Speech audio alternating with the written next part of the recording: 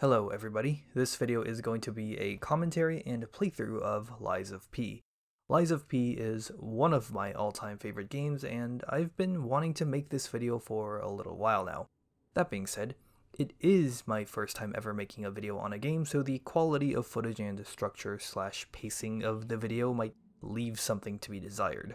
Apologies for that in advance, but I hope it won't be too bad.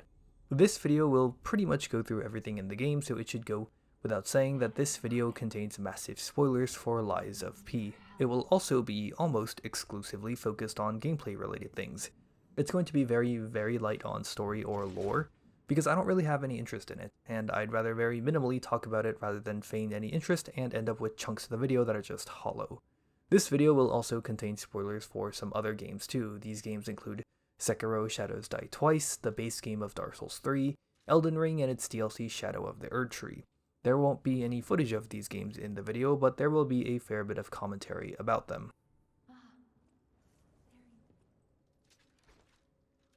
The general structure of the video will be something like this. We'll be seeing every single level in the game, as well as fighting every single boss required for the game's true ending. Each level will get varying amounts of discussion before we jump into some broader topic for a little while. Depending on the level, we'll sometimes have to flicker back and forth from broader topics to whatever's happening on screen. Admittedly, I am kind of nervous that this might make the video a bit hard to keep up with at times. As of the making of this video, I played Lies of P 7 times, with the recording run being the 8th playthrough. After this, I played the game 5 more times for a grand total of 13 playthroughs, with about a third of these being on New Game +1 or +2. As a result, I've developed a route of sorts that I like to use for playing the game, which does end up trimming out a lot of side content. We'll talk a bit more about side content later on in the video, but this run isn't going to be perfect about engaging with literally every single piece of content the game has to offer. I've chosen to skip pretty much every piece of optional content that I have no meaningful commentary for, but as you'll see, this actually doesn't end up cutting out that much from the final experience. Things are going to start a bit light in this video. The tutorial level and boss aren't substantial, and the first proper level takes a little while before we get to its respective boss.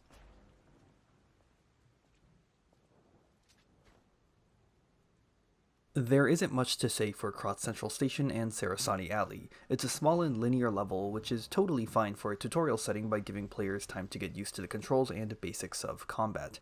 Having to slow walk out of the chair every time I start a new run is annoying, but it's not a huge deal. I do like the atmosphere of walking out into the big plaza late at night as it rains. This same atmosphere does overstay its welcome a bit as it carries into the next level, but that's more of the next level's problem than this level's. As this is the tutorial level, it doesn't get all that more interesting, so we'll just hurry things along for a bit until we get to the first proper and much larger level of the game, where we'll have more time to talk about broader topics uninterrupted.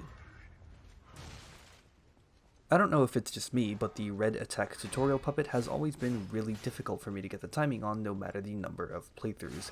My knee-jerk reaction to this is that the enemy isn't a good fit for the tutorial, but maybe the enemy just doesn't click with me.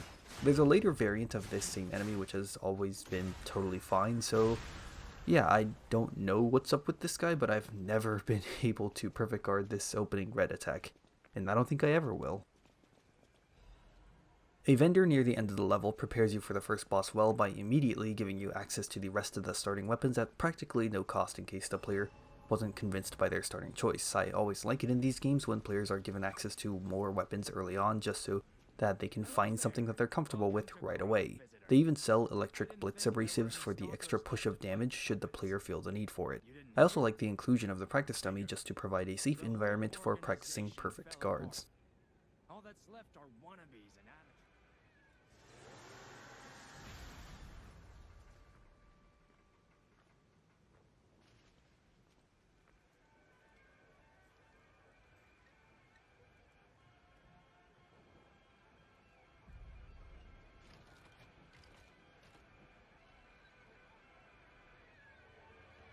The Parade Master is a sufficient tutorial boss. It looks very nice and the intro cutscene's good, but mostly for the distorted festival music that plays during it.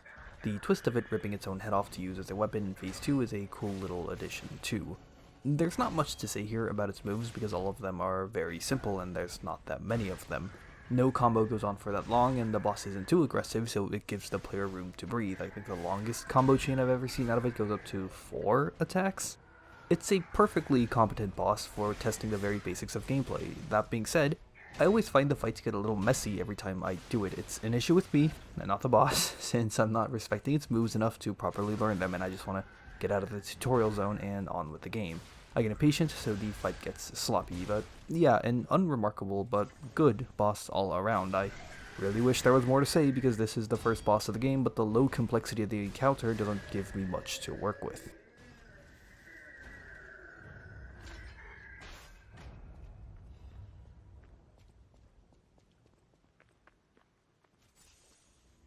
In order to enter Hotel Krat, P must tell his first lie. On the surface, lying in humanity is an interesting system, but I don't think the game takes full advantage of it. That's to say that I don't think lying impacts the game as much as the concept suggests. The most practical outcomes of lying and accumulating humanity are acquiring the golden lie and unlocking the true ending. The golden lie is a special weapon that can only be obtained very late in the game. You can only acquire this weapon by getting lots and lots of humanity. There's no humanity meter in the game that tells you exactly how much you're sitting on, so I can't tell you any precise values, but I've only been able to acquire it when squeezing out basically every ounce of humanity from the game. In terms of endings, Lies of P has a bad, good, and a true ending. The good versus bad ending is simply a matter of saying yes or no to a dialogue prompt at the very end of the game, but in order to get the true ending, you need to get a bunch of humanity. Both the golden lie and the true ending are perfectly fine rewards for lying and stacking humanity, but I do wish there was something more that came out of this system. There's some dialogue changes from characters like Geppetto and Sophia as you become more human, but that's about it. Maybe some character quests could have branching paths based on how much humanity you had at the time of interacting with them. There could be some angry, bigoted NPC who won't interact with you or even straight up fight you based on if you're too human or too puppet. Things like this that makes it feel like your lies and transformation have a grander consequence that goes beyond passing comments and minor aesthetic changes. I also have some criticism about the records, not about their existence or the quality of music. That's all fine and well. Listening to a record all the way through from start to finish grants you some humanity. If you want to acquire the golden lie, you're definitely going to want to listen to as many records as possible. Sitting through many of these records from start to finish to get humanity is pretty tedious. You can turn them on whenever you get to the hotel and leave them running as you do whatever business, but the issue is that you really aren't spending that much time at the hotel for leveling up, upgrading weapons, setting up your P organ, or exploring vendor stocks. At some point, you will need to spend time idling at the hotel to get the humanity off the records. I know some people won't mind sitting there and relaxing as the music plays, but it personally makes me impatient, and I usually have to let the music play on its own while I go do something else. I can't think of any solutions off the top of my head, but I do wish there was a quicker way to get the humanity from these records, unless the intent was that people getting impatient or bored is just as valid of a human response as relaxing and enjoying the music, in which case I rescind all of my previous statements. 10 out of 10 game design. And it would be nice if whatever music you had playing as you left the hotel would just play again every time you came back instead of needing to set up the gramophone every single time.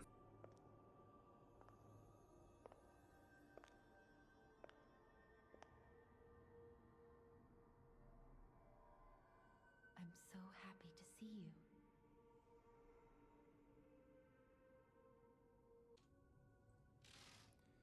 Anyways, coming up is Hotel Krat, the central hub of Lies of P that you'll be returning to a lot.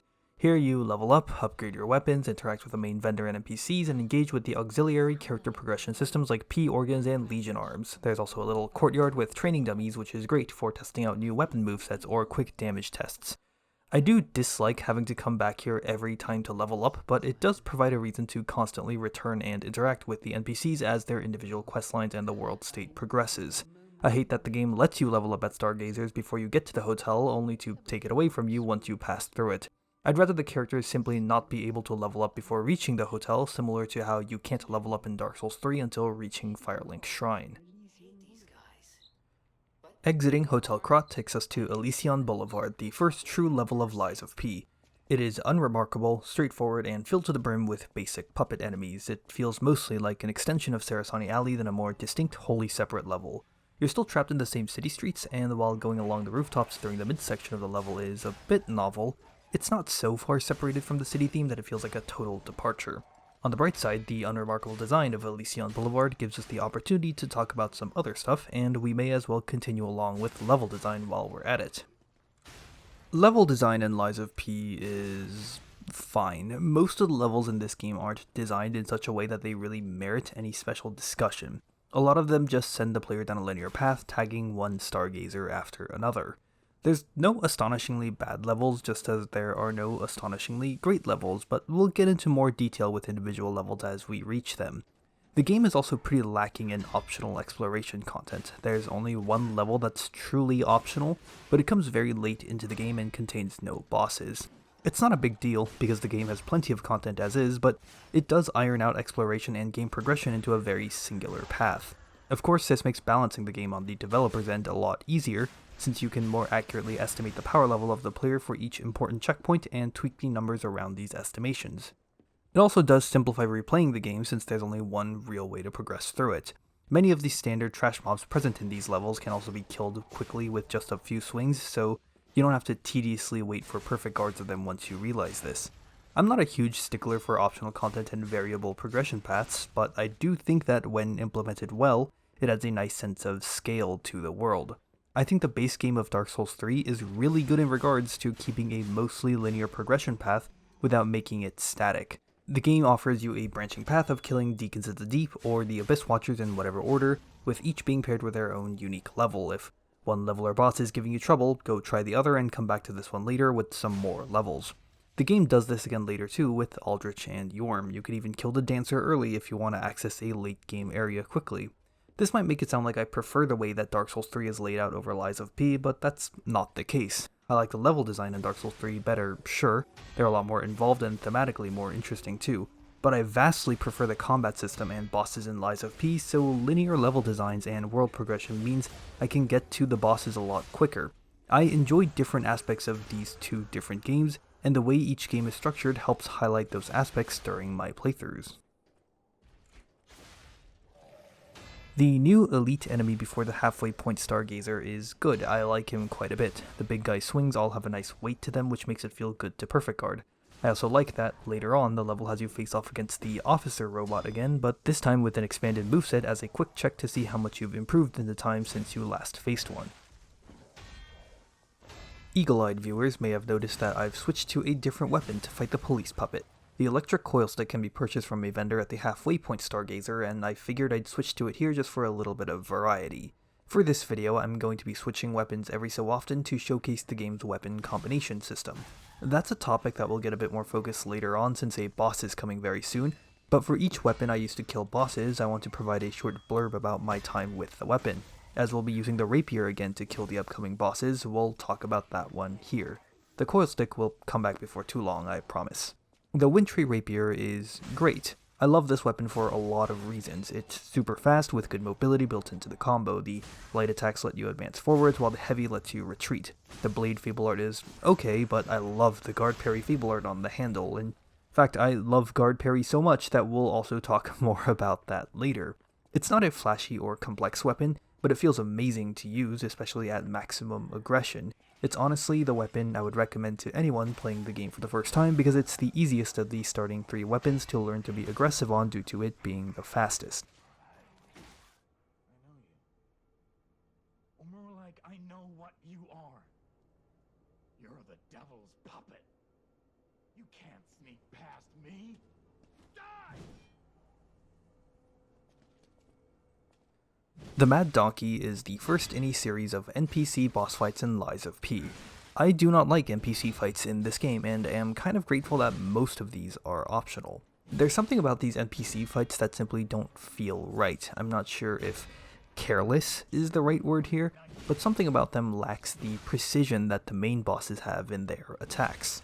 There's also very little variation in a lot of their moves, as most NPCs can just be boiled down to humans swinging weapons. There's a severe level of unpredictability with these fights as well, since their attack chains don't have clear endpoints and can sometimes go on for a really long time.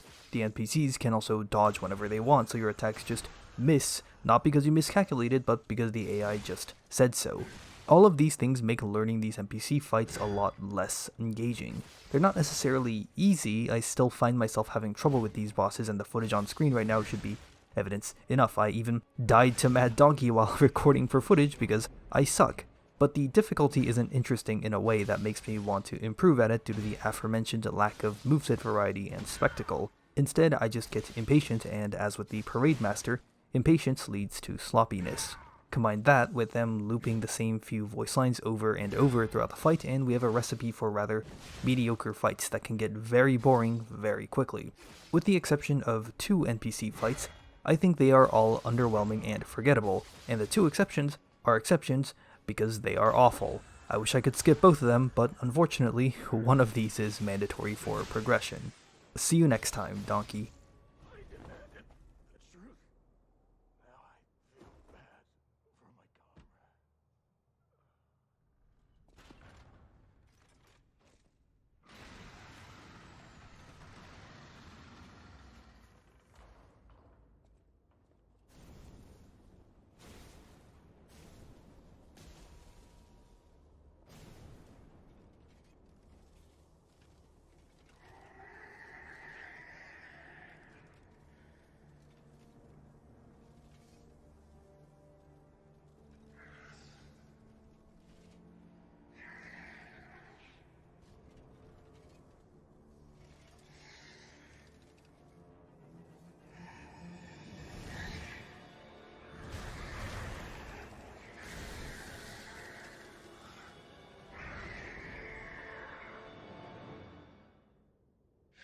Personally, I want to call the Scrapped Watchman the litmus test for Lies of P.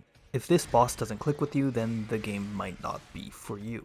The reason for this is that the Scrapped Watchman instills a few important lessons into the player, and these lessons are things that are going to be expanded upon for the rest of the game.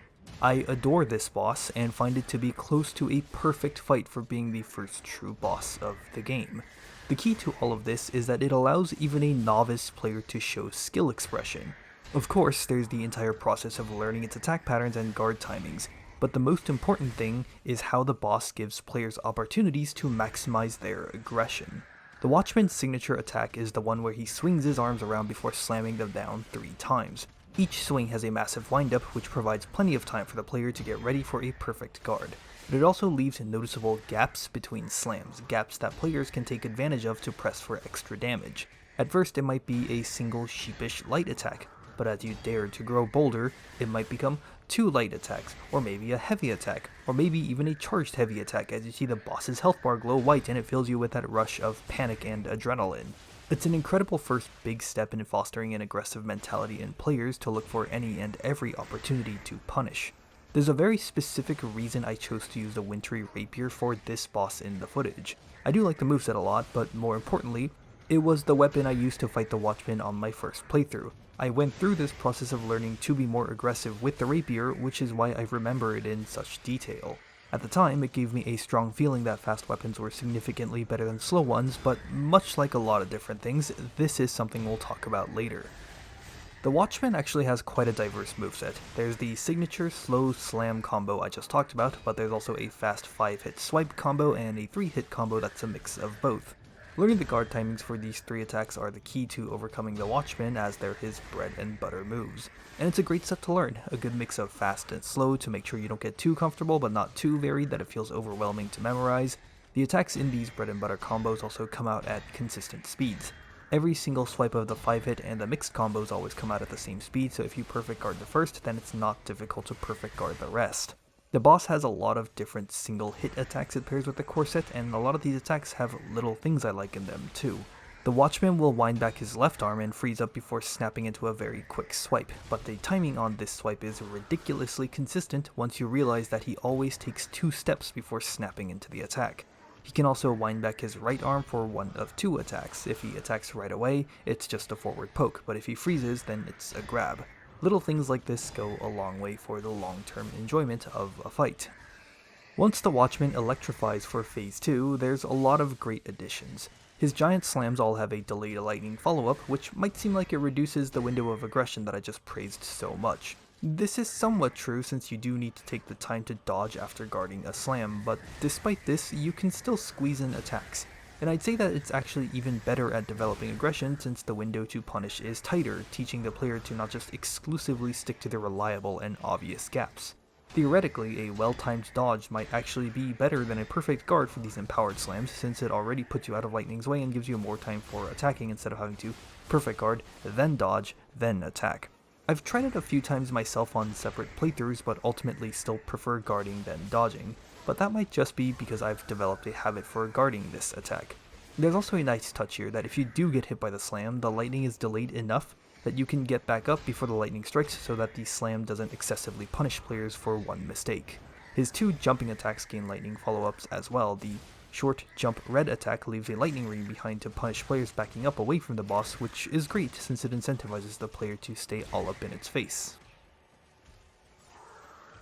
The high jump, where he curls into a ball, marks a bunch of spots on the ground where lightning will strike, and this is where I'll throw my first tidbit of criticism towards the Watchman. I don't like that the lightning follow-up on this jump attack is random. It makes it so standing and punishing the boss after he lands is inconsistent, and I don't like inconsistency in these games. I'd rather not be able to punish the boss at all instead of having to back away because trying to punish means I'd be at risk of taking a random amount of damage. A very safe way to survive this is to guard the landing, then turn and run while watching for marks on the floor, but this leaves me dissatisfied since it encourages the player to run away instead of staying close like every other attack does. If instead the boss did the lightning blast that it does on its face transition, then that'd be great because it adds an extra opportunity for a perfect guard when staying close to the boss without punishing players that want to back up. A second bit of criticism I'll add here is that while I don't mind the grab attack's existence, I wish it had a unique telegraph. I know I praised the difference in windup just a minute ago, so this may come off as hypocritical, but just because it's serviceable in its current state doesn't mean that it can't be improved. You can't perfect guard the grab, whereas you can perfect guard the forward poke that uses the same windup animation. While it was never an issue for me, I can imagine this being frustrating to players on their first run trying to learn the boss. If it had a wholly unique windup, then that would solve the problem. If you could perfect guard it and it was a red attack, then that would also solve the problem.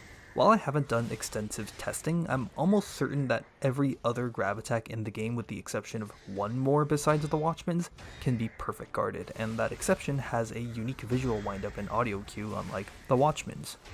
All in all, the Scrapped Watchman is outstanding. It's a boss that teaches you that Lies of P gives you many tools in your arsenal that rewards aggression, and if you can pull out every stop, the game feels absolutely incredible to master. As a side note, the Scrapped Watchman is my 3rd favorite boss in the game. Can you guess the other 2?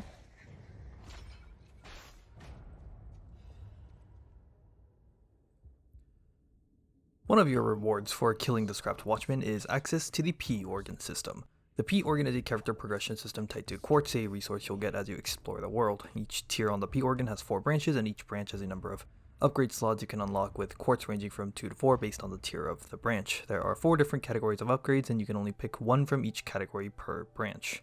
It sounds complicated, and I've probably overdone the explanation, but the footage on screen should make it clear that it's actually a fairly simple system. I like the P-Organ quite a bit, because every single upgrade, major or minor, feels like a genuine step up in power. But this power isn't something as basic as more damage. The P-Organ upgrades aren't really a simple and straightforward increase in power, but rather a method of tailoring the gameplay experience to exactly how you want it. While experienced players on their 4,000th playthrough will know exactly which upgrade they want and when they want it, new players are more likely to spend more time contemplating which niche upgrade they want to commit to. And if they find a niche that really suits their style, then it makes finding the next piece of quartz that much more exciting.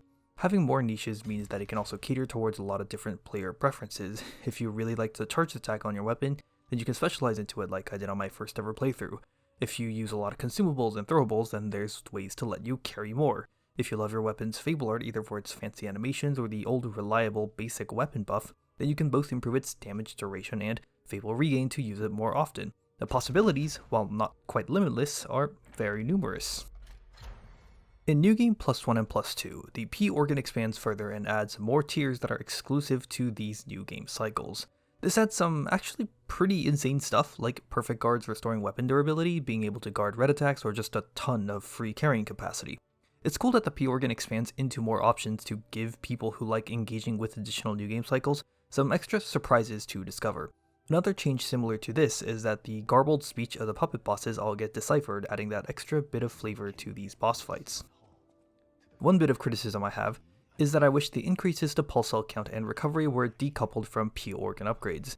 These feel like the only truly mandatory upgrades in the entire system. You could have these upgrades be tied to a resource you find throughout levels like Golden Seeds and Sacred Tears in Elden Ring, but I think a more elegant solution would simply be to make it so every X amount of quartz you use unlocks an extra healing slot and increases the potency by default.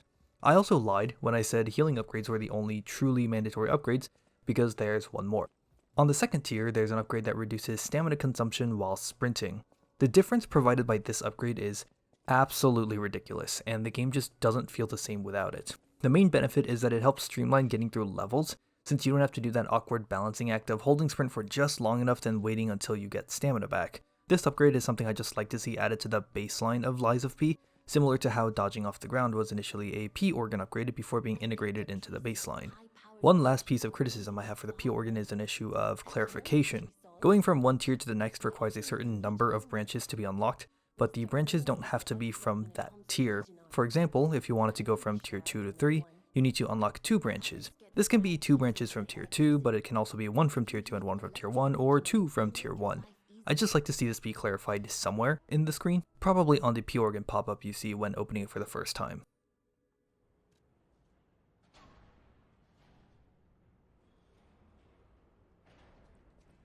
There's a tiny bit of downtime before we enter the next level proper, so let's talk about our next weapon. It's the electric coil stick blade attached to the puppet saber handle, and it's not a super noteworthy weapon, unfortunately. I don't have any complaints about the moveset, it's solid but far from my favorite.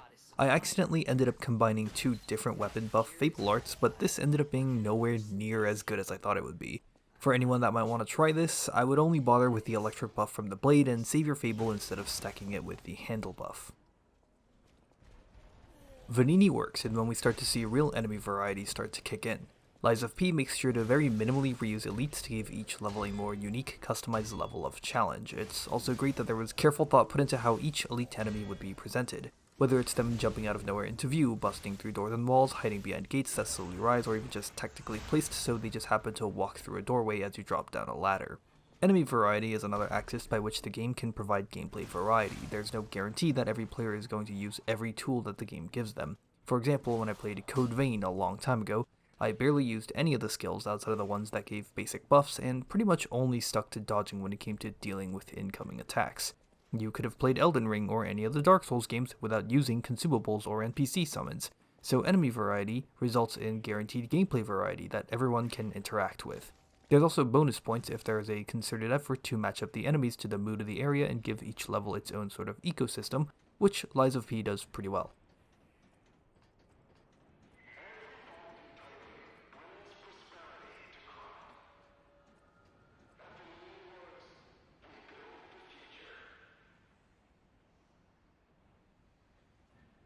Venigni Works is a much more interesting level compared to Krat Central Station and Elysion Boulevard, and for multiple reasons. Firstly, it's finally a getaway from the city streets we've been confined to for a little while, as we enter a factory setting. Secondly, there are a lot more distinct segments within the factory that are much more diverse from both a visual and gameplay standpoint.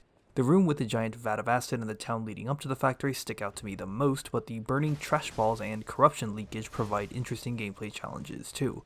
Third, the level design itself is far less linear. The previous 2 levels were mostly just a straight shot from Stargazer to Stargazer. Venigni Works, on the other hand, has a much more interesting layout, where parts of the level loop back into itself as well as little optional side areas to encourage a bit more exploring. I really like the new elite enemies found here as well, both the shovel and, yes, even the shield bot. I think it's a level that's easy to get lost in on first playthroughs, and that's great. Not every level should be a maze, but the occasionally well-made one is a welcome challenge. It sort of reminds me of a lesser version of the Cathedral of the Deep from Dark Souls 3, and I love that level. At last, it's finally time to start talking about the game's combat system. I have a lot of thoughts here, so it's going to take a while for me to get all of them out. It's going to be a bit messy as well, since this discussion will need to span multiple levels worth of footage, and I'll have to periodically pause the topic to talk about some other stuff. I do want to preface all of this combat talk by mentioning how I like to approach these games. When it comes to most boss fights in these games, I don't use summons or any consumables, it's just me, my weapon, and I. If I ever pull out a summon or consumables for these fights, it's almost always because I've run out of patience with the fight and no longer have any interest in properly learning it. I'm generally willing to put up with a lot in these games, so these things are an absolute last resort for me when situations are dire. Anyways, with that in mind, let's talk about combat. The most bare-bones breakdown of combat systems splits them up into offense and defense. It's no different here, so we'll start this discussion of Lies of P's combat system with this approach. Defensive gameplay in Lies of P can be broken down into one of 4 different actions: guarding, perfect guarding, dodging, and repositioning. Each of these has their individual pros and cons, but more importantly, each one carries a different level of difficulty in execution. Repositioning, aka running away, is obviously the easiest, while perfect guarding stands as the most difficult on this list.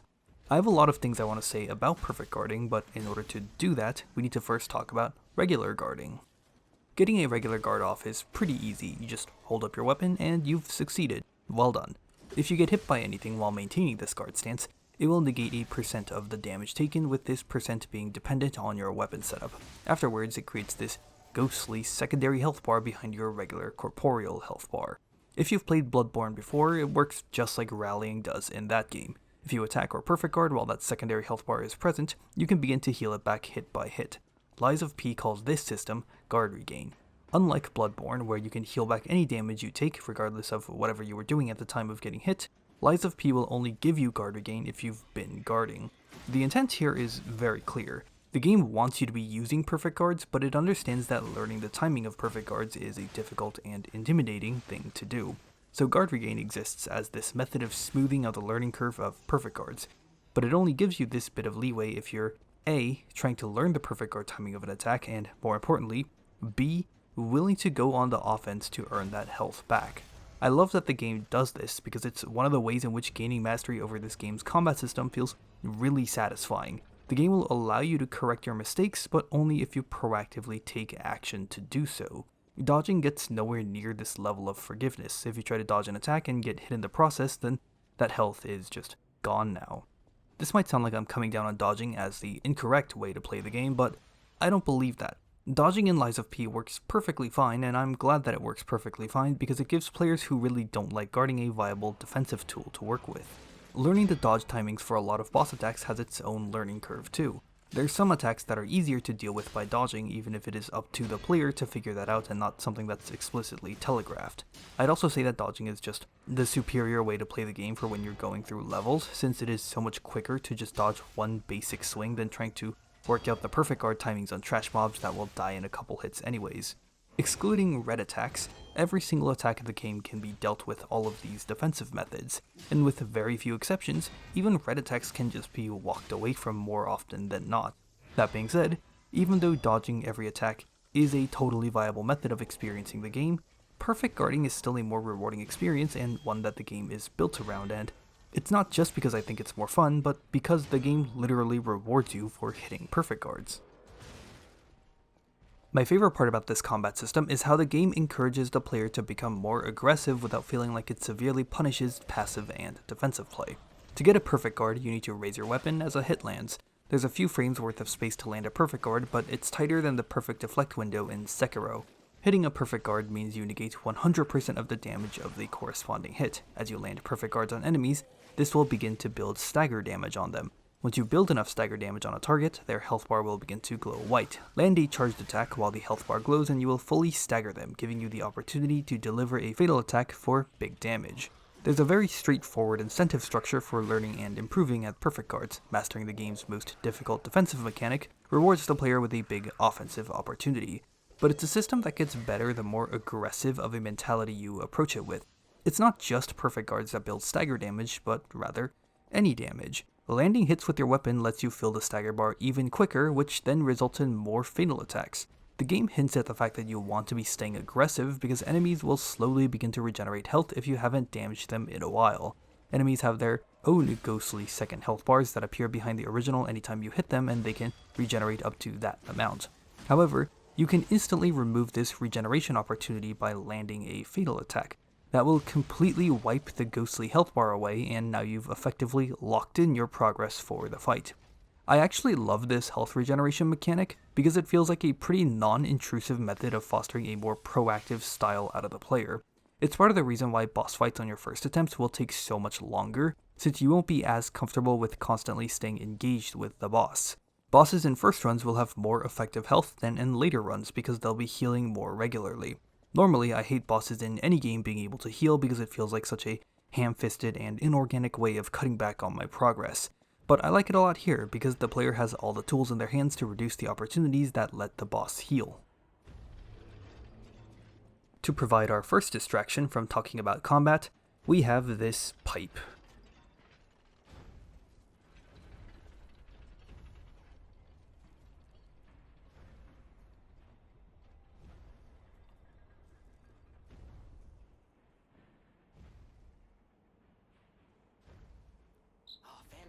This pipe is one of the most fascinating things in Lies of P to me. It's just a bridge that takes you from one stargazer to another. If there was no stargazer in the giant acid vat room right next to this pipe, then it would be a bit more useful, since this would end up being the stargazer you use to run back to the main boss at Venigni Works, even if that would put this run back at probably the longest in the game for any of the major bosses. But that acid room has its own stargazer, so ultimately, this shortcut serves no purpose. The fact that it even gets a dedicated cutscene and lines from Gemini is wild to me. If the intent was for it to just be a connection to complete the loop on the level, then I guess it works, but I question why the game feels the need to do this in the first place. I think a good change for it would have been for the switch that lowers the pipe being locked behind a door in Puppet of the Future's arena that only opens up upon beating Puppet of the Future. Beat this boss without draining the Corruption Swamp, and there's a reward that also functions as an alternative route through the level. Certain shortcuts in Lies of P feel like they were just added for the sake of having shortcuts rather than with consideration as to how they might bridge together different parts of the level. The pipe in Venigni Works stands as the best example of this for me, but other levels aren't innocent here. Sarasani Alley has a shortcut similar to the pipe that links the two stargazers of the level. Elysion Boulevard has a gate that you can open shortly after a ladder you can drop down that takes you back to the start, and there's only like 6 or 7 enemies between these two shortcuts. A later level has a mini-boss fight with a stargazer placed right after the arena and a shortcut that takes you back to right in front of the arena. The shortcuts aren't a bad design decision that actively brings down the experience or anything. I think I would rather have too many shortcuts than not enough, but it does show a bit of inexperience in the level design due to some of these being so haphazardly placed. And now that we've mentioned Puppet of the Future, here's Puppet of the Future. This is a waste of a boss health bar. It just has some simple swings and stomps you can avoid, all while you can slap away at its legs to make a truly underwhelming encounter. The Corruption Swamp it wanders around and just makes the encounter more annoying over anything else. I actually think keeping the encounter as is and just removing the boss health bar would go a long way, since a big old health bar creates expectations. Remove the health bar to remove the expectations, and it goes from being a boring, underwhelming boss to an environmental hazard with a slight spectacle, and I think that shift in perspective would actually go a long way in improving the fight against the Puppet of the Future. The boss doesn't really need any mechanical fixes because all of its attacks are really easy and slow, which I think is very necessary when you can only see a small part of the boss the entire time. I suspect that perhaps it was given a boss health bar because otherwise the players wouldn't be able to see how much health it has, but the health bar could also just appear above the legs instead. As it stands, it's just a quartz pinata and nothing else. It's a bit of a shame that this huge stomping thing you can see and hear from multiple points throughout Venigni Works just ends up being such a letdown, because I really like the view of seeing it lumber around in its pit from up above. Trinity Sanctums are little vaults tucked away into the corners of some levels that require special Trinity keys acquired from interacting with telephones to speak to the Riddle King Arlecchino in other levels. There's 5 of these sprinkled throughout the game, each with variable rewards. By cracking open these 5 vaults, you can obtain a total of 1 defense part, 2 amulets, 3 quartz, and 4 outfits. Finding these on your first playthroughs can be a lot of fun simply by virtue of not knowing what's inside. But I do wish that the rewards were more standardized across the vaults, just so that you are getting something worth your time with each one you open. Entering a vault and coming out with a quartz and a defense part feels incredible, but leaving one with an outfit and the worst amulet in the game feels awful. Shuffling around the loot a bit so that every sanctum has a quartz and an outfit would work, I think, just to maintain a consistent level of gameplay and cosmetic reward for each vault. Speaking of rewards, I guess I can now bring up NPC quest and boss fight rewards too. Most of these are cosmetic and collectible rewards, outfits, masks, and records. I don't want to call these rewards bad, but the value of them will vary a lot going from player to player compared to strictly gameplay focused rewards. In my case, I don't really care about these, which leads me to not really engage with a lot of NPC related content. There's only one NPC quest that drops quartz. You could technically bump this up to 2, but I count that more as a Trinity Sanctum reward than I do an NPC reward. There's also bits of ergo here and there and the rogue consumable thrown your way, but gameplay-centric rewards are really lacking in relation to NPC-related content. I kind of like this, because it means that a lot of this optional NPC content is an easy skip, which streamlines replays, but I have no clue whether or not that was an intended result of structuring NPC content rewards this way. You're going to see me interact with 2 NPC questlines throughout this run while skipping all optional NPC boss fights. You have to do one of these questlines to make progress in the second, and the second is the one that grants quartz. Technically I'm doing 3 questlines depending on how you view the Trinity Sanctum stuff, but I've always counted it as 2. And before we change subject, since there's probably going to be no better place to bring this up, I really hate it when there's an item on the ground and it just turns out to be some lore. FromSoft has unleashed an absolute demon into the video game industry where like 90% of a game's lore is tied to poring over item descriptions. While I enjoy reading and listening to people's interpretations of this stuff, I would never want to actually do it myself, so strictly lore-only items with no gameplay purpose always get on my nerves. If these were always bundled together with a little ergo pickup or something, then that would solve the issue.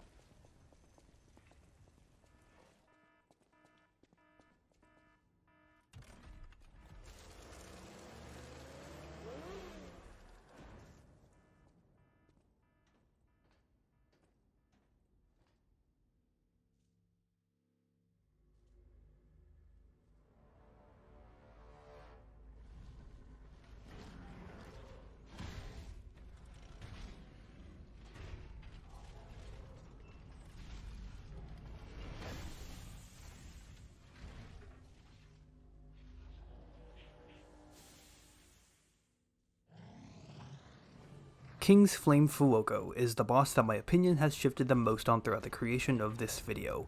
Prior to making this video, I thought Fuoco was close to the bottom of the list. Not quite the bottom of the barrel, but still pretty low. This is mostly due to what I perceived as a decent core moveset paired with some really annoying quirks of his phase 2 dragging much of the experience down, but for some reason, when recording footage of Fuoco for this video, I found myself enjoying the fight a lot more than I had previously.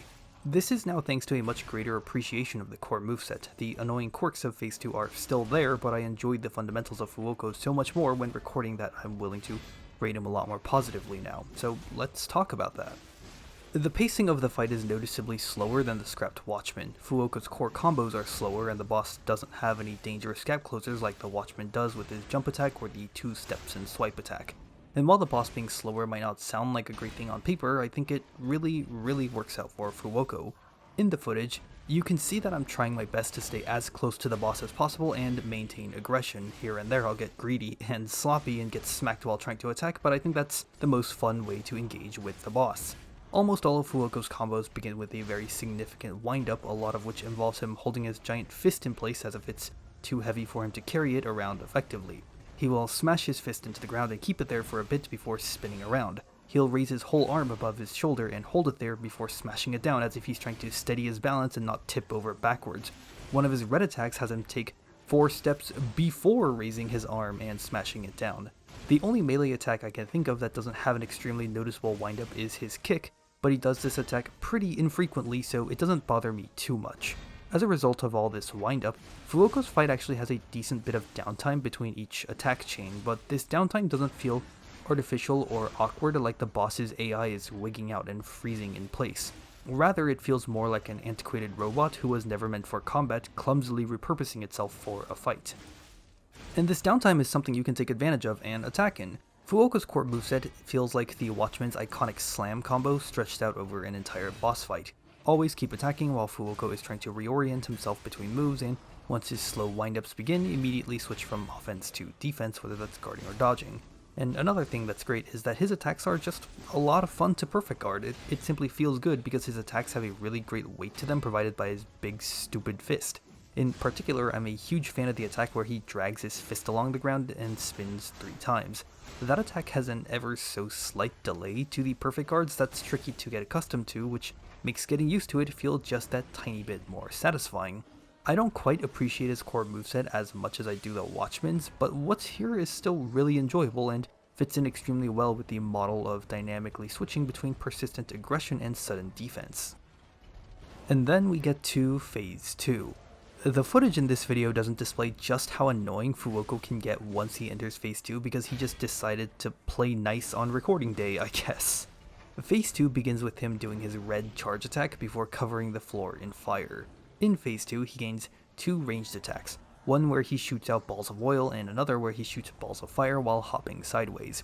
It's specifically that fireball attack that can get very annoying. For the most part, Fuoco will stick to ranged attacks when you aren't close by, which makes sense, but sometimes he will continue doing this fireball attack in melee range and be hopping non-stop, which gets insanely annoying, especially if you're getting blasted by those fireballs.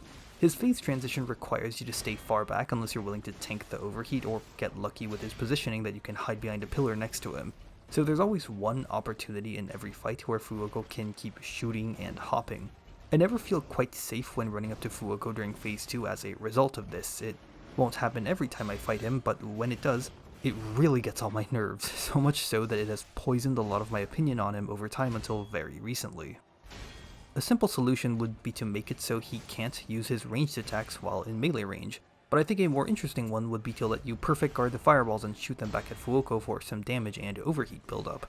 Another attack of his that I don't like is his red charge attack.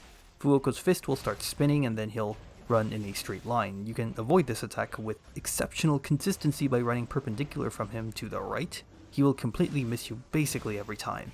However, this attack has an odd property, which is its lopsided hitbox. You can perfect guard this charge, but only if you hit the spinning fist. The other half of Fuoco's body doesn't seem to be eligible for perfect guards, so that's just a bit of inconsistency that I don't like. The solution is simple on this one too, which is just to even out the hitbox and make it so you can perfect guard any part of it during the charge. One last attack that I don't like is the big fire blast he does on his phase transition.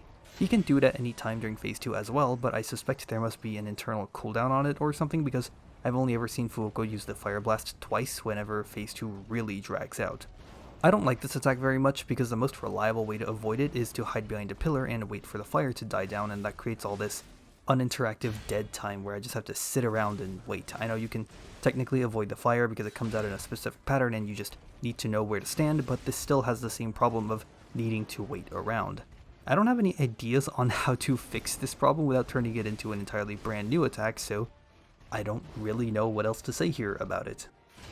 My appreciation for Fuoco has gone up a lot. He's quite a basic boss, both in his core moveset and visual design, but basic doesn't have to translate to bad or boring.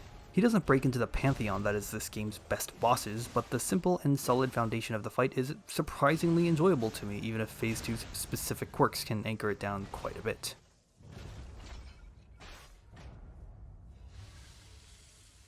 When I first played Lies of P, I thought fast weapons would be the undisputed best and that slow weapons, frankly, didn't stand a chance. A lot of this bias came from the fact that the wintry rapier clicked with me far more than the puppet saber or the greatsword did, and it was the fastest of the starting weapons. I would later continue the run with the salamander dagger blade attached to the booster glaive handle, which was also a very fast combination. But now that I've put a few runs into heavier weapons, I can say pretty comfortably that there is no significant disparity between the two. I do think that faster weapons are more fun because of how you can weave in attacks during the little gaps in certain attack chains of bosses, but slow, heavier weapons have their benefits too. They don't need to hit as often since damage per hit on these weapons tend to be higher, and more importantly, spending more time guarding is safer on weapons with heavier blades because they will block more damage on whiffed guards compared to lighter ones. For example, the tiny Tyrant Murderer's dagger blade will only prevent a measly 36.6% of incoming damage. The chunky Live Puppet's axe blade will prevent a whopping 77.56% of incoming damage. A good number of heavier blades also come with harder hitting Fable Arts too, which makes the burst damage opportunity on them much higher than on a lot of lighter setups. I think the difference between fast and slow weapons isn't quite as big as I used to think it was. However, I do think that short weapons are by far the worst archetype in the game.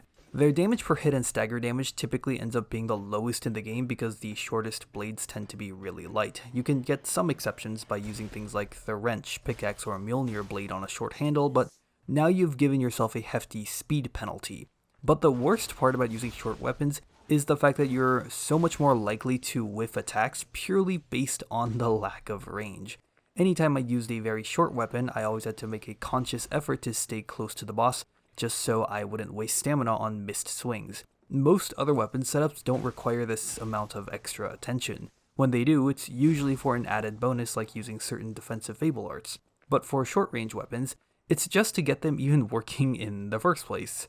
I figure this is probably a case of short range weapons just not being suitable for me rather than any systemic issues with short weapons as a whole though. We're currently in Moonlight Town, by the way. Moonlight Town, and by extension the mine prior to it, are the first in a handful of transitory levels in Lies of P. They are mostly unremarkable sections that are designed to connect you between big levels, usually with no bosses involved. The only exception to this is the Atoned. She is another NPC fight, so much of the negative comments about the Mad Donkey can be said here too. So instead of talking about the actual fight itself, let's talk a bit about the context surrounding this fight, since I think that's more interesting. The Atoned is an optional boss fight, but only conditionally so. You see, we actually skipped a different NPC fight back in Venigni works known as the Survivor. I skipped it because I think the fight is terrible, since it's in a tiny room with a table obstructing the middle and he can attack for a miserably long time and can sometimes trap you against the wall because he won't stop attacking. But if you kill him, you can get an emote. If you have this emote when you come talk to the Atoned, she will give you the dialogue option to perform the Stalker's Promise and give you the cable car key, no questions asked. However, if you don't have the emote, you don't get this dialogue option and you have to fight her. It's an ultimately inconsequential set of decisions, with the reward being either a terrible boss early on or a mediocre boss slightly later. But I like the existence of this option because I'm sure most players on their first playthrough will fail to notice that these two bosses are somehow connected. There's also a funny little quirk with this fight where you can skip the Atoned in New Game Plus every single time without needing to kill the survivor because the emote carries over between new game cycles. The cursed angel's wing.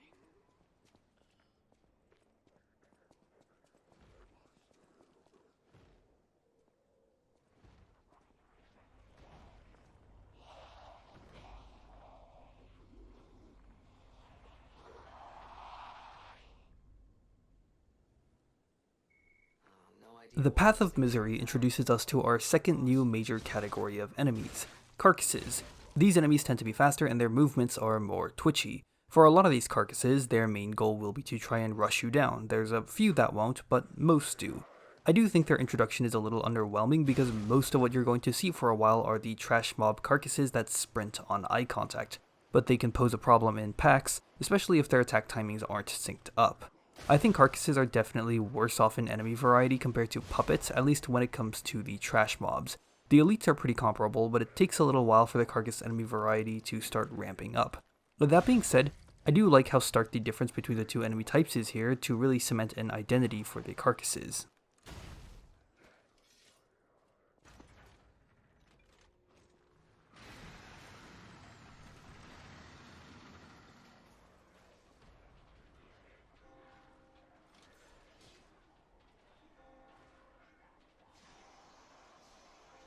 The reason why I brought up the discussion of fast versus slow weapons just a bit ago is because the weapon we've switched to now is a short and slow one. It's the big pipe wrench blade combined with the Krat police baton handle. This baby is the one-shot wonder. The combo is fairly well known in the community, I think. The two fable arts on this weapon just synergize together so well that you'd think they were made for each other. The handle buffs the next single attack, while the blade has a big smash that you can hold down to empower. So you buff up the empower to big smash and it results in some nasty numbers. I show it off a few times in the footage and this isn't even close to the maximum output possible from this combo. With just the fable arts combined in the fire grindstone buff we got from killing Fuoco, we're able to comfortably one-shot the elite on the bridge here. I thought about maybe trying a full run with this at some point and properly build around it just to see the big boom boom damage, but ultimately, I don't like every other part of this weapon. The range is really short while also being very slow, which made standard combat without the Fable Arts kind of a pain in the ass. Using this weapon really helped solidify that short-range weapons just are not it for me. As a side note, something you might have noticed from earlier footage is that the charged attack from the wrench will sometimes not one-shot the trash mob Carcasses. That's because Lies of P has a damage roll system where every hit will do damage within a certain range instead of a set amount every time. Personally, not a big fan of this because of very edge case scenarios like this one you saw earlier. It very rarely comes up, but when it does, it is annoying. The Cathedral of St. Frangelico has a great introduction. The bridge with the Carcasses and the puppets fighting is a good lead into the level. Both the big double doors and the organ music kicking in gives the cathedral a nice sense of immediate and weighty ambience. The spine worm monster slithering back into the gaping hole is a really cool visual twist too, especially because of the sheer size of the hole. I do think it is somewhat disappointing that the level isn't designed around this gaping hole and that it was something we got to see multiple times throughout the level just because of how much it captures your attention on first glance. The first half of the cathedral is, shall we say, divisive. When people talk about their least favorite levels in Lies of P, the Cathedral of St. Frangelico is one that I see come up the most often, with the number one complaint being that having a platforming level in a game not designed around platforming is bad. The first half is a very vertically inclined section where you need to navigate across several narrow planks with Carcasses both charging at you and peppering you with acid snowballs from the sidelines. It's designed to be annoying, so it's no surprise that people are annoyed by it. But as masochistic as it sounds, I have fun fighting the Carcasses on the planks. All the enemies you fight in the precarious spots are very squishy, so you never have to spend too much time engaged in combat in one location, and I think that works. The projectiles can be easy to dodge as long as you stay mindful, and you can make it even easier on yourself by just holding guard and tanking the projectile or using throwables. It's a different kind of challenge compared to the mostly standard combat sections that have populated the previous levels. I have to imagine that much of the complaints about platforming in this level have to come from the upper section of the first half, where you have to step over a few spinning gears to get across. In order to get over one of the gaps, you'd need to jump.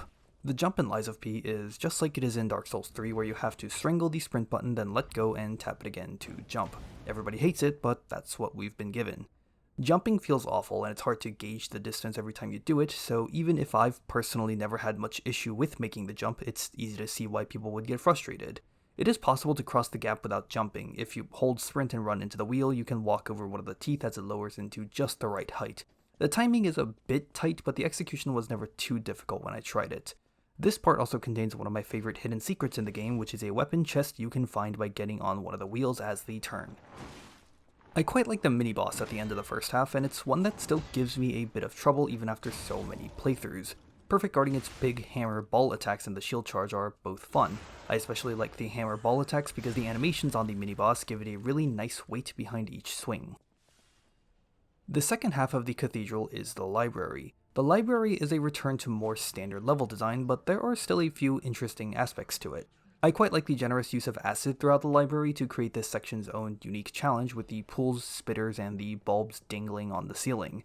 The library also has a much more distinct atmosphere to it than most of the first half did. While the opening of the cathedral was great, once we get into the actual meat of the first half, it is mostly just brown planks and drab stone walls. While the library shares much of the same color palette, being able to see some actual destruction like fallen statues and walls caving in gives it the feeling that the library is somewhere that has actually seen some action. The first half just feels like the Carcasses wandered inside. Returning to combat momentarily, let's talk about charged attacks. Incorporating charged attacks as a core component of the game's combat system requires bosses to be designed in such a way to provide timing and space for charged attacks. This mainly manifests in bosses always having a brief delay between attack chains to give players the opportunity to fish for said charged attack, but it can also be seen in some little gaps that show up during the middle of attack chains for certain bosses that some bolder players can try and attack during. This might not seem like such a big deal when I'm merely describing it, but I'd argue that it actually is the biggest deal. Every weapon in the game has a different charged attack animation, wind-up speed, range, and end lag. Figuring out a good opportunity to squeeze in charged attacks in respect to the boss's attack patterns and speed and your own stamina and your weapon's specific limitations is a challenge all on its own. The boss's health bar starts glowing white and you feel that spike of adrenaline as you envision that all-important fatal attack. You might end up getting greedy and trying to go for a charged attack during an unsafe opportunity and get smacked out of it. and as that health bar starts glowing for longer, you slowly get impatient and start to panic since the boss is going to recover and you're going to need to build stagger damage again, wasting this big opportunity you've almost made for yourself. If you've beaten the game, you know what I'm talking about. Landing that charged attack by itself isn't the end of it, however. Once the boss is staggered, what do? Sure, you can just go for the fatal attack, but the boss stays down for a few seconds before they get back up, so you can take this opportunity to get an attack in, then maybe 2 attacks, or maybe even a charged heavy, or a fable art. But if you take too long or do too much damage, then the boss will get back up and you've squandered away your opportunity for a fatal attack and removing the boss's chance to heal. Figuring out exactly how much damage you can do during this brief window is another challenge of its own, similar to finding the window for a charged attack. The same can be said for when the boss is getting back on their feet after a fatal attack. Of course, you can take the time to repair your weapon or heal, but you'll be doing less of these things as you improve at the game, which gives you more of a chance to flex your muscles during these brief windows. Piled on top of all of this is the ability to recharge your pulse cell. Once you use up all of your heals, you can earn a single healing charge back by dealing damage or perfect guarding. I love this system as there have been many times where I've popped my last heal while fighting a boss, got a charge back by landing a fatal attack, healed back up, and just had barely enough health to squeak out a kill.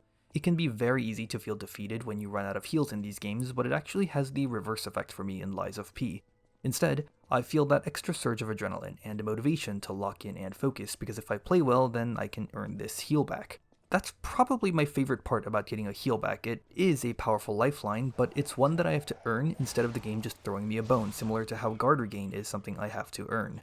Recharging a pulse cell is also tied to how much damage you do instead of the number of hits, so you can recharge a lot back at once if you use a strong fable art or a fatal attack. Clutching up after using my last heal to stagger a boss and score a fatal attack, then receiving a single pulse cell as a reward is some of the most thrilling gameplay I've had in any game ever. I hope this ability to get back your last heal by playing well becomes an industry standard for this genre moving forward. At the top of the library elevator is Alidoro the Hound. This is the NPC responsible for exchanging boss ergo for exclusive boss weapons and amulets. An interesting little thing about Alidoro is that you can either choose to send him to Hotel Krat or Venigni Works. If you send him to Hotel Krat, then that's all there is to it. If you send him to Venigni Works, however, you can find him there where he'll be a little upset and asks you again on where to go. You can lie again and say Elysion Boulevard, but this time he won't believe you and goes to Hotel Krat on his own. It's a cute little chain of interactions, and I like that. If you really want to absolutely min-max your humanity gains, though, do make sure to send him to Venigni Works. The game also accounts for you accidentally missing the elevator and not interacting with Alidoro. If this happens, then Alidoro will magically teleport to the room right after the major boss of the Cathedral, so you can make sure you don't miss out.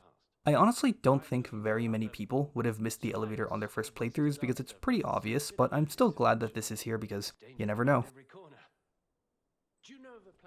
The next boss is right around the corner, but there's something else we need to quickly talk about before we go say hello. When you drain the acid in the first half of the Cathedral of St. Frangelico, you can find a secret room that contains an item known as a Cryptic vessel. You will find multiple of these throughout the game, and these can be opened by the good Sir Venigni to reveal a clue that will tell you to go somewhere. For example, the first vessel will tell you to go back to the bridge where you fought the mad donkey, and then later on, to head to a specific apartment you walked past in Elysion Boulevard. Inside the apartment is a safe you can open for an outfit and quartz. I think cryptic vessels are neat. They're like little mini quests that reward you for having paid closer attention to your environment. The obscurity of the locations on each one varies pretty wildly, but I think that's part of the fun. It reminds me a little bit of the paintings from Elden Ring. I generally don't engage with most of these anymore because I would rather just move along, but they're good regardless. We're only going to be doing the first one in this video because I needed to have a bit of footage of cryptic vessels so I could talk about cryptic vessels.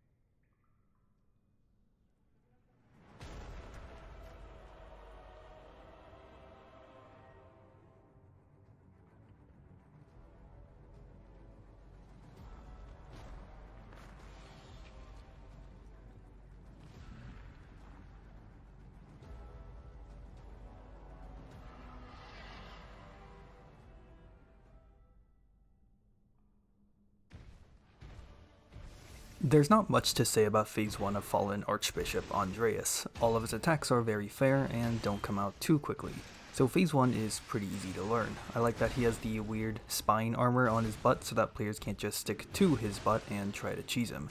If I have one criticism of Phase 1, it's that maybe the moveset is too restricted. He has the 3 different combos that all end with a left arm swipe, the same 2-hit tongue combo, and the red attack where he gets up and slams back down, but this small moveset is a necessity, I think. After all, this is the first true 2-phase boss fight in Lies of P.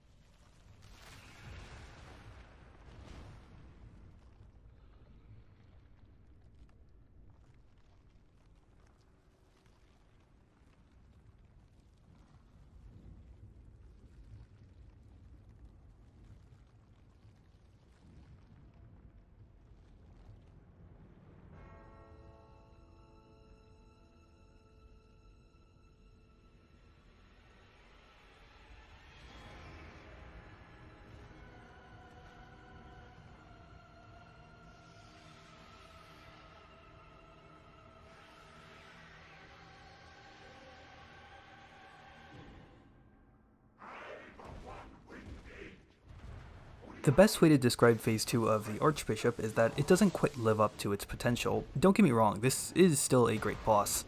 The Archbishop looks amazing and the transition cutscene is really cool. Almost all of its moves are all fun and fair with a good bit of spectacle to it, but from a mechanical perspective, I feel like more could have been done with the double-sided aspect of Phase 2.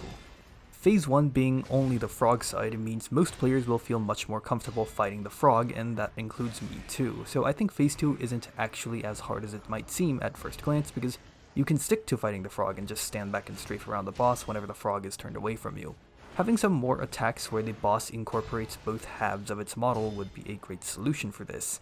The Archbishop already does this a bit. For example, when he does the big blue laser attack in Phase 2, you can run under the boss to get away from it. However, if you do, then the Archbishop will do a big slam with the staff after a short delay to punish the player for taking the obvious option. I'd love to have some more attacks like that, which closely integrate the two halves of the boss.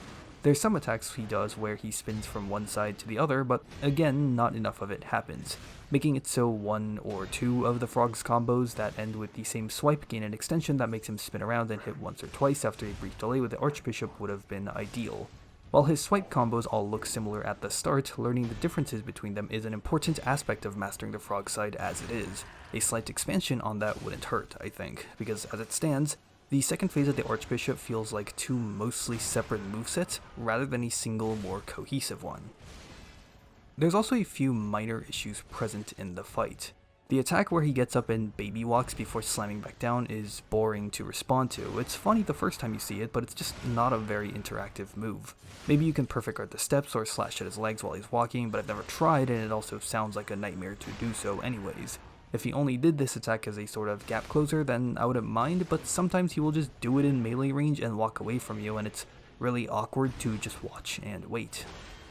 In Phase 2, I wish the lock-on would dynamically change based on which side of the boss you're fighting. There are 2 lock-on points on the boss's model, one for the frog and one for the Archbishop, and fighting one side while the lock-on is stuck to the other puts the camera at this off angle and you have to manually unlock and relock it to fix it. If the lock-on point automatically shifted based on whichever side was closer to you, then I think that would be nice, but I could also understand if implementing this could cause issues with the lock-on suddenly changing while the side you're fighting on hasn't changed because of weird distance calculations.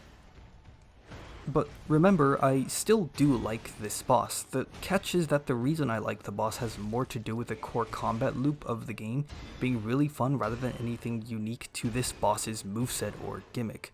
Mechanically, the Archbishop's solid, but his attacks don't inspire any positive or negative discussion out of me like the Watchman or Fuoco did. That's why this section on this boss is so much shorter than it was for the other 2. I think the boss is probably overbalanced. There must have been some concern about the player's first encounter with a double health bar boss being too difficult and or tedious. So Phase 1's moveset was limited and Phase 2 has to still play things a bit safe. I also know this is one of the few bosses that was nerfed in a patch at some point.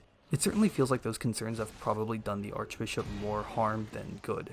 I try my best to stick to the Archbishop side of Phase 2 in this fight just for the novelty of the moveset. I'm not very good at it, as there's a slight delay to many of his staff swings, but learning's part of the fun. That being said, the game doesn't really provide any proper incentive for doing this. It doesn't feel particularly rewarding to learn the Archbishop's moveset. Maybe the Archbishop side takes more damage or staggers more easily on this side, but if he does, it's not noticeable enough for it to be an enticing option. I think I would have loved to see a version of this boss that takes place much later on in the game, something that could be less shackled down by the concerns of double health bars and properly combines both halves of Phase 2 into a more coherent, fully realized encounter.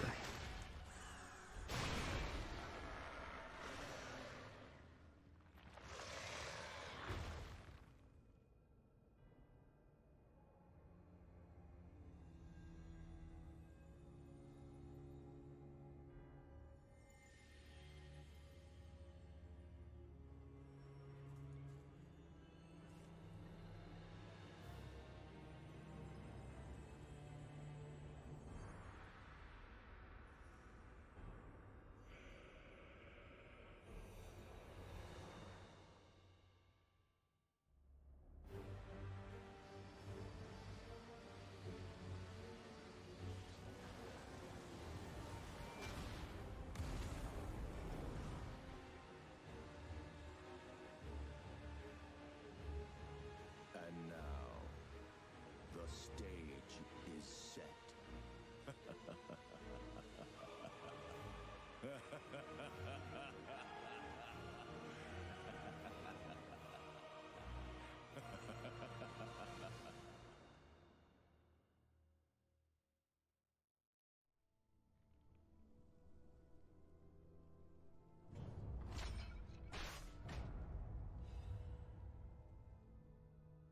I want to go back to the old Krat. The old me. Before the greed overtook me. What in Krat's name happened here? One thing I've seen people talk about quite a bit in Lies of P is its tendency to rely upon double health bar bosses. There's a total of 6 bosses in this game that use double health bars, all of them being mandatory. From my readings, the tone of discussion surrounding it has generally been negative, sometimes lukewarm, but never positive. I've even seen some throw around artificial difficulty to describe it, which is just a phrase I absolutely despise because people usually just use it to describe things they don't like. I personally don't mind double health bar bosses because I don't view them as any different from a single chunkier health bar where the phase transition happens at like 50 or 60% health. I don't think there's any boss in Lies of P that feels too tanky for double health bars to be a detriment, but there is a caveat to this. To me, a very important aspect of having multiple health bar encounters is making phase 1 something you can get through fairly quickly if you get used to it. If you want to treat the second phase of a boss as an entirely different encounter, then the first phase gets added to the runback of that entirely different encounter, and anyone that's played these games will know that long boss runbacks are just the worst. It's a difficult balance to strike, but I think Lies of P has done a very good job with it across the board, with one exception we'll get to later.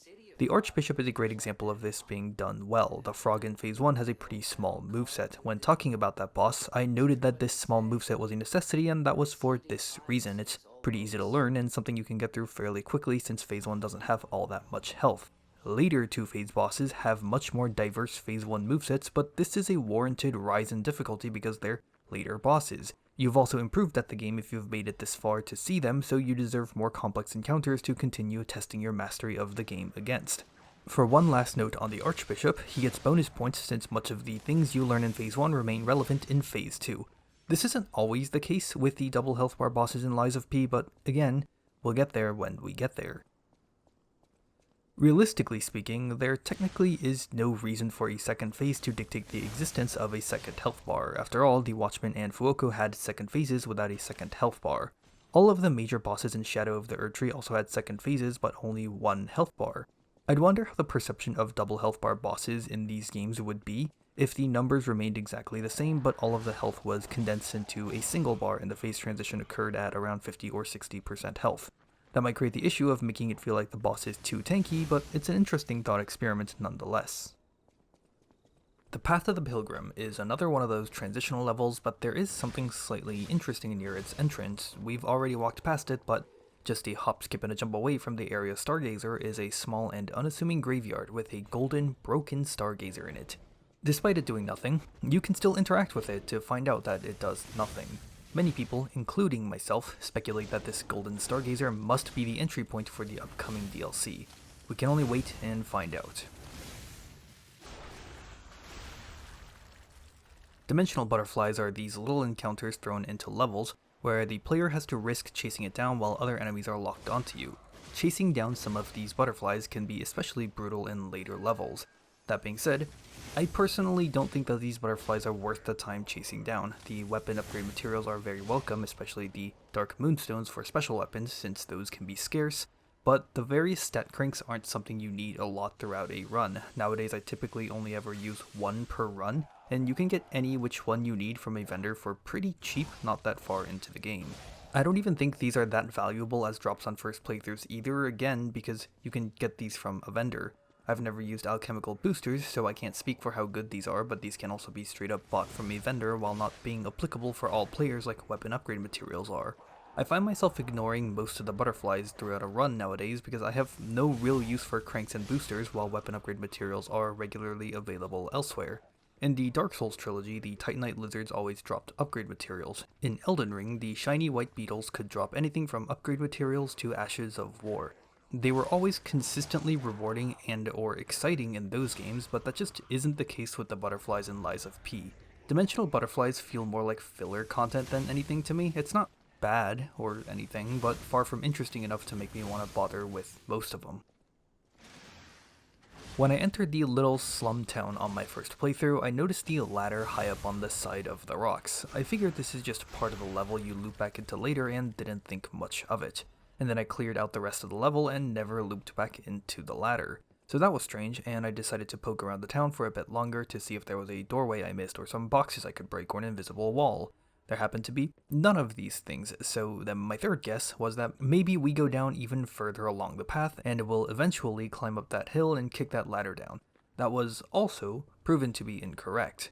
Turns out you need to go much further into the game to receive a cryptic vessel and interact with an NPC that will only appear in the slum town if you crack the vessel.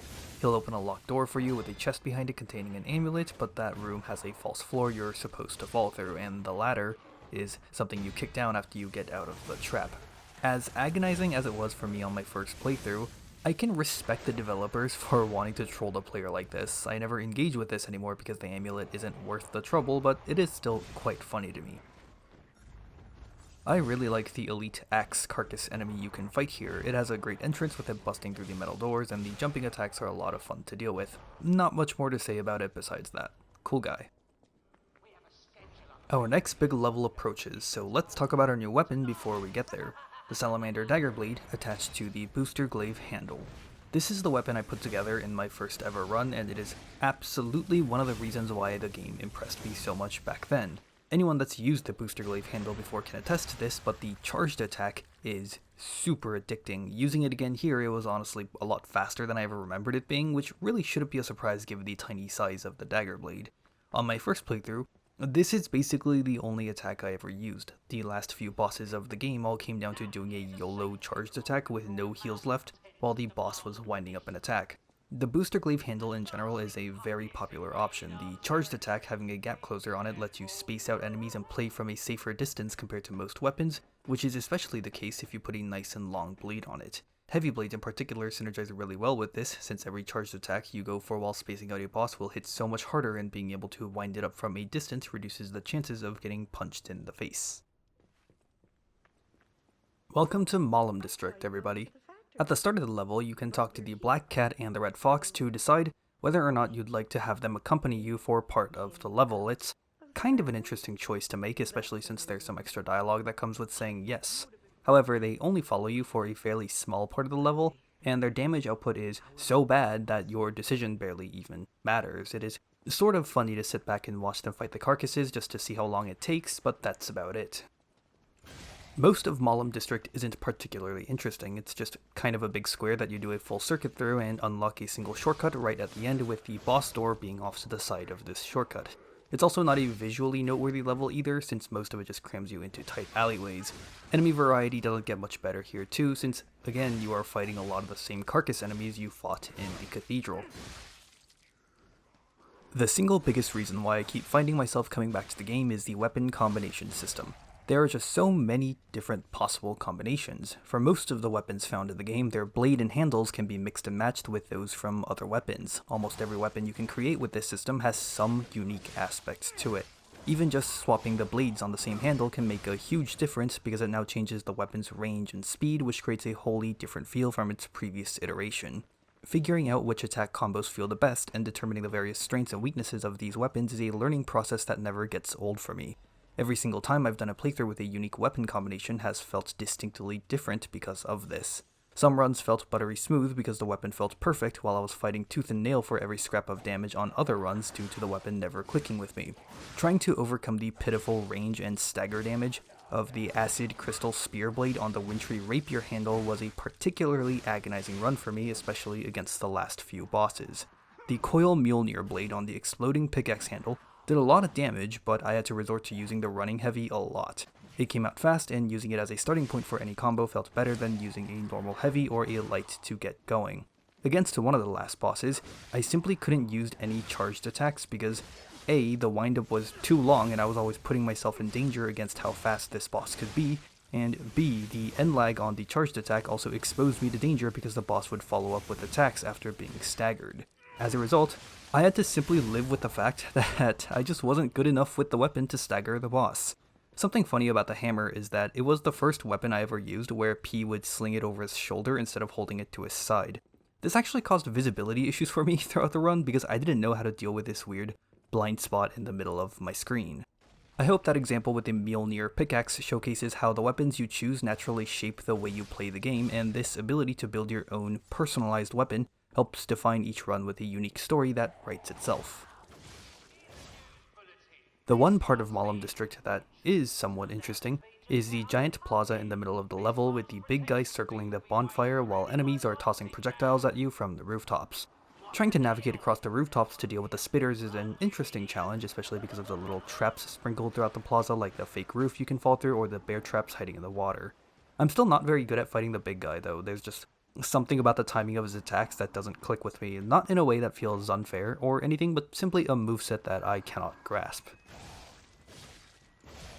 A brilliant decision that further enables the simple excellence of weapon assembly is the lack of stat requirements on any weapon or any piece of gear, period.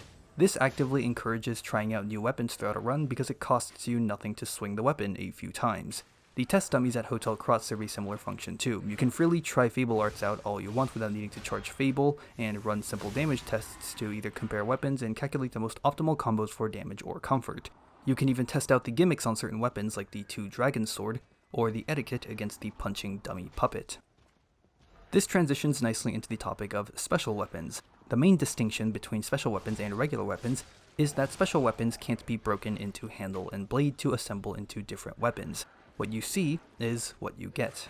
The intent is pretty simple, to create a unique reward for every boss you kill, and the weapons certainly do feel unique. The blade of the Puppet Ripper whips out for extra range on certain attacks. Frozen Feast gets a stacking attack speed buff with each swing as the sword visually breaks apart. The Etiquette is my favorite weapon in the game, with certain attacks unfolding the umbrella and letting you block incoming hits. Special weapons simply are more visually interesting than any combo weapons, and they also have more personality due to them having unique attacks and Fable arts, such as the Puppet Ripper's giant spin move or the Spring Sword's overhead slam. These weapons seem to be hugely popular, and I almost always see people name drop many of these whenever discussions about favorite weapons pop up. That being said, I always feel compelled to try a combo weapon over a special one, even if a special weapon is my favorite weapon in the game. I just love the weapon assembly system too much to really enjoy these more static, albeit unique, inclusions to the game. The Red Lobster Inn that takes you to the shortcut is always an area of the game that stuck out to me atmosphere-wise. Despite the various settings we explore in the game, a feeling I never got was that the world in Lies of P was a place that people used to live in. The one exception to this in the entire game is the Red Lobster Inn. There's something melancholy about the place when you walk in and the music starts playing while the carcasses are groaning and stumbling about. No matter how many times I've played the game, it never fails to make me a little sad each time I pass through it. I can imagine people having to suddenly be evacuated out of this place, as the carcasses spread out of the Cathedral and towards the Malum district. In their panic, there was no time to properly close up shop or even turn off the music, so it kept on playing as the carcasses now run the place.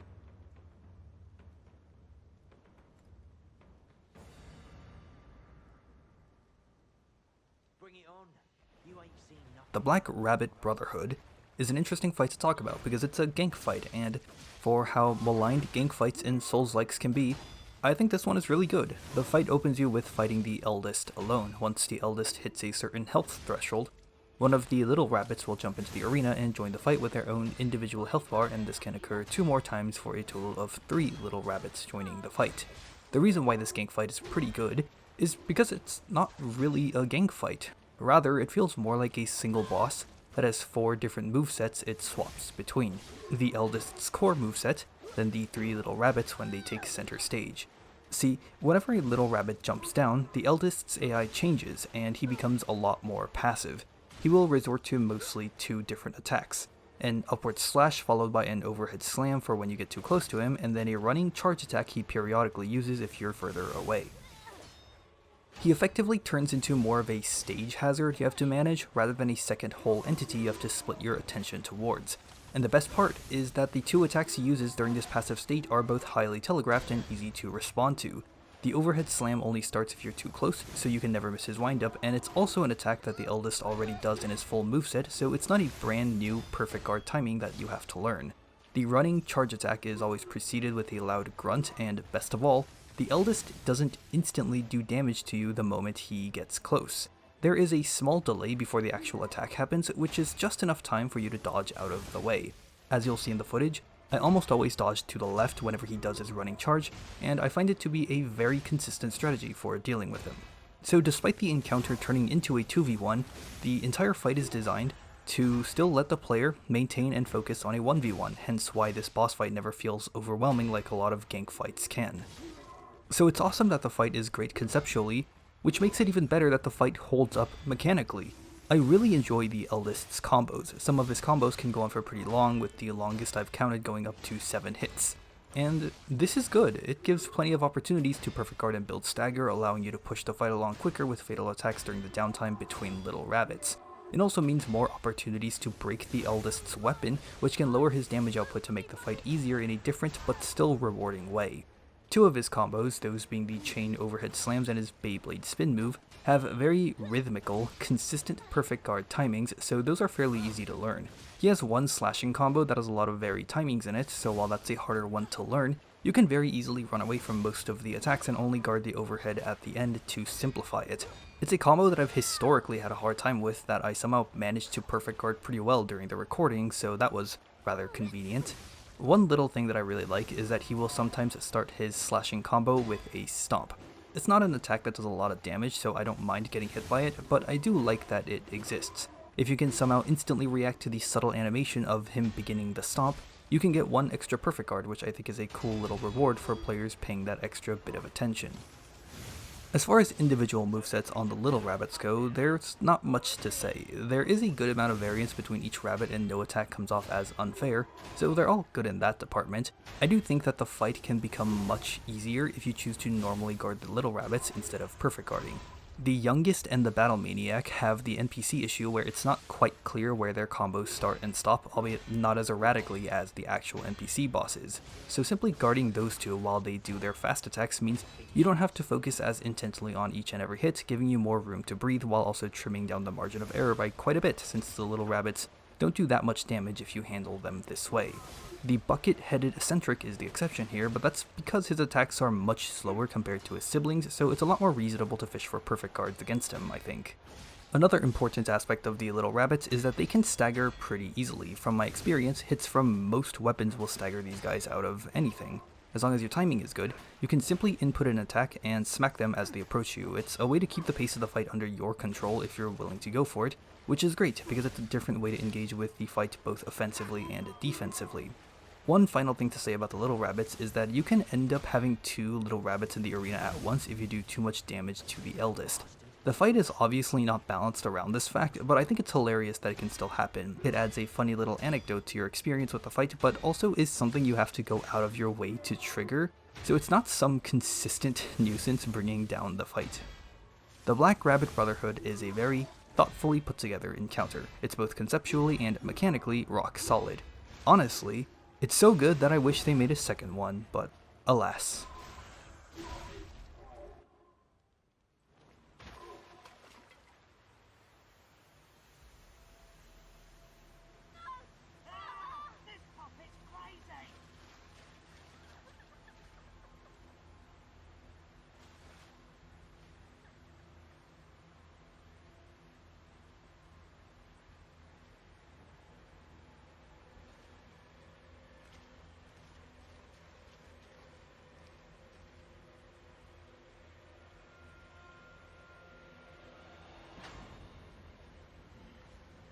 Damn you.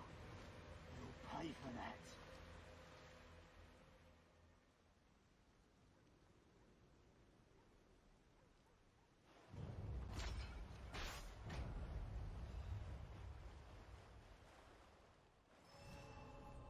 After defeating the Black Rabbit Brotherhood, you can obtain the Painting of Carlo and bring it back to Geppetto. As you do things that increase your humanity, a nose will begin to grow out of the painting over time. The painting acts as a sort of humanity meter in-game, but you can only vaguely assume how much humanity you have by looking at it, so I don't think it does that great of a job at it. The main purpose of the painting is to be the vehicle by which you acquire the Golden Lie. Once you've grown the nose for long enough, the tip of it will begin to glow gold, and you can interact with the painting to pluck the Golden Lie right off of it. The weapon is by far the most annoying thing in the game to get and was the sole reason why I had to do a whole new run for all achievements, but I do think the concept is cute.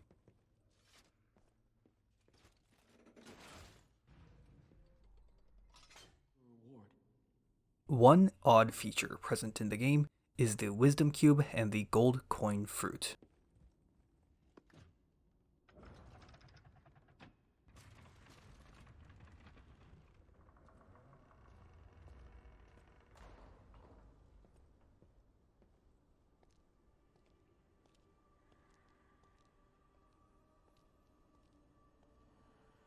The Wisdom Cube works similar to the Wondrous Physic from Elden Ring, a customizable single-use consumable that recharges upon resting. The method by which you customize the cube is through wish stones, of which there's quite a few, with some that can buff your specter summons. The reason why I find this feature to be so odd is because there's a long list of minor problems with it that makes the whole system just so cumbersome to interact with. You acquire the cube by talking to Giangio on a side path before the Cathedral of St. Frangelico, where he gives you a free wish stone to go with it. Each time you pop the cube, whatever wish stone is in it will be consumed forever. The item description states that the cube will be recharged every time you visit the Stargazer. So that statement about the cube recharging at Stargazers is a temporary lie. The item description makes it sound like it will restore the wish stone, but it will only do so if you have extras lying around in your inventory, and you can't even acquire extra wish stones because the only way to get more of them before the gold coin tree is by talking to Giangio whenever your cube is empty. So until you get to the tree, you can only have one wish stone at any given time. This is a huge pain in the ass once you move past the first Cathedral Stargazer because Janjo doesn't follow you around, so you need to teleport each time to refill it. You have to beat 2 more major bosses after acquiring the cube to reach the gold coin tree, at which point Janjo will move to the hotel and make his full stock available for purchase. So why aren't these 2 things introduced at the same time? Why have this weird chunk of the game that makes it really awkward to use the cube?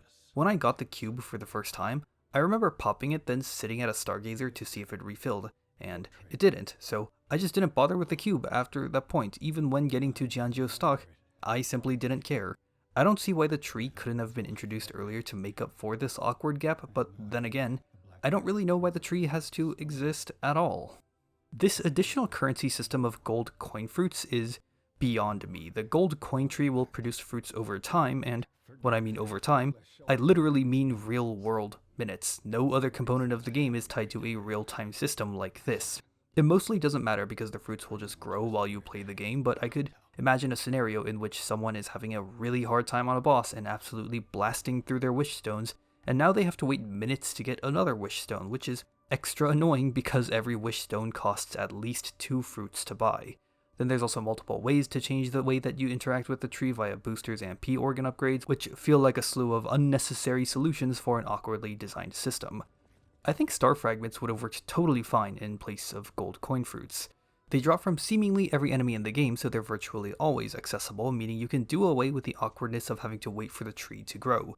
In any case that farming is a concern, then an infinite number of them being purchasable from Polendina for a low cost sounds like a good solution to me, and it also kind of fits gameplay-wise, right? Star fragments are used to summon specters, so it makes sense that you can exchange these for wish stones that can buff your specters. Hell, even turning the tree into a vendor that spits out coins if you feed it ergo or star fragments sounds fine too. If holding onto gold coin fruits for the sake of the few story moments where you give it to NPCs is absolutely necessary, then you can give a handful of these as key items. As it stands, I just hate the way that the gold coin tree is implemented in the game.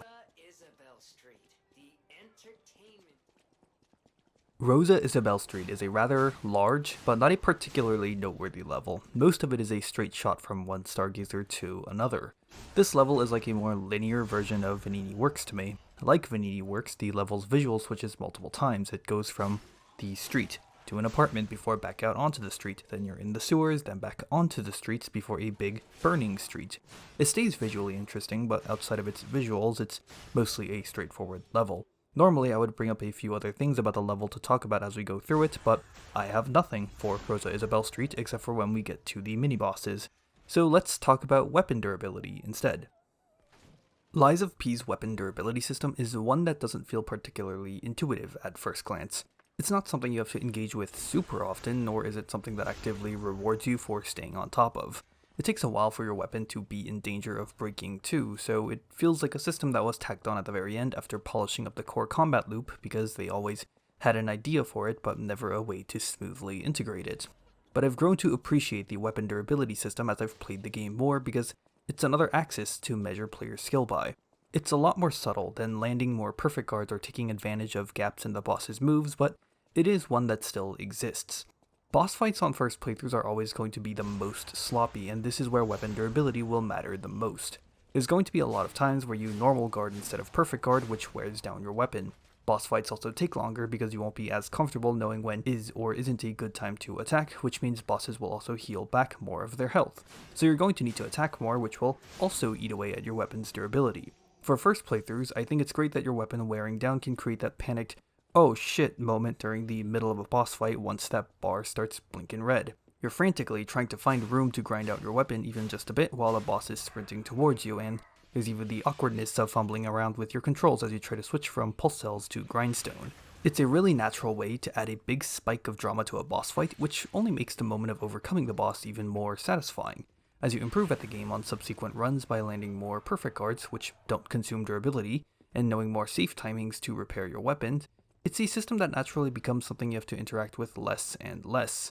Any quartz you might have invested into weapon durability related P-organ upgrades are things now you can commit to other upgrades. It's a unique kind of improvement where the system becomes increasingly unimportant as you get better.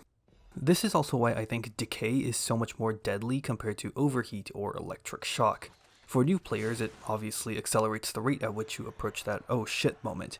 For experienced players, it can suddenly force you to pay attention to a system you haven't properly interacted with in a while, pushing you into moments of discomfort that might not be as bad as the ones new players feel, but still is noticeable. When your weapon fully breaks, as in your durability hits 0, your weapon shatters on the next hit and it can't be repaired. Period. Every single hit will now bounce off enemies and do the saddest damage you've ever seen. You do admittedly need to fuck up really badly for this to happen, but I like how viscerally awful it feels. The feeling of your weapon breaking is shocking, and it feels so bad to have it bounce off of an enemy over and over. It's a very brutal reminder to keep your weapon topped off, but it's also probably the only reminder you'll ever need. The special grindstone is something that I really like on top of this. It's a feature that unlocks after beating Fuoco that gives your grindstone the ability to apply a temporary weapon buff. The earliest ones you can access are basic elemental buffs, but these eventually expand to include things like increasing stagger damage, giving your weapon crit chance, or even giving you unconditional perfect guards. There's a wide variety of buffs here, and even ways to gain more out of the system through the P organ.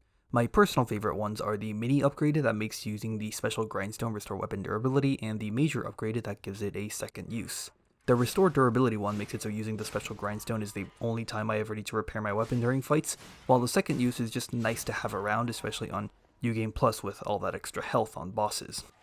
The durability system, however, does feel like it's missing just a little something, like it's 98% of the way there. Looking at just the base functionality of the system, there is no reward for keeping your weapon topped off, just avoiding punishment. I initially thought about suggesting the addition of giving your weapon extra damage or duration/effectiveness on your special grindstone buffs if you kept your weapon above 85 or 90% durability, but this just encourages tedium, where players would feel forced to keep their weapons topped off for the entire duration of a boss fight and spend more time grinding it out than they would like. Plus, there already is a similarly tedious system available through a P organ upgrade where your weapon does more damage at absolute max durability. I don't have any home run solutions that I think would fix this feeling that it just needs a little something extra. It probably doesn't need any, but you know, it's fun to imagine. Up next is our first mini-boss of Rosa Isabelle Street. As I've said before, I don't like NPC fights in this game, but the White Lady takes the cake as the worst NPC boss in Lies of P. She has all the usual issues of her attacks not having clear endpoints, the random and frantic movement, and even the looping voice lines, but I could forgive all of this and dump the White Lady into the bucket of mediocrity with the rest of her friends, were it not for the fact that she can parry you. The White Lady will enter a parry state where she will hold her rapier in front of her like you do when you guard and will wait for you to strike. If you hit her during this window, she will parry your attack and hit you back. Conceptually, this type of interaction doesn't bother me. It's another way to encourage the player to keep a close eye on the boss's animations and asks for a different, more passive response than the usual. The issue here is that the White Lady can enter this parry state so quickly that she will sometimes do it while you're in the middle of a swing. In the footage, I get parried a total of 2 times near the end. She wasn't parrying me throughout the fight normally, so I deliberately slowed down and stuck to light attacks to minimize damage so she could parry me, and I would have an example for this video. I think she actually tried to parry me 3 times in total, but the first time it coincided with me breaking her weapon, so that seemed to have overwritten the activation of the parry or something. The first parry she hits successfully comes out during the middle of my attack animation, and I instantly get parried out of it. In fact, this is the fastest parry I've ever seen the White Lady throw out. This made me curious as to how fast this parry was actually coming out, so I decided to check it frame by frame to see how long it would take from when she would start moving from neutral to the visual cue of the parry landing with the sparks flying. The footage was recorded at 60 frames per second, and by my count, she moved out of neutral for a total of 2 frames before the parry activated. 2 frames out of 60, so that would be 1/30th of a second, 0.033 seconds for the parry to wind up. The second time she successfully parries me, it's a lot better since you can actually see the animation play out properly and the White Lady holding out her weapon in front of her. I honestly got really lucky with this footage and basically got the worst case scenario possible. I think what's happening is that once the White Lady's AI decides to enter a parry state, the animation of her raising her weapon begins, but instead of the parry state activating once the weapon is raised, it's just immediately and fully active from the moment the AI decides to enter the state, which is why the 2-frame parry in the video happens. This just makes the whole encounter so miserable. It now means every single attack I try to throw against her is at risk of backfiring against me, and that's just no fun. And it's not even because I made a mistake, because the windup can occur after I've committed to attacking while she was in neutral. I can think of two solutions to fix this issue. The first would be to simply make it so she can't parry you until her weapon is fully raised. This would prevent stuff like the 2-frame parry from happening, and that you can at least see what parried you instead of your attack just bouncing off the White Lady for seemingly no reason. A second solution would be to make her unable to parry you once you break her weapon. This one is pretty straightforward since her weapon is fairly easy to break due to her attacking so relentlessly. It's also an additional way to reward players for going for perfect guards. Neither of these solutions would completely remove every ounce of frustration I have with the parry, since even with the first idea, she can still wind up the parry state during the middle of your attacks, with slower weapons being extra susceptible since there's more downtime between swings for the bosses to fully arm herself, but something is better than nothing here, I think. The White Lady is my second least favorite boss in the game. I asked you to guess my favorites, so let's do it again here. Can you guess my least favorite boss in the game? While this is by no means a feature unique to Lies of P, the game offers players methods of controlling their difficulty in a modular fashion that doesn't require the use of a difficulty mode setting. Throwables in this game are very strong, with the shot put being the standout amongst them. I've already spoken about how I like that you can specialize in upgrading consumables, but I also like that they're strong in a baseline so people don't feel forced into specializing if they want to use them here and there. The same can also be done with summons, but we'll talk more about summons once we see them in action later. But aside from these two methods of relaxing the difficulty, I just like to throw in two more tools a player can use to achieve the same thing. The first is the Aegis Legion Arm. The Aegis gives you an unconditional block each time you use it, with the caveat that it has a cooldown between blocks. So you can use it to block specific moves from a boss that you're having a hard time learning out of Perfect Guard, which is one good way to smooth out the learning curve without having quite as much impact as something like a Spectre Summon. I only tried it for one run and didn't really use it much then because I forgot to, but it's still an option that I'm glad exists. The second option is the Perfection Grindstone. It's a special grindstone buff that, while active, lets you perfect guard anything and everything. It's balanced out by the fact that the duration is very short. The intent seems to be that if you see a boss beginning to wind up a particularly difficult attack chain you haven't mastered, then you can use the Perfection Grindstone as essentially one free pass. Again, the idea here is pretty good, and I'm glad that something like this exists even if I don't use it. Something weird about the Perfection Grindstone, however, is that you can't obtain it until very late into the game, which kinda sorta defeats the whole purpose of it, I think. You can't acquire the Aegis super early, but your first Legion plug still isn't that far into the game, as it's inside a chest at the Cathedral. The Perfection Grindstone, on the other hand, requires a specific vendor item to unlock the ability to purchase it, and you can only get this item in the second to last chapter of the game. It is a strong tool, but not one that I think is so overpowered to warrant holding it off for that long. The White Lady was a stinker of a mini-boss, so let's even things out here. The Mad Clown Puppet is the best goddamn mini-boss in the game, and it's not even close, both in terms of atmosphere and gameplay. The burning section of Rosa Isabelle Street is one of the few other standout moments in the game's atmosphere for me. This time it's more so for the wild contrast between the relaxing music and the utter chaos in the streets with the flamethrower puppets, the burning boulder rolling down the street, and of course the Mad Clown Puppet casually walking at the player. This mini-boss has a lot of little things that I really like, so I'm just going to list them all off here one at a time. I like that he has two red attacks with the exact same wind-up that the AI dynamically decides between based on your distance from the boss. Once you notice the difference, you don't have to think too hard about your response, but it's a cool way to make the player stay conscious about their distance from the boss. I like that both dodging and guarding his stretchy arm attack have their own unique benefits. If you perfect guard, that's more stagger damage, but if you dodge, the clown recoils from his hand flying back to him and it gives you a free bit of time. I do wish he punched himself in the face for a little bit of self-damage when this happens, but the current iteration is still good. His spin move is a lot of fun to perfect guard, and I also like that he has one delayed swing at the end to catch players who relax their guard a little too early. The spin has a lot of hits to it, and perfect guarding all of it results in a ton of stagger damage. The belly slam he does is a great reflex test. I love that he does a little dance over your dead body whenever he kills you. Nowadays, when I fight the clown, I always run past it to first grab the stargazer behind it and fight it in the courtyard leading to the opera house. This makes it significantly easier since there's so much less chaos to deal with. However, I think most first-time players are going to try and fight it amidst the chaos of the burning street, and that's partially why it feels like such a memorable encounter to me.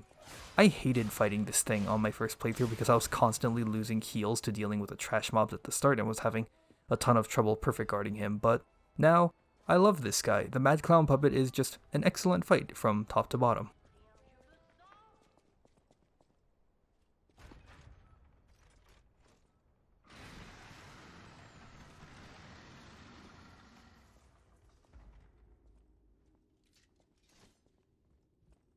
The Estelle Opera House is a short but interesting level. The Opera House isn't just a straight line from start to finish like many previous levels have been. Instead, it's a more winding level that folds into itself, a trend that will continue for the next couple levels after the Opera House.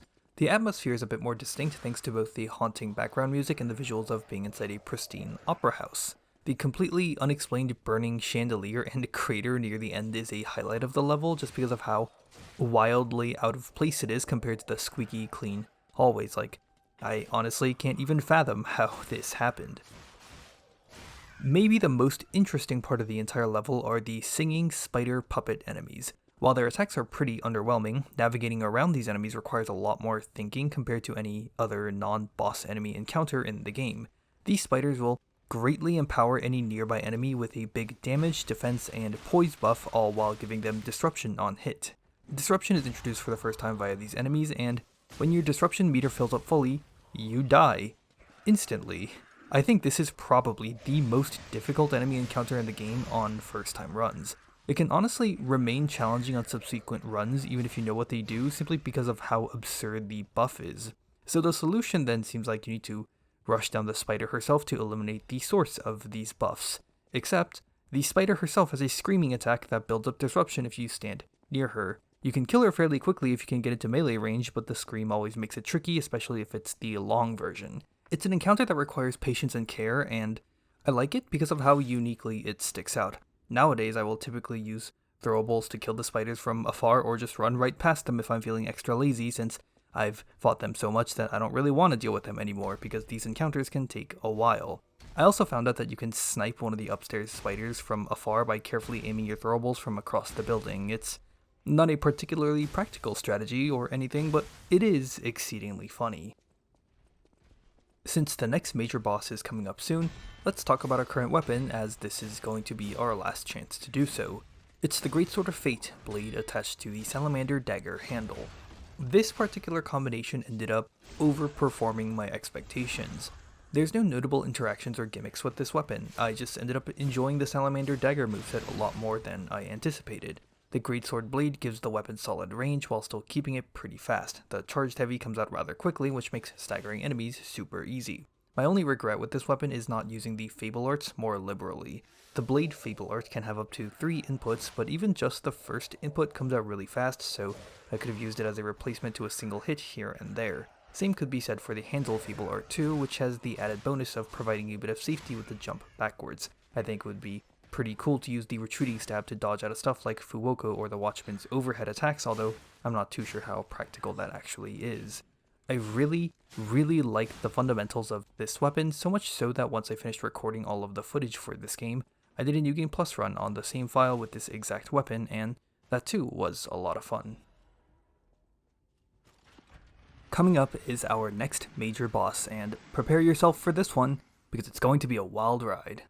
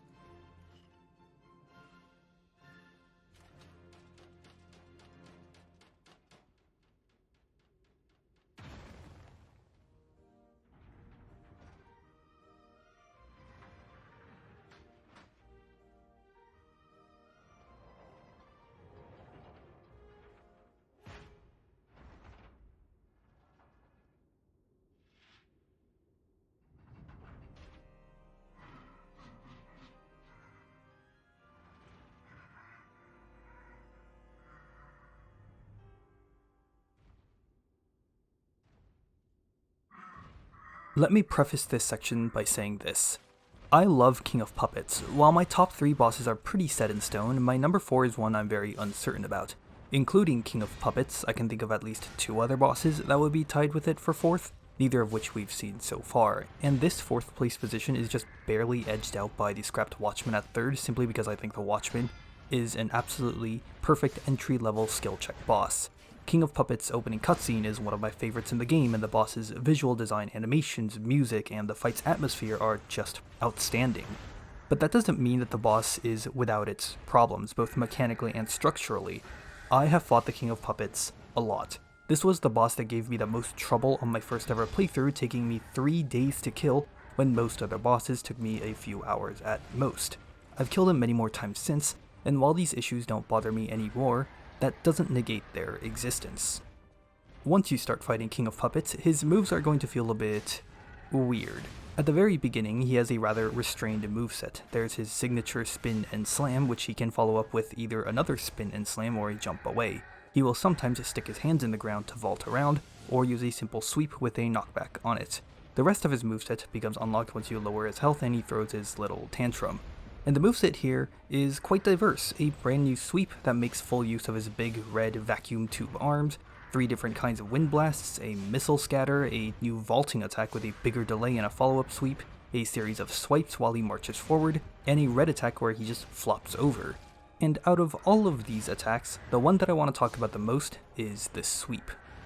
If you get hit by this sweep, perfect guard or not, it will knock you back, and it can knock you back quite far. This sweep attack is also something that the King of Puppets defaults to a lot, and this single attack dictates the pace of the entirety of Phase 1. In my earlier discussion of double health bar bosses, I emphasized that while I'm okay with double health bar bosses, this is with the caveat that the fight needs to be something that you can get through quickly as you improve at it. Most bosses in Lies of P are pretty good for this, with one exception, King of Puppets. Once he starts doing these big sweeps and knocks you around like a ping pong ball, that adds a lot of downtime to the fight as you're having to waste time and sometimes stamina to chase down the boss, and once you've closed the distance, you might get unlucky and the boss will sweep again, knocking you back to repeat the process all over. That's not to mention the fact that enemies will begin to heal if they don't take any damage for a bit, so any progress you do make could easily be erased if the boss chains a few unlucky sweeps together. Getting better at guard timings doesn't fix this. You could hit absolutely frame perfect guards on every single attack, and the sweeps will still send you flying. At its worst, the fight can take a very long time to get through. The knockback from the sweeps have a particular interaction with one other attack, the Missile Scatter. The Missile Scatter attack will always land in a ring around King of Puppets, with one section of the ring being clear to let the player run through it safely. If you don't run from the boss during this attack, which is understandable since the scatter takes a long time to finish, the boss will do an attack to knock you back into the missiles as they explode. The timing on this is impeccable. Honestly, sometimes he'll do his fast wind blast and other times he'll use his sweep.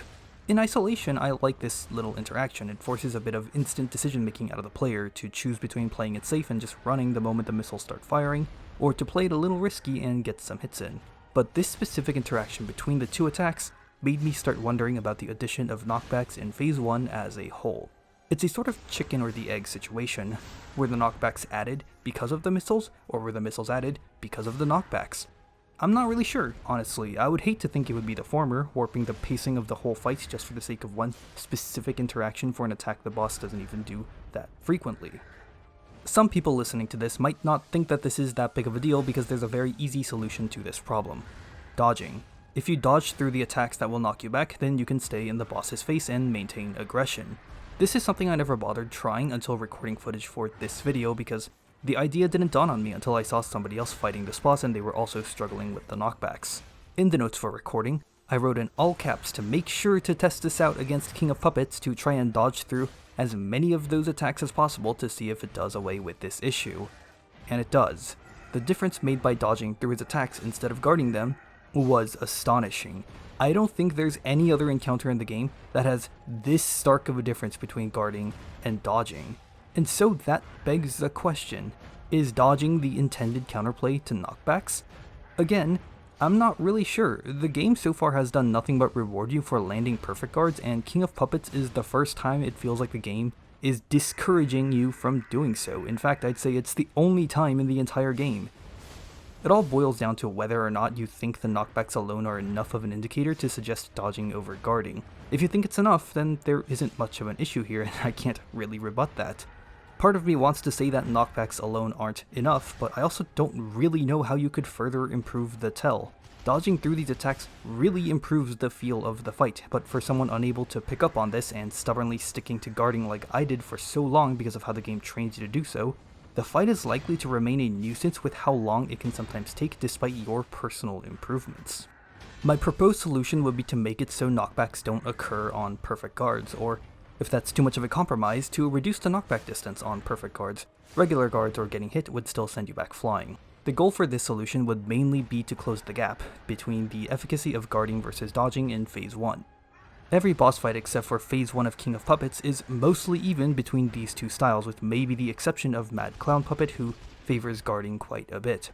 I'm okay with dodging still being the superior strategy to guarding here, since not every encounter can be perfectly balanced for the two styles, but players who prefer guarding shouldn't be subjected to a noticeably more frustrating encounter. It can lead to impatience as you're having to constantly chase down the boss, and as I've said a few times before, impatience can lead to reckless gameplay, which can lead you to taking more damage and wasting away heals. And this is especially an issue, because Phase 2 of King of Puppets is the biggest difficulty spike in Lies of P.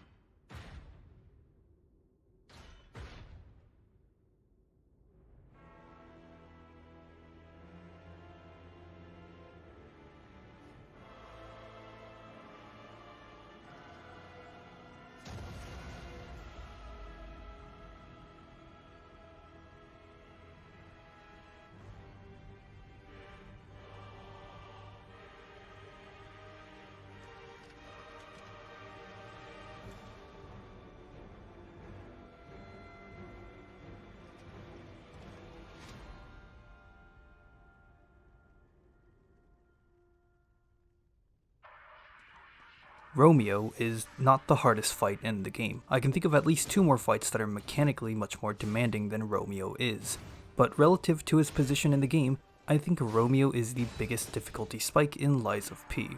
This is an exceptionally aggressive and fast tempo fight that the game has slowly been building up to.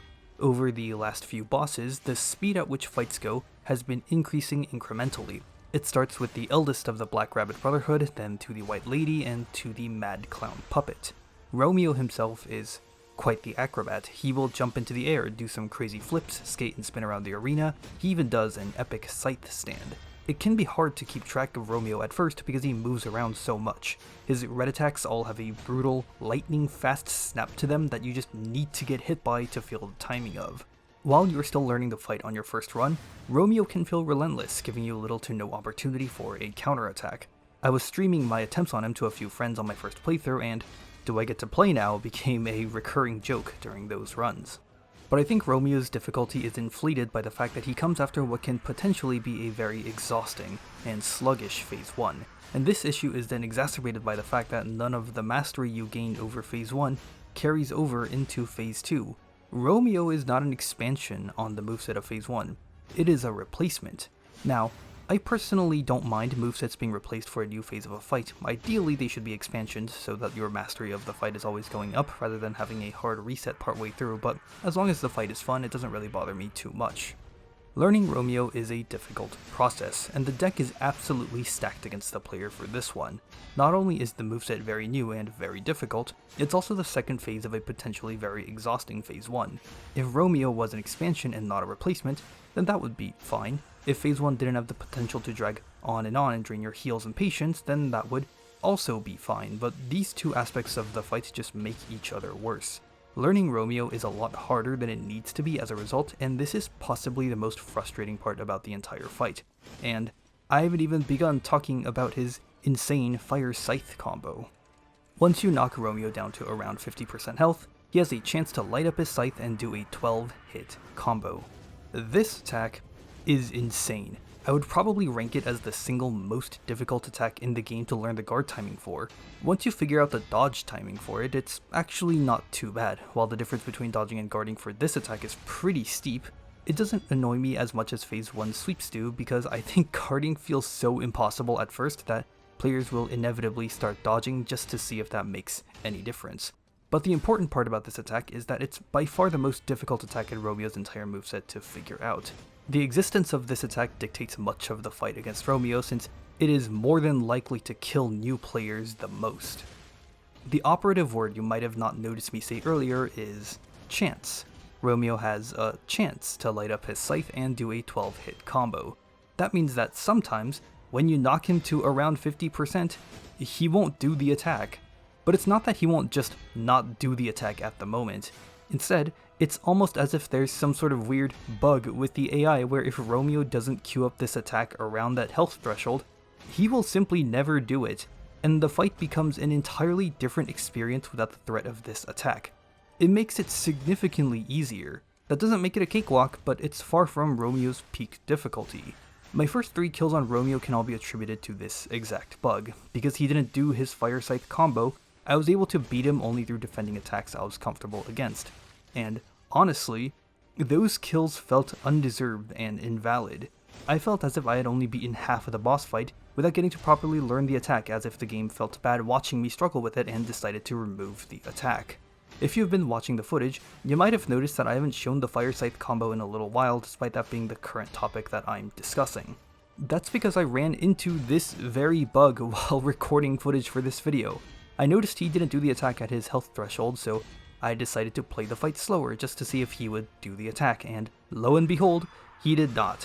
I managed to break his weapon and fill up his stagger bar several times, but Romeo just adamantly refused to do the Fire Scythe combo. Some people listening right now might be annoyed that I keep calling this a bug. If it really is a bug, then it probably would have been addressed in patches by now. And you're probably right. While I've been using the word for hyperbole's sake, I don't have any conclusive evidence to prove that this is a bug. It could just as easily be a very particular chain of AI decisions that happens to never roll a low percentage attack. But the way that this warps the difficulty of the fight is so extreme that it feels like a bug. So this huge King of Puppets rant all comes down to this. Romeo is a very difficult fight to learn, but there are factors outside of Romeo's moveset that make learning the fight much harder than it already is, while having a non-zero chance of the satisfaction of overcoming a difficult encounter being washed away by a random chain of AI decisions. It's a multi-layered problem that doesn't have an easy singular solution to it. It's also a problem that some people will have never experienced because their first playthrough was focused on dodges and Romeo's AI never forgot to use the Fire Scythe attack. That's what makes talking about this problem so tricky. If you are like me, then this sequence of events completely defined your first impressions of Romeo. But for others, this will be the first time they ever hear about any of this. So what solutions would be necessary to fix all of these issues? Some of these are easy to suggest, like just guaranteeing that Romeo will do his Fire Scythe combo at 50 or 60% health and maybe a second time at around 20% if they really want to get spicy. But there is no elegant solution to making Phase 1 feel less exhausting on unlucky attempts. An interesting idea to ponder would be to take a feature from another Souls-like game. In Code Vein, some fights with multiple health bars were structured so that the first time you emptied out the health bar you would go straight into Phase 2. But if you died on that attempt, then future attempts would just begin from the second health bar. Imagine that when you knock down Phase 1 and King of Puppets explodes during the cutscene, it blows a giant hole in the floor and you fight Romeo in some kind of basement arena. If you die there, the next time you enter the fog door there's a short drop and you continue to fight Romeo in the basement. I'm not saying that this is the ideal solution to the issue, but it's still an intriguing one. Food for thought at the very least. So that was the big King of Puppets rant. There was a lot of negativity, I know, but thankfully, I've now gotten it all out of my system, which means I can start talking about the things I like. We'll do it like we did with the Mad Clown Puppet and just fire these off one at a time. Let's begin with Phase 1 all over again, and I just want to start by talking about the animations on King of Puppets, which are absolutely stellar. He's a huge enemy, but his arms hang down low, so all of his attacks are visible at all times, but this limitation doesn't stop him from doing really impressive looking attacks. The upper body rotates independently of the lower body, which makes a lot of his spins and sweeps look quite smooth. My favorite attack of his has to be when he lifts himself up and holds still in the air for a second. From just the right angle, this attack looks imposing as all hell, with the king staring down at you moments before he crashes down. One of my low-key favorite additions to Phase 1 is the ability to perfect guard his hands when he sticks them into the ground as the boss repositions himself. It's a cheeky way to get that extra little bit of stagger and a small reward for those looking for aggressive opportunities, similar to the stomp that the Eldest Rabbit would sometimes start his combos with. His big sweeping march attack covers a lot of range and is absolutely fucking brutal to get hit by, and once you start getting hit by it, the boss can keep marching on and you're going to keep getting hit by it. But it has a unique bit of counterplay that I love, which is that the sweeps can be avoided by running or dodging towards the boss's legs as he winds up his arms. This causes all of his swings to go over your head and miss while giving you a window for damage. The boss will then dynamically respond to your response to this attack by jumping away after the first 4 sweeps, which creates this really great back and forth. It rewards the player's response with some safe damage, but doesn't invalidate that specific attack to such a degree that the boss puts himself at an active disadvantage every time the AI chooses to use that attack. Phase 1 has 3 different Wind Blast attacks. The first is fairly inconsequential, a really short one that knocks you back without doing damage. The other 2 are much more interesting because those do damage and have pretty long windups. The one where he holds still in place will only do damage close up, while the one where he begins to spin will only do damage far away and have a safe zone near him. Now that I know the difference between the tells, they seem super obvious, but they were very tricky for me to get a grasp of across many of my kills. I would simply just start running in panic every time I saw the turbines go and essentially rolled the 50-50 on which version it would be. But once you calm down and pay close attention to the animation, there's a very noticeable difference which has a great payoff to it. If he starts spinning, then you can immediately charge in and start hitting, so learning the difference between the tells can become rewarding. When it comes to Romeo, my single favorite attack in Romeo's moveset is when his eyes glow red and he holds his scythe out forward. If you don't get out of the way, he will yank you in and hit you with a follow-up. If you don't get pulled, then he will only sometimes do the follow-up. Dodging out of the hook, then perfect guarding the follow-up always felt super satisfying to me. You certainly can just dodge both parts of this attack, but I really like that you can choose to mix up the 2 major response types for this single attack seamlessly. While this may come off as a tad bit hypocritical, I also think that this attack has a pretty clear cue to dodge instead of guard, simply because the pull can't be guarded. It's not perfect, of course. Ideally, you should be able to figure out what response works best for you without needing to get hit by it, but it is still effective, I think. My only true gripe with this attack is that I wish Romeo always did a follow-up if you dodged, just because I love the flow of him pulling back then spinning right back in. As I've mentioned before, Romeo is very mobile. He skates around the arena a lot and will do these epic backflips after some attacks to disengage from you. This isn't actually all that dangerous to deal with mechanically, outside of the fire trails, which can pretty easily be played around. However, until you realize this fact, it can make the boss feel really disorienting and intimidating. It's a pretty big contributor as to why the fight can feel so relentless at first, since he's constantly on the move and very rarely just slow walking towards you like many of the previous bosses have. I really like how daunting this fight seems at first as a result of it, and it kind of reminds me of some of my favorite fights in Sekiro, where the moveset seems incomprehensible at first until you start seeing the patterns in the chaos. All of the boss fights in Lies of P have a mini stagger before their health bar begins to glow in preparation for a full stagger. Romeo's mini stagger, however, has always stood out to me way more than other bosses. I think it's all thanks to the aforementioned factors that make Romeo feel so intimidating in your early encounters. Learning this boss can be challenging, but that mini stagger can provide a moment of both relief and adrenaline, as it's a very visible sign that the player is making significant progress. This does apply to every boss, and I really like that the mini stagger exists for these encounters, but again, I think the effect feels so much more profound for Romeo than it does for others. The animation here also plays a big part, since him holding his head in his hands is a much more visceral reaction than the boss just flinching and standing still for a moment. One of Romeo's mid-range gap closers is a dash forward with a spin attack at the end.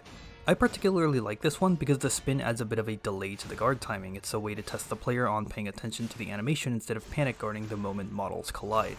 Going back to the Fire Scythe combo, I think it's really good that there's a clearly easy and hard response to it. Once you get the dodge timing down, it's actually quite easy, but if you try to guard it, then it's one of the toughest attacks in the game. But hitting those perfect guards is so goddamn satisfying and rewarding because it makes you feel like a king while building up a ton of stagger. Not that I've ever done it, but I'm sure it feels amazing to do so.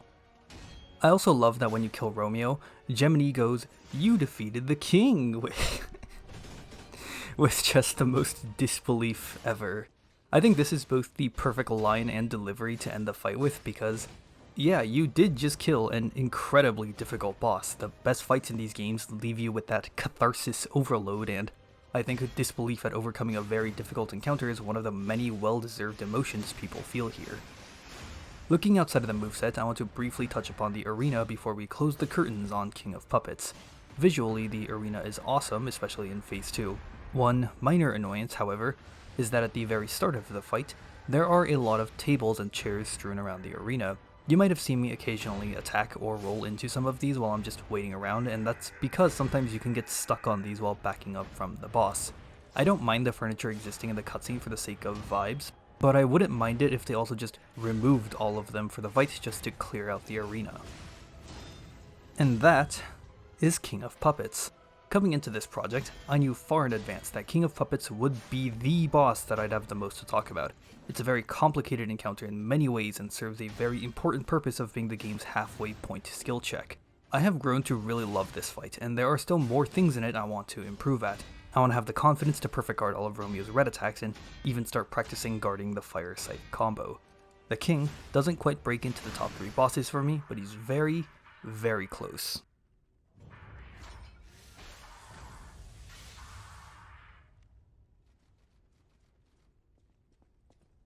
Incredible! You defeated the king! Since we just came off of an insane boss fight, let's relax for a little bit here at Charity Market Path.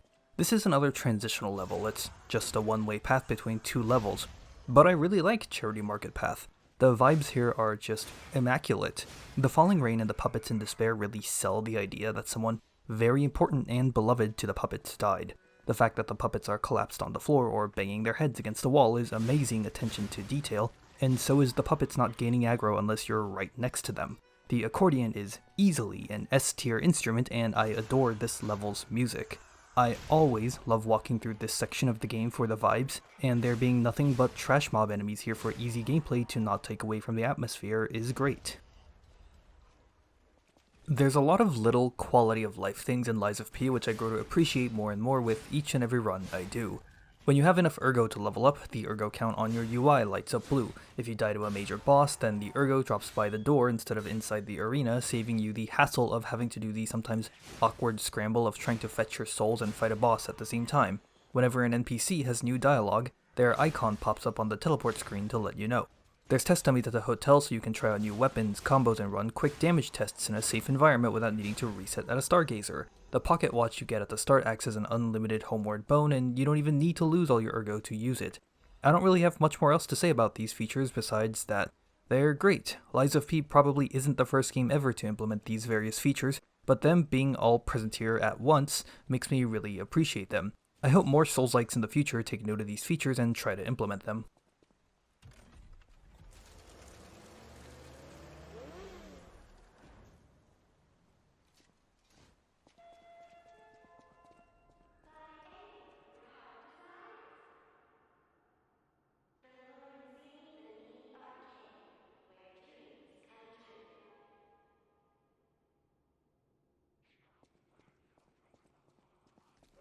Most of the transitory levels we've seen so far have been pretty linear in structure.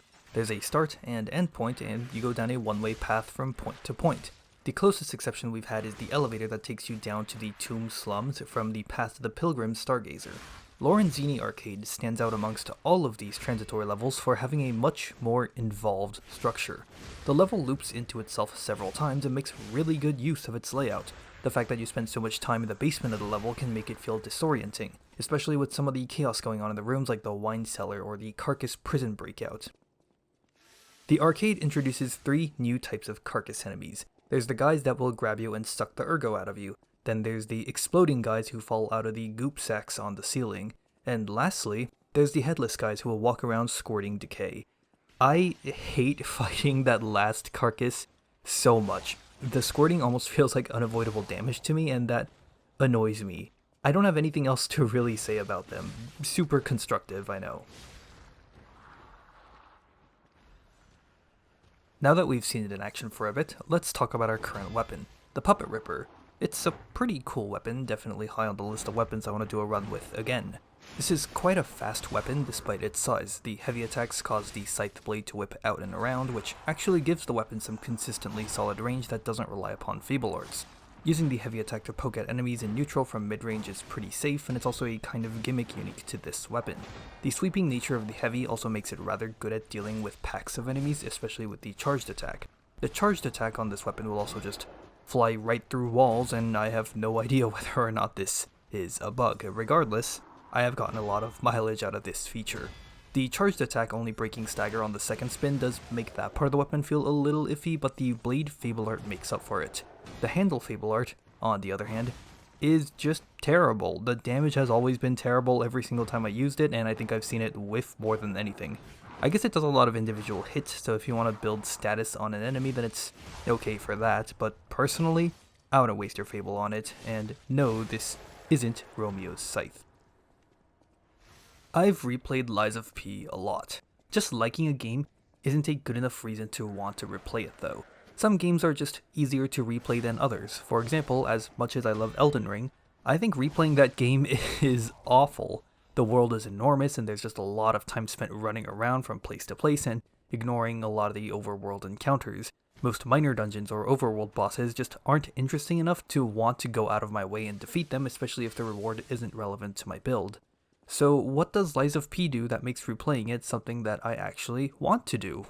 A good part of it is stuff we've already talked about. The weapon combination system is amazing and offers so much customization, and simply gaining mastery over a difficult yet satisfying combat system is unbeatable. Getting better at Lies of P feels so much more noticeable than in many other games for me because the game rewards your improvements in such visceral ways. The satisfying clang of a perfect guard and the dopamine rush that comes with fatal attacks. But the biggest contributor has to be something we've also already spoken about, the linear level and world design. This is especially relevant once we factor New Game Plus into the equation. In New Game Plus, you've already accumulated so many levels and have basically all of the quartz you need. And should you need to level up, you can just do it at any Stargazer instead of needing to go back to Hotel Krat. Your weapon and Legion arm are already fully upgraded too, so in New Game Plus, you can kind of run past a lot of the regular enemies and items in the levels and not feel like you're missing out on much power. A lot of defense part upgrades can be bought from merchants, which makes them very easy to collect without needing to go out of your way since all of these merchants are just along the way. A lot of NPC boss and quest rewards being mostly collectibles also makes those an easy skip, giving you another section of the game you don't have to engage with. You can even collect just barely enough humanity to be able to fight the game's true final boss. All of this can turn New Game Plus into a veritable boss rush, which basically lets me interact with all of my favorite aspects of this game while trimming down on a lot of the fat.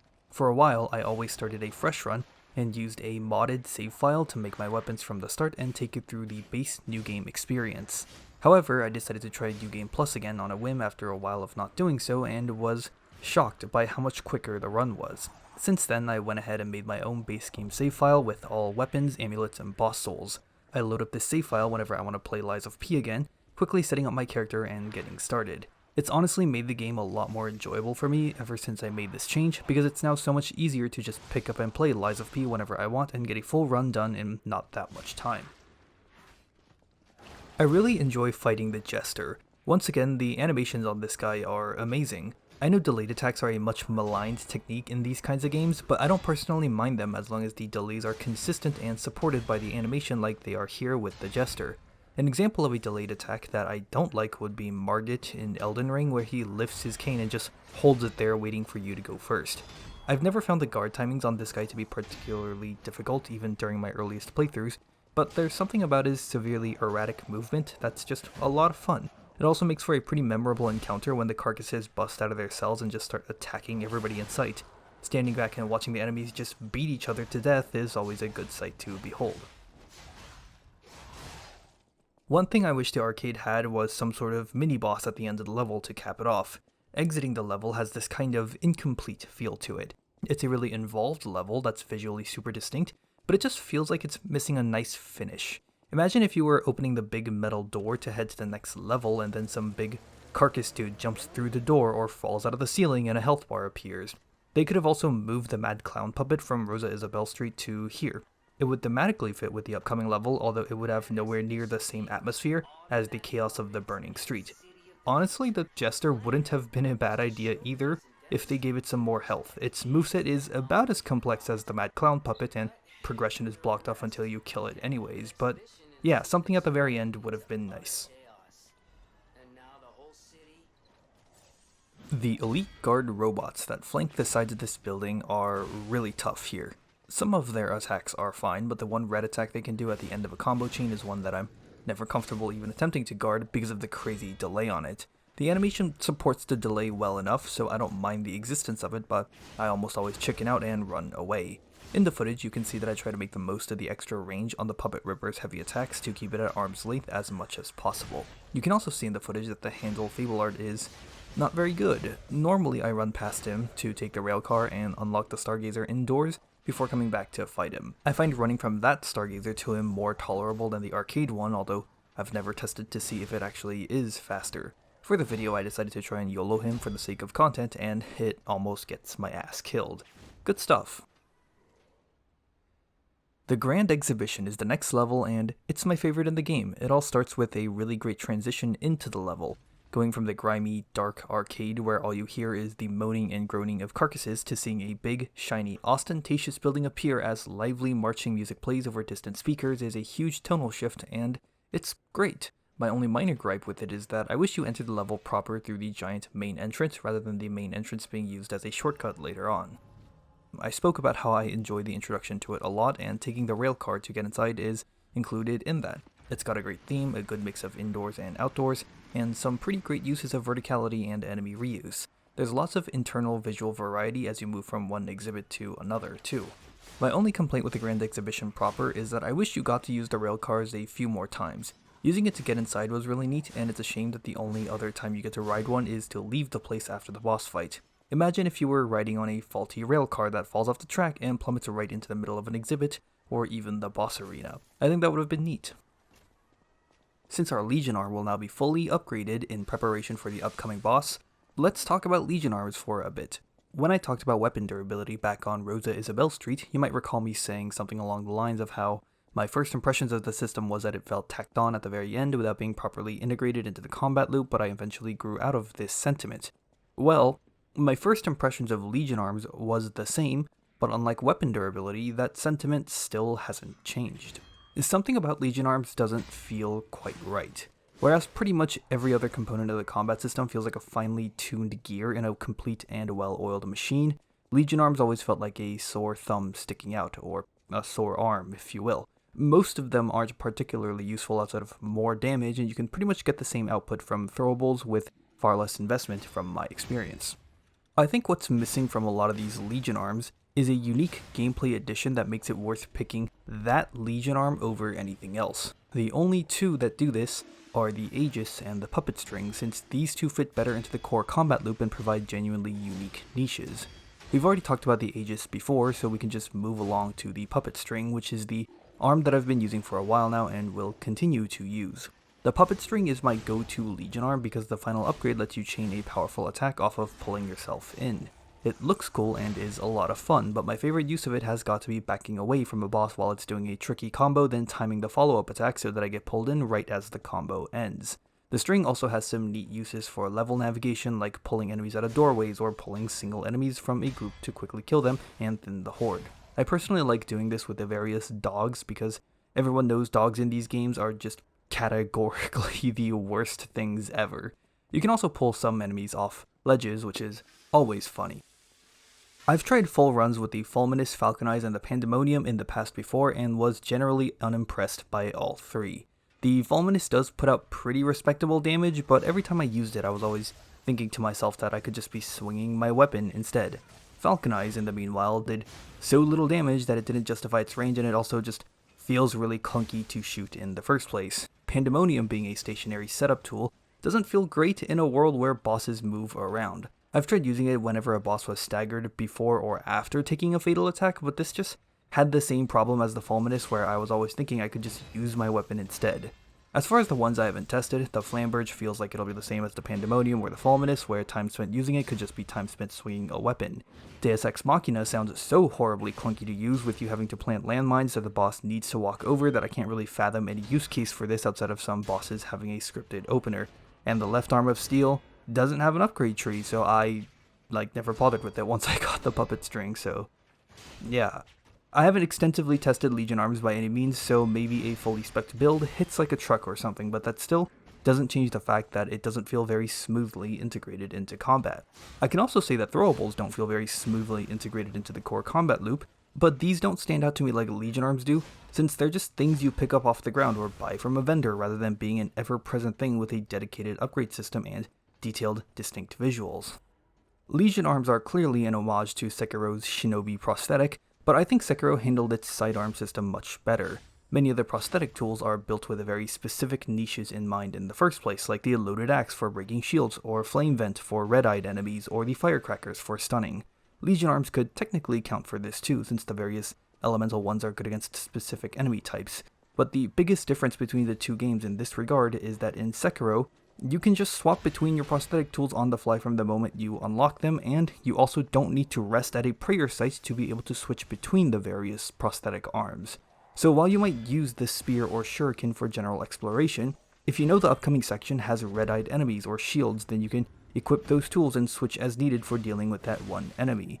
You can switch Legion arms on the fly too, but this comes at the cost of an extremely late game P-Organ upgrade where you're barely going to have any room to properly make use of this. I also don't think the current state of most Legion arms makes them versatile enough for this approach to really fit the gameplay.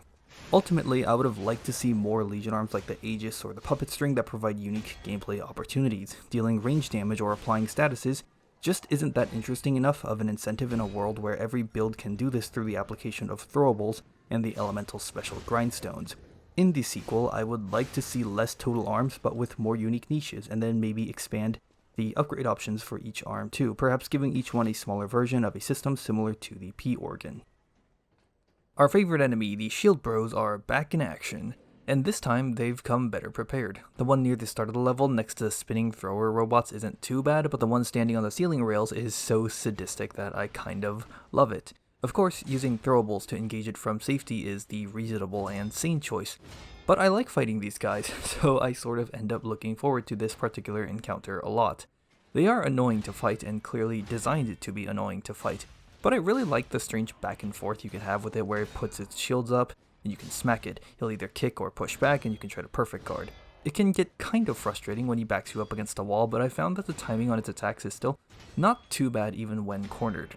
I kind of enjoy the occasionally miserable enemy like this in Lies of P, because they make you think about the game's core combat loop in a more unusual way. I would have loved it if the Shield Bro was programmed to charge at you once you stepped in front of it only to keep going and fall right off the railing, but it is what it is.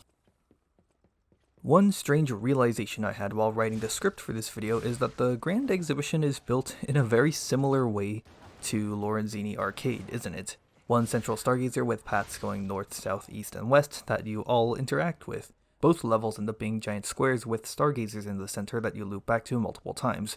Pretty cool, I say. I do wonder if the resemblance was intentional or coincidental, though. Near the end of the level, you will be ambushed by a Carcass boxer mini-boss. It's actually a pretty fun fight, and the ambush is a cool surprise. His punches and kicks all have weird timings to them, and he's got some funny attacks like the one where he just flops onto the floor or the high jump smash. So that's all fine and good, but one issue this mini-boss does have is that there is no reasonably accessible shortcut to it. If you die here, then you'll need to run all the way back from the Stargazer. There is a ladder shortcut right after him, but players on their first runs will have no way to know about this unless they sprint past him in a desperate search for a shortcut. I can't think of any other mini-boss in the game that has this bad of a run back.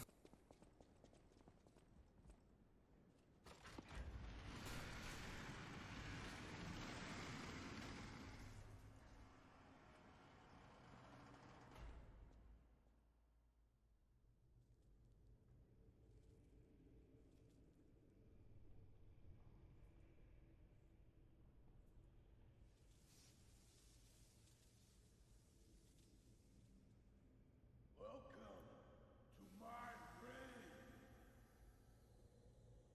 This is where evolution becomes real. Feel me. I am Victor, the champion.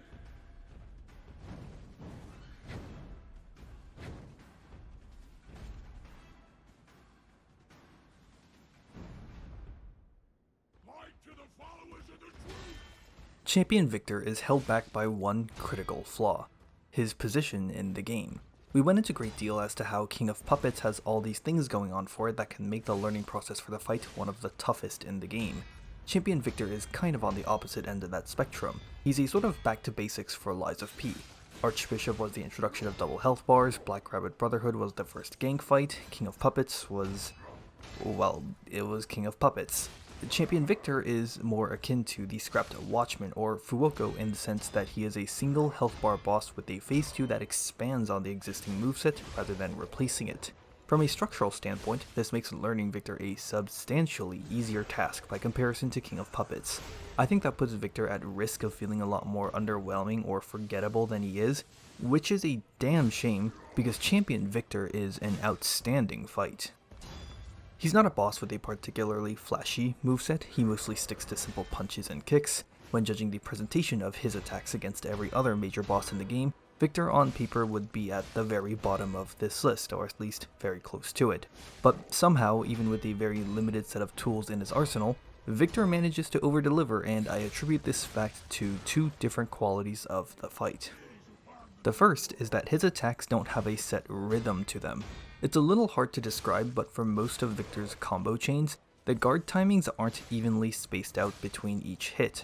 The best example of this is the combo where he swaps between normal and red punches, which also happens to be my single favorite attack of any boss or enemy in the entire game to guard against for this irregular reason. It's a pretty quick combo with a lot of variable timings within it. You can't just hit 5 equally timed guards, instead you need to see the minute delays and accelerations on each hit to adjust accordingly.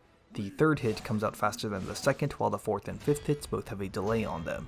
This gives the combo a really unique, irregular, and most importantly, fun rhythm to it that always feels amazing to guard out, and that sentiment can be stretched out to fit over most of his other attacks.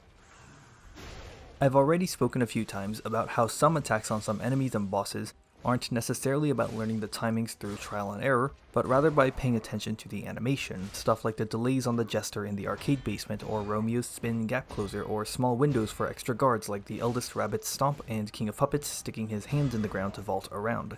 Champion Victor is, I think, the best animated boss in the game. I don't really know how to substantiate this point because I have next to no knowledge on the intricacies of animation, but for how irregular the rhythm on Victor's attack chains are, I could always feel out the minute delays or accelerations in his combos in an intuitive fashion. It wasn't a matter of having to trial and error and get hit by an attack chain enough times to figure out the right way to survive it. Something about the way that the boss is animated makes all of his attacks so easy to understand, but the inherent difficulty of the game still means Victor is a challenge. So many of these kinds of games are about inputting the correct response to an enemy's attacks. Every time the boss does X attack, you always respond with Y. That's not a criticism of these games, by the way. Figuring out the correct response to all of the attacks the game throws at you and managing these defensive inputs alongside offensive ones is a lot of fun. Champion Victor is the only fight in the game where it feels like I'm dynamically responding to every single attack the boss throws at me instead of having a preset, practiced response. Many of the best bosses in Sekiro felt like this too, with my favorite example being Phase 2 of Guardian Ape. Again, I don't understand animation well enough to know exactly how these games are able to pull this kind of thing off, but I know that they do, and it feels amazing to experience these encounters. I feel like bad animation work is easier to notice in games than good animation work, because good animation work can feel so smooth and natural that you don't think twice about it. The intuitively irregular timings to Victor's attack chains make him feel like a genuinely seasoned fighter, someone who's mixing up the timings of his attacks to always keep the enemy guessing.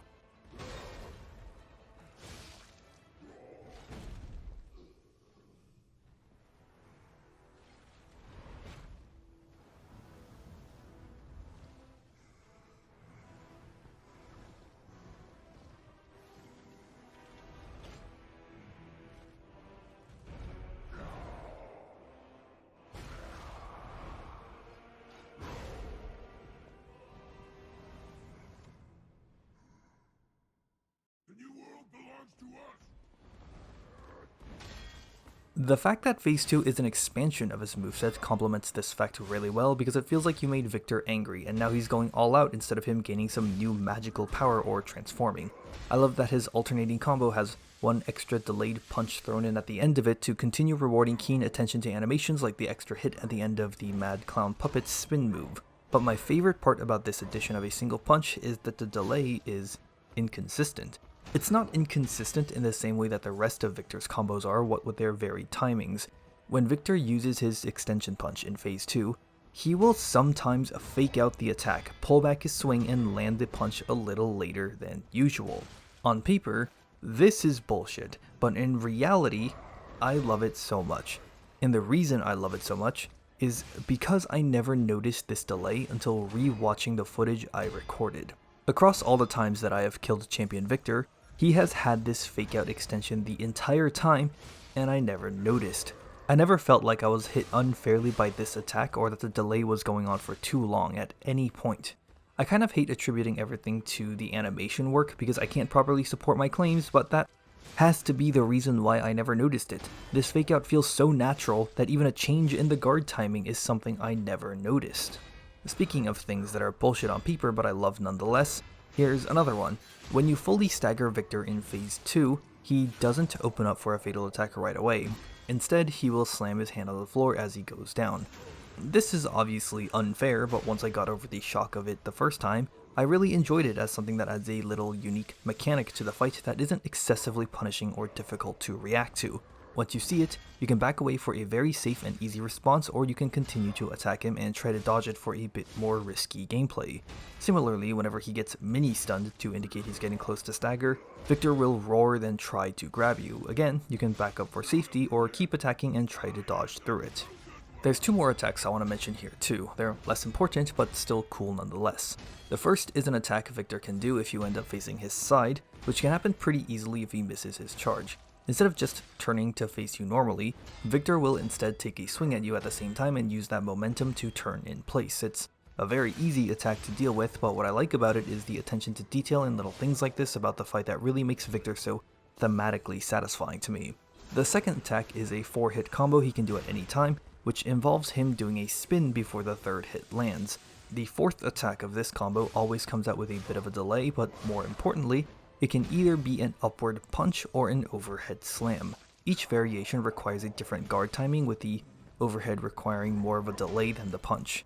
I think this kind of attack would suck if it wasn't for the fact that both variations of the fourth hit have quite a delay to them. The game gives you time to react accordingly, and it's like a less subtle version of the fake out final hit that I adore so much. Outside of the mechanics of the fight, I also really like the vibes of it. The voice acting is kind of corny, but I love it because it's corny. Victor is a giant meathead, and he sure as hell does sound like one. Both his intro and transition cutscenes are on the simple side, but again, I think that actually suits the boss better because he's just a big dude with no particularly fancy presentation or lore like the King of Puppets. There is a minor yet strange issue with Victor though. It doesn't actively bring down the fight or anything, but it does leave me wondering if this is some kind of bug. And this time, I actually mean it. Right after you fatal attack Victor and he's on the floor, he is just immune to damage for the first little bit of him getting up. It's not until he's partially standing that he will start to take damage again. This feels like a genuine bug to me because almost every other boss in the game doesn't have this issue. There is only one other boss I can think of with this exact problem, and it also feels like a bug there. The only truly minor complaint that I have with Victor is right at the beginning of the fight when you enter the arena. Victor will do his charge every time and he'll get you before you can leave the entryway. You can easily maneuver past him since he doesn't block up the entire entry, but depending on how aggressive the AI is feeling on that attempt, Victor might keep you occupied there for a little while, which means the camera will be stuck in an awkward state for a bit. My personal little wish was that Victor had a surprise third phase. This is mostly because I think the fight feels a little short, especially coming after King of Puppets. Imagine if the Why Be Humble cutscene played and then Victor comes back with like 30 or 40% health with another expansion to his moveset. That would have been pretty awesome, I think. The truth is that I just want some more Victor action.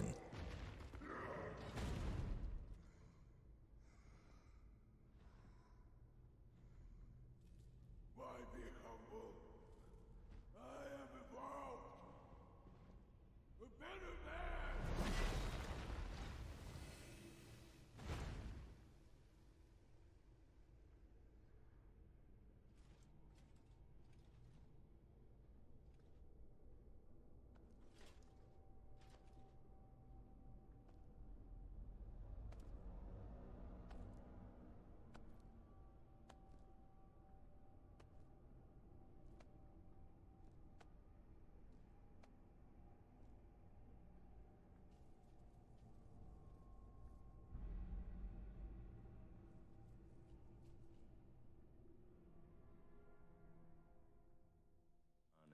Champion Victor is a basic but awesome fight. He ranks as my second favorite boss in Lies of P. I wonder who number 1 could be.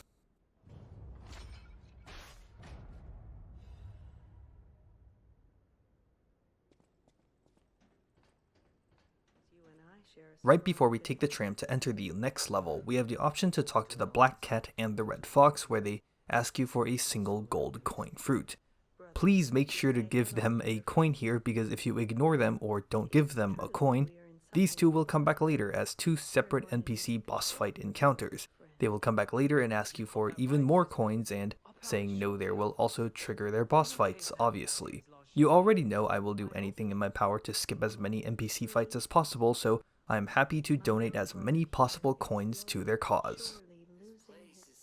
I really like the Barren Swamp. It's probably my second favorite level in terms of the level's theming, just barely outdone by the Grand Exhibition.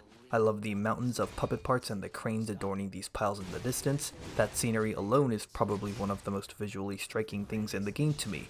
This area also reuses a number of elite enemies from previous levels. The Shovel Guy from Venigni Works, Police Bot from Elysion Boulevard, and even the Mad Clown Puppet make a return here in a shocking new way. It's been a pretty long time since you fought some of these guys, and it's a good way to quickly test how much you've improved at the game since your first encounter with them. It also makes thematic sense that these guys have been ditched here, especially with the ones like the Police Bot that are clearly missing parts. It's fun to imagine that the broken up versions that you find here might actually be the same puppets you fought in previous levels that have been tossed out. Let's quickly talk about our weapon here before we get deeper into the swamp, which is the bone-cutting saw blade attached to the big pipe wrench handle. And honestly, I kind of hated this weapon. I did make it with the express purpose of wanting a really big and slow weapon, but I think I kind of overcooked this one. It ended up being so big and so slow to the point that it became too unwieldy for me.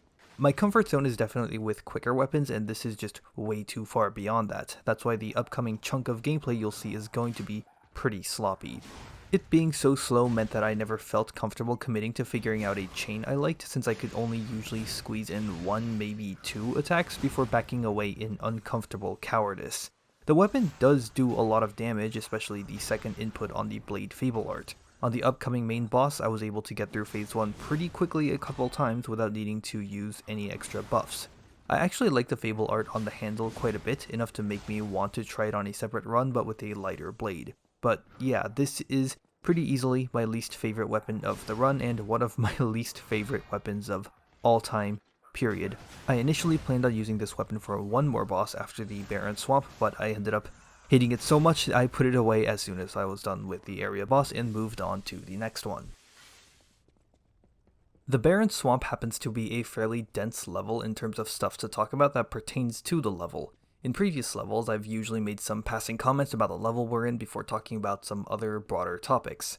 For the swamp though, we're mostly just going to talk about the swamp itself, with the first topic being this shortcut.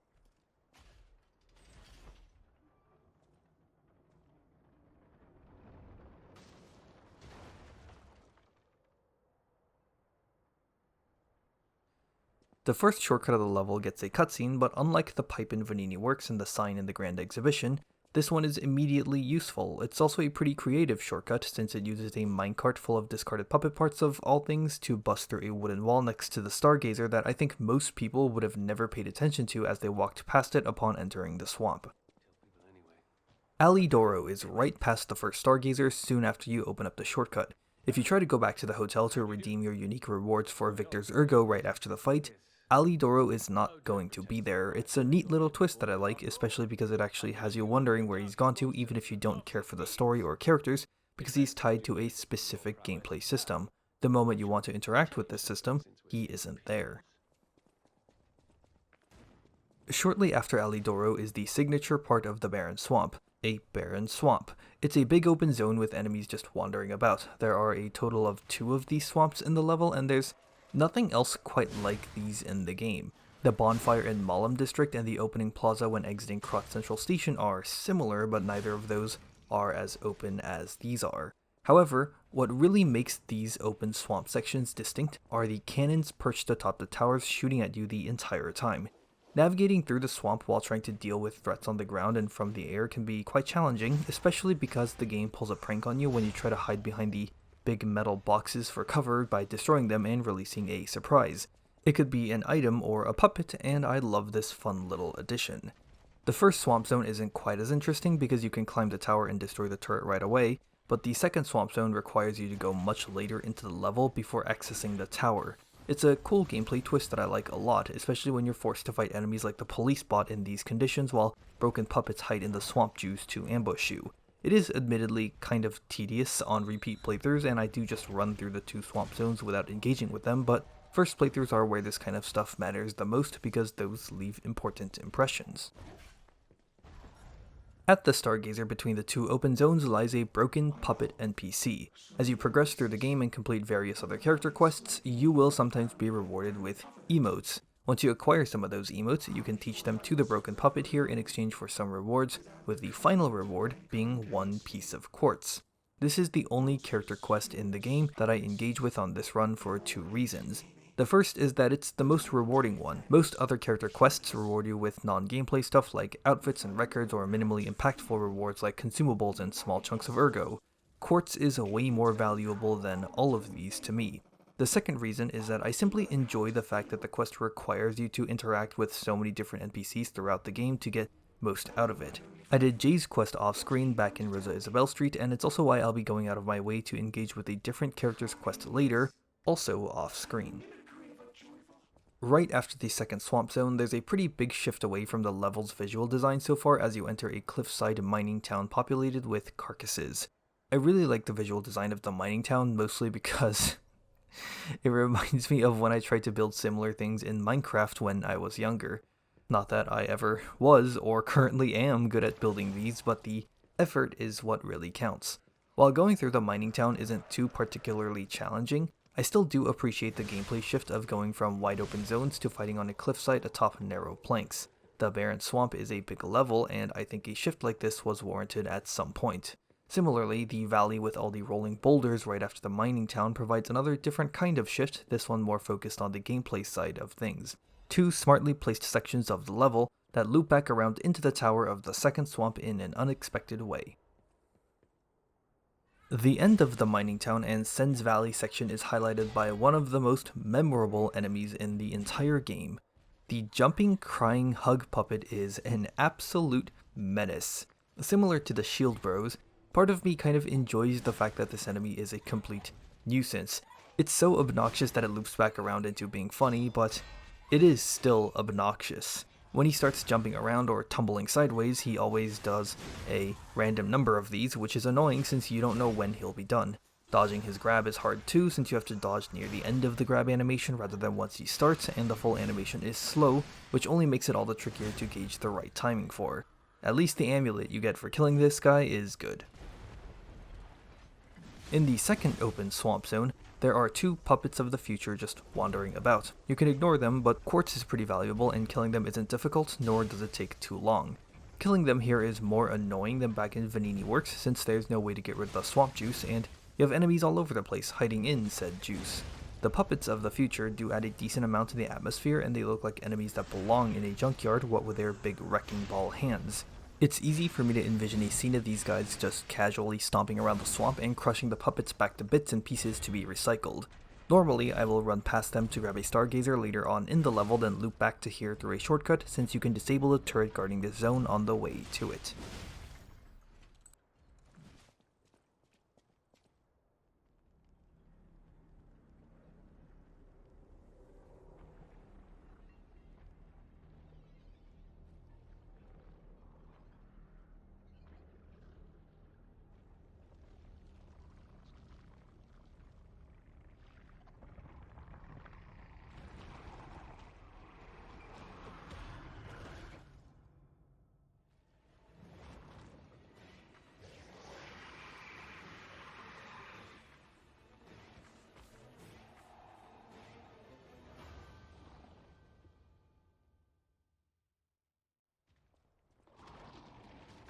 The green monster of the swamp is a divisive boss. I've seen many posts absolutely ripping into it as the worst boss in the game, and if you're one of those people who think so, then I've got bad news for you because I love this guy. He's not perfect, far from it, but I think this is one of my all-time favorite bosses in terms of concept and execution. We'll begin by talking about the issues with this fight because I'm sure that's what some people want to hear the most right now. The biggest issue with the fight, bar none, is the arena. A lot of the issues with the fight would be alleviated if there simply was more room to run around in. The part of this fight that suffers the most from having a small arena is the camera. It's not so much that other bosses will never back you against a wall and shove your camera into an awkward state. There's always a chance of that happening with any boss ever. Rather, it's that it's so much more likely to happen against the swamp monster than anyone else because of the small arena size. It seems like there was some consideration taken for this fact, since in Phase 1, the boss will occasionally skitter away from you for seemingly no reason, and it is a few longer range tentacle attacks to make up for this distance. As I have never made these kinds of games before, I don't know if there's any convenient solutions to this. Just saying, make the boss arena bigger is the easiest answer off the top of my head, but if Divine Beast Dancing Lion in Shadow of the Erdtree taught me anything, just having a big arena isn't enough to fix camera issues. Some changes have to be made to how the boss behaves too. While I like a lot of the swamp monster's attacks, some of them, like his charging attack in Phase 2, can be nearly impossible to read when the boss uses it point blank while you're backed up against the wall. Changes to attacks like these also have to be made to insulate the fight against the worst possible scenario. Again, I don't have any amazing solutions for this. The only thing I can think of is telling the AI to never do the charging attack if the boss is too close to a wall, but that sounds like a crude solution to me. The swamp monster also has a couple problematic attacks in its moveset. We briefly mentioned the charging attack. This attack is actually fine, 9 out of 10 times he does it, but like I said, using it against a wall is an issue. An attack that's more consistently a problem, however, is the burrowing attack he does in Phase 1. For the longest time, I was never able to figure out a consistent answer to this attack, no matter how many times I killed him. In the footage you're going to see, I still haven't figured it out. At first I thought running forward after a short delay was the answer because that worked a few times on my first kill. It's now become a habitual response to that attack for me, but it's one that fails me more often than it succeeds.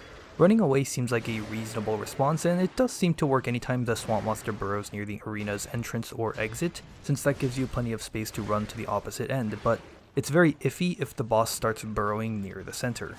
I've killed him a few more times since I recorded the footage for this video, and I now have a consistent strategy for dealing with this attack after looking it up. The solution that works best for me is to stand completely still when the swamp monster starts burrowing, then to dodge backwards when he gets close. I don't know if that's an intuitive solution to the attack. It certainly doesn't feel like it to me, since I think running away will be the immediate response most people will have when seeing this attack. Every other attack in the game was one that I could figure out a reasonable response to pretty quickly after seeing a few times. It might not be an optimal response, and properly learning the execution is an entirely separate challenge, but coming up with those responses on my own never felt unintuitive. This burrowing attack is the one exception, and I only figured out this consistent response when I looked it up. One of my simple, unspoken rules for these kinds of games is not looking up how to deal with a boss's attacks. A large part of the fun for me is figuring it out on my own. The solution I come up with doesn't have to be optimal, it just needs to be something I came up with on my own, and for me, looking up the solution is equivalent to giving up on that specific part of the fight, and that's never satisfying to me. If you can successfully avoid the attack, then the reward is actually pretty big. The swamp monster has to take a few seconds to pull itself out of the ground, which gives the player plenty of time to do damage, heal, repair your weapon, hit an emote, or whatever else you want to do. I also just love the idea of it getting stuck and having to pull itself out both conceptually and visually. A difficult attack to learn should reward the player greatly for mastering it. I don't think that's a controversial statement by any means, but attacks can be difficult and intuitive at the same time, which this burrowing attack isn't, I think. There's one other attack I want to briefly mention for Phase 1. The swamp monster can sometimes shake his head before vomiting all over the place. If you get hit by one tick of the vomit, this staggers your character repeatedly and you get hit by several subsequent ticks. I don't like that getting hit by one part of the attack basically locks you into getting hit by extras, unless you made a serious mistake like running out of stamina at a bad time or messing up several dodges or guards in a row. The vomit does a lot of damage and stacks decay like crazy. This, combined with the potential for stun locking you, makes it by far the most dangerous attack in Phase 1. It is a pretty clear telegraph and you can dodge it just by staying back or running to its sides, so the attack isn't actually too bad to deal with as long as you're keeping an eye out for the head shake. Ideally, I think the stun lock should be removed from this attack and it should either do a lot of damage or decay buildup, but not both. or at the very least, dramatically reduce one of these two consequences. However, despite all of these issues, I still find Phase 1's moveset to be quite a lot of fun. The aforementioned attacks do have problematic components to them, but outside of the burrow, I still find dealing with them to be an enjoyable time. Phase 1 doesn't actually have that many different combo chains, but the two he does have are pretty good. The one where he swipes twice, does a big slam, then finishes with a third swipe has varied timings similar to Victor, which are always fun. The chain of slams he can do is also pretty fun because there's such a delay to him dropping down that it's like the boss playing a game of chicken against you. The slams also have quite a bit of reach to them, so you basically have to deal with them head on every time instead of trying to outrun it, which is great because I like guarding these slams. A lot of these standalone attacks can be handled with a variety of different responses. The vomit move can be maneuvered around in two directions, the attack where he strafes while slapping away with his tentacles can be guarded or ran from, but there's also a dead zone right in front of the boss's face so you can dodge all the slaps by hugging the swamp monster. I especially love perfect guarding his charge because of how he bounces right off of you. Even with its problems, I still think Phase 1 is a very solid fight, and we haven't even talked about Phase 2 yet.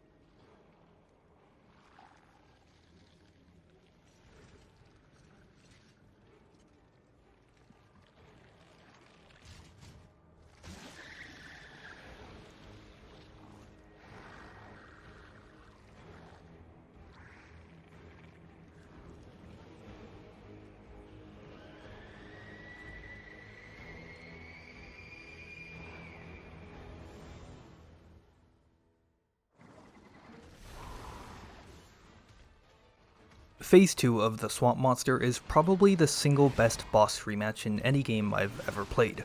I really love the direction they took with this one. It's a great overhaul to both the boss's visuals and moveset.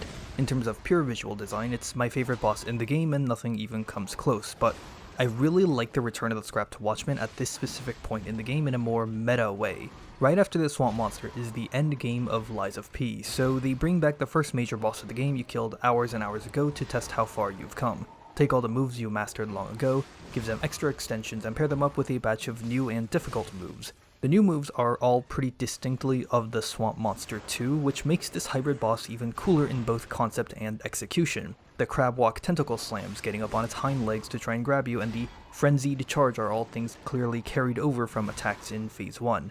I really appreciate the effort that was put into fusing together but still maintaining the identities of these two bosses in a very, very creative way, and if you know a bit about the lore surrounding the Watchman, that gives this fight a bit of a sad atmosphere too. I would be a liar if I didn't say that this part of the boss is the reason why I love it so much, to a point that I'm willing to overlook some of the flaws in Phase 1 when discussing it. Mechanically, Phase 2 is just great. They carried over the scrapped Watchman's core combos and even removed some of the little things I didn't like, such as the unblockable grab or the random lightning strikes, and the replacements are all very good. The unblockable grab has now been replaced with a blockable one that has its own unique animation, so it basically solves both of the problems I had with the Watchman's grabs.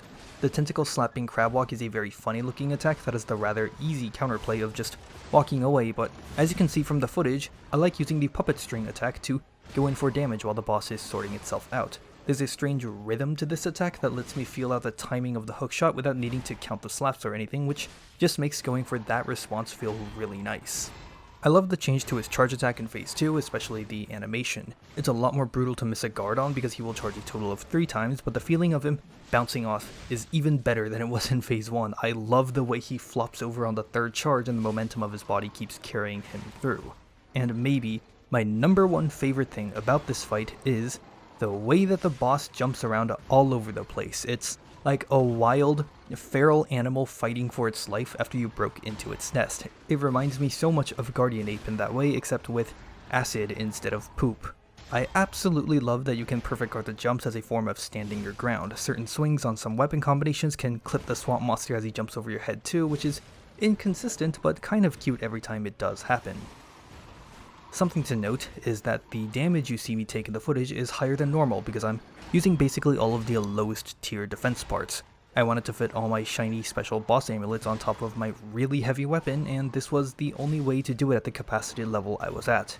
To balance out the extreme damage that the boss can do, it doesn't have that much health for this point in the game. Phase 1 is something you can get through rather quickly, especially if you're wielding a fire weapon or a really hard-hitting one, like the bone-cutting wrench I was miserably rocking. Combine this with the boss's frantic moveset, especially in Phase 2, and it's a fast fight that will be over quickly for either you or the boss. You fuck up 2 or 3 attacks and you could easily be dead, especially if your defense parts aren't up to snuff like me in this video. The boss also builds up decay very quickly. While skimping out on defense parts for this fight wasn't a decision I made in advance while planning for this project, I did plan in advance to specifically not wear a decay resist defense part. On some attacks, decay builds up fully with just one hit and it's brutal. It adds a lot of pressure to the fight because of how quickly it builds and the boss's level of aggression in this tiny arena. Getting inflicted with decay during Archbishop wasn't so bad because the boss is pretty slow and the arena was big, so you could run away and safely grind back your weapon. You don't get that kind of luxury here, which makes this fight by far the trickiest one to manage weapon durability in. Now, I really like that the boss does a lot of damage and that decay is a genuine threat here. I enjoy the kill fast or die faster pacing of this encounter a lot. The ever-present threat of decay adds a whole new layer to the fight since it can be quite tricky to find a chance to repair your weapon in this small arena. In fact, while recording footage of this boss, my weapon hit 0 durability for the first time ever and completely broke. I didn't even know this was a thing that could happen until that moment, and it blew my mind. The added challenge with this fight is part of the enjoyment for me, but just because I enjoy it doesn't mean that frustrations with the swamp monster aren't justified. If I didn't enjoy the swamp monster's core movesets and visuals as much as I do, then these elements of added challenge could just as easily flip over into being additional nails in the frustration coffin. An odd quirk about this fight is that the boss's enemy category changes when going from Phase 1 to Phase 2. Phase 1 counts as a carcass, but Phase 2 counts as a puppet.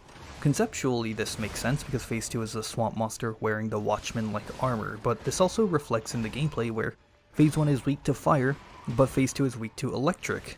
I don't really know how to feel about this. You can only pack one type of special grindstone at once, your weapons can only do one type of elemental damage at once, so any preparation you bring for the fight only matters for 1/2 of it. If you use abrasives, then I guess it's not a problem. You could also go big brain mode and handcraft 2 completely different weapons to kick 2 completely different asses, but beings that would do such a thing reside in a realm that far transcends my puny mortal existence, so I don't even want to think about that. I guess there's nothing wrong with it in the end, but something about this type switch just feels weird to me in a way that I can't exactly put my finger on. But anyways, that's the swamp monster. In terms of fight mechanics, the swamp monster is pretty good, but not the best. I really like its attacks, but that has more to do with how well they execute upon the fight's concept, rather than the raw feel of them.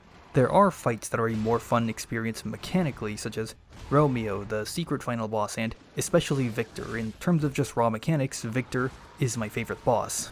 There is nowhere near as many things to break down about the swamp monster's attacks like with some other bosses, but I just adore the visual spectacle and execution of this fight. Everything from the boss's design and the way that it moves, to the way that the attacks highlight its concept and the way that it ends with Alidoro congratulating you after you defeat the boss.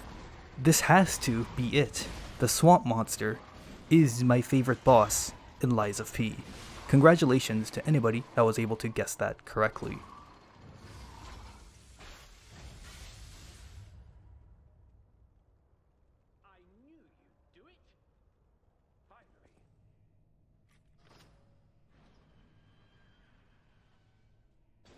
I enjoy the way in which the game returns to Krat Central Station much more than I did with the elevator after Malum district that brought you to the hotel. The return to the hotel after beating the Black Rabbit Brotherhood always felt a little artificial to me. The fact that there's a cutscene between the elevator and the hotel is the main culprit behind this. The cutscene alone made the return feel like the developers just picked you up and dropped you into the hotel rather than a natural discovery through a pre-existing connection. And also, I just kind of have a hard time believing that there's an elevator that just takes you straight from a town hall to the backyard of a hotel and that a band of thugs was using one side of the elevator as a base of operations the entire time. If the shortcut felt more natural, then I probably wouldn't question the existence of this elevator since the return to the hotel wouldn't feel so jarring and artificial in the first place. I don't really question why there's a tunnel that leads from the Barren Swamp to Krat Central Station because that one feels like it always existed, even though it doesn't really make sense why a junkyard has a tunnel directly leading you to a train station. There's no cutscene or loading screen you have to sit through, you just stroll your way through a tunnel and that's it. There's no real fuss about it, and that's what makes connections like these feel so much more natural. This next weapon is going to be something we're going to see for a little while, so I think talking about it early is warranted. This is the Krat police baton handle attached to the city long spear handle, and it's another weapon that greatly exceeded my expectations, but in a different way. Whereas the great sword dagger combo was like a match made in heaven, this combo featured two really good halves of weapons that I think could do better with other partners. The moveset of the long spear is great, especially with the charged heavy. The charged heavy has so much range to it that I honestly loved spamming it. Using it with a light blade like the police baton felt great since it made following up these charged heavies with a few extra pokes quick and non-committal. The fable art on the baton blade was awesome too, just because it comes out pretty quickly and does great damage for the speed at which it comes out. But I think there's gotta be some better combo for each half out there somewhere. I can't think of any, but something about this weapon just feels off despite how good it was. Maybe doing a full run with this weapon at some point would change my mind, but I'm not sure. A strangely excellent weapon combo, highly recommended. I like the idea of exploring the level from a different direction, and going through the same layout along a new path makes the level feel fresh enough that I think Krat Central Station warrants its reuse. Plus, because you spent so little time in it at the very start of the game, it doesn't even feel like you're treading on that much repeated ground. The level also introduces the new Carcass Puppet hybrid enemies, which gives it a slightly more unique identity, alongside various interesting gameplay challenges. For example, there is a section of the level where you have to run through a narrow train car with 4 carcasses in it. These headless carcasses can stick their heads into the ground and cause writhing tentacles to appear at your feet. One of them crawls around with no legs, while the other 3 run at you full speed. This train car can devolve into complete chaos, as you can see on screen right now. It is a miserable part of the level to get through, but much like many of the other miserable things in this game, I kind of like it for that reason. Throwables work wonders here since you can snipe the crawling one before you even enter its cabin. There's a similar section later in the level where a bunch of crawling baby carcasses are guarding a chest containing the master chef's knife. That part is miserable on the basis of those babies being way too tanky for their own good and them having a hook shot that can micro-stun you out of the middle of your attack animation. Very annoying, but again, very memorable because it's very annoying. There is a mini-boss in this level that always stood out to me as a little weird, and that's the giant scorpion lion carcass monster. Whenever it does its chain of pouncing attacks, it usually will miss and go flying away from you. Then sometimes it will have this charging attack where it just freezes up then flies forward in this frozen state. It kind of reminds me of the eyeless dogs from Lethal Company whenever it does. Anyways, you can also see here that at least for this encounter it can manage to glitch its way onto the fence and get stuck there.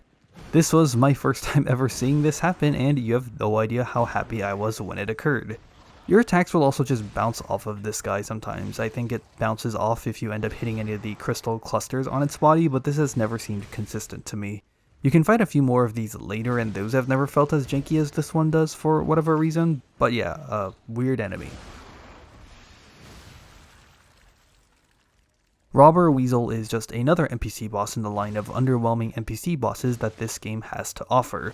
The fun quirk about this one is that despite what you see on screen, you can actually just run past the Robber Weasel and skip the fight entirely. You will have to run a decent distance before the Weasel backs off and ignore the few enemies along the escape route, but it's possible. I want to talk about the guard parry because this is a little mechanic that I love.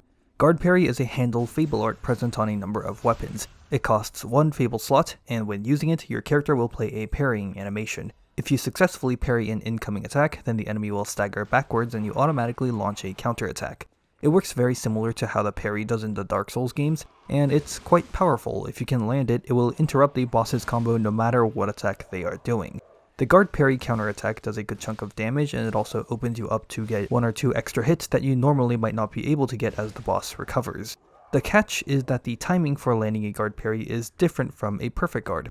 It's actually earlier than a perfect guard because the frames for a successful guard parry don't become active until some of the animation has played out.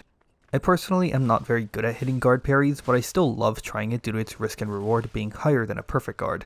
Landing one always makes you feel like a champ, and the reward of both the counterattack and interrupting the boss are great.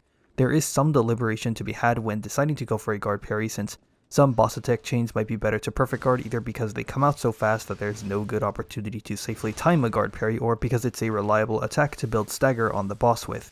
The 2 Dragon Sword is a very popular weapon, and the charged heavy on that weapon functions exactly like a guard parry does. And given that the 2 Dragon Sword doesn't need to use Fable to do this, you can spam it and absolutely humiliate some bosses with it once you've put in the practice.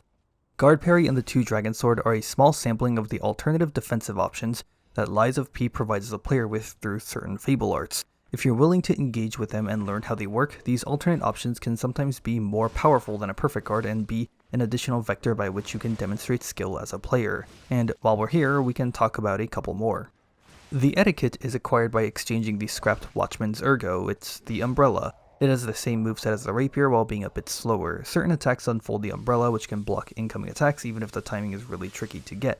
But my favorite part about it is the Handle Fable art, where you can unfold the Umbrella and hold it there to indiscriminately perfect guard the next incoming attack. An additional input after a perfect guard will launch a devastating counterattack that actually has quite a bit of forward momentum to it, letting you close the gap as the boss reels back from bouncing off of the mighty Umbrella. While this isn't an alternative defensive option, I also want to shout out the Bleed Fable art. It does a lot of damage and makes you dash forward quite far, which can be nice for quickly sniping stagger breaks from a distance, kind of like an overkill version of the Booster Glaive charged attack. The Etiquette is one of 2 weapons I've ever done more than one full run with. The Salamander Dagger and the Dancer's Curved Sword each have Fable arts that allow the player to dodge away. The Salamander Dagger's handle Retreating Stab is something I've already talked about. The Dancer's Curved Sword Blade's Link Retreating Slash has a dodge backwards on the first input. The 2 Dragon Sword also has a dodge built into its Blade Fable art. Fairly simple and straightforward additions to each of these weapons, but still allows for combining offense and defense together, since the dodges on these Fable arts all do damage while doing so. Lastly, we have the Azure Dragon Crescent Glaive. The handle has a Fable art that functions as a perfect guard of its own, with the timing being identical to that of a standard perfect guard. If your timing is good, then this Fable art perfect guard doesn't consume any Fable. After a successful guard, you can then follow up with a special light or heavy attack, so there's an incentive to spam this Fable art, and it becomes really rewarding if your timing is very good. This weapon is honestly kind of insane. The follow-up heavy does a crazy amount of damage that more than makes up for the slow wind-up. The weapon has very good range while also being quite fast. The Fable art on the weapon kind of embodies the spirit of aggression that I talked about back during the Scrapped Watchman. I talked about how the Scrapped Watchman teaches you to be more aggressive by giving you all these gaps to punish, and the Fable art on the Dragon Glaive just takes that to a whole nother level. If you can hit these perfect guards, then you can squeeze in some potentially nuclear hits on a boss mid-combo. There's also the additional skill burden of knowing the actual timing gaps in a boss's attack chain to know if you can safely hit the slow, heavy follow-up. It requires quite a bit of mastery over Lies of P's base combat formula, since you need to be very, very good with your perfect guards due to the weapon having no room for error if you whiff. It's not an easy weapon to use by any means, but it sure is a tremendously rewarding one. My favorite weapon in the game right now is the Etiquette, but I wouldn't be surprised if the Glaive overtook it someday. This is the second weapon of 2 that I've done multiple runs with, by the way.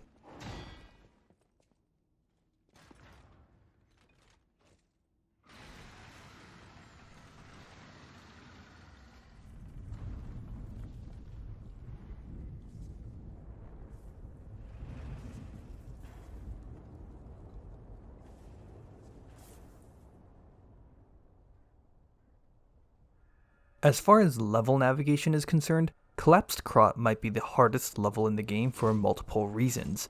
The disruption crystals are the most obvious thing to point out. While they don't build up disruptions so fast that you start to panic, it is still a considerable amount. And the crystals taking multiple hits to break might be the most difficult part about them, since you're forced to expose yourself to disruption the entire time. This section also introduces what might be my least favorite normal enemy in the game, which is the Carcasses with the 2 giant ball hands. They do a crazy amount of damage and have a lot of forward momentum once they get going, which can make it really hard to gauge if you're at a safe distance once their arms start dropping. The Carcasses with the diving helmets are easier to deal with, but still no joke since they can rush you down really fast. Then there's the disruption bugs that can leave disruption gas clouds that will linger for a really long time. They're not so bad alone, but can be absolutely hellish to deal with when paired with other enemies. On top of all this is the fact that there's a giant crack in the middle of the level that you can fall into at any time and die, and you're forced to fight these enemies along the edges of that crack. At the end of the first part of Collapsed Krat, The Carcass Elite that you have to fight to get to the Stargazer at the foot of the tower is really hard. It's very fast with the long combo chains while inside a small room, so it is just the perfect recipe for getting comboed from 100 to 0 because you got hit one time. So yeah, Collapsed Krat is really hard. Two pieces of advice for this level are, 1. Using throwables to destroy the crystals from a safe distance makes getting through parts of the level much easier, and 2. I would definitely recommend using one of the special resistance ampules to reduce disruption buildup should you need to approach one of the crystals or the bugs. The new Carcass Puppet hybrid elite enemy you find here is really fun. He's not that much more difficult than its previous non-infested iteration, but still a bump up in challenge nonetheless. And this enemy just shows the beauty of this game's combat system. Giving the same enemy extra hits to all of its attacks does make it more difficult, but it also gives the player more chances to guard and build stagger damage, which can help them get through the fight quicker. It's a kind of enemy reuse that succeeds on multiple axes. There have been a few lesser enemies that followed this same principle earlier in the revisit to Krat Central Station, but I think this elite is by far the best example and the most fun one to fight. Things don't get that much easier once you enter the tower, since this is where you encounter the new alchemist enemies. They have these canisters on their back that if you break, will instantly fill up their stagger bar while knocking them into a mini-stun. So it is very possible to just stun lock the fuck out of these guys and kill them before they really get a chance to fight back. But the issue is once these guys start fighting back. Their combos have a mix of fast and slow attacks, which can make it easy to bait you into thinking they're done attacking before they continue with a swing, or bait you into trying to take a swing between attacks for a bit of cheeky damage and they get clobbered while doing so. The room with two of them is particularly troublesome because one will come charging at you while you're trying to fight the other one, and because you're in an enclosed space, you can also get backed up into a wall and just beat down if you aren't careful.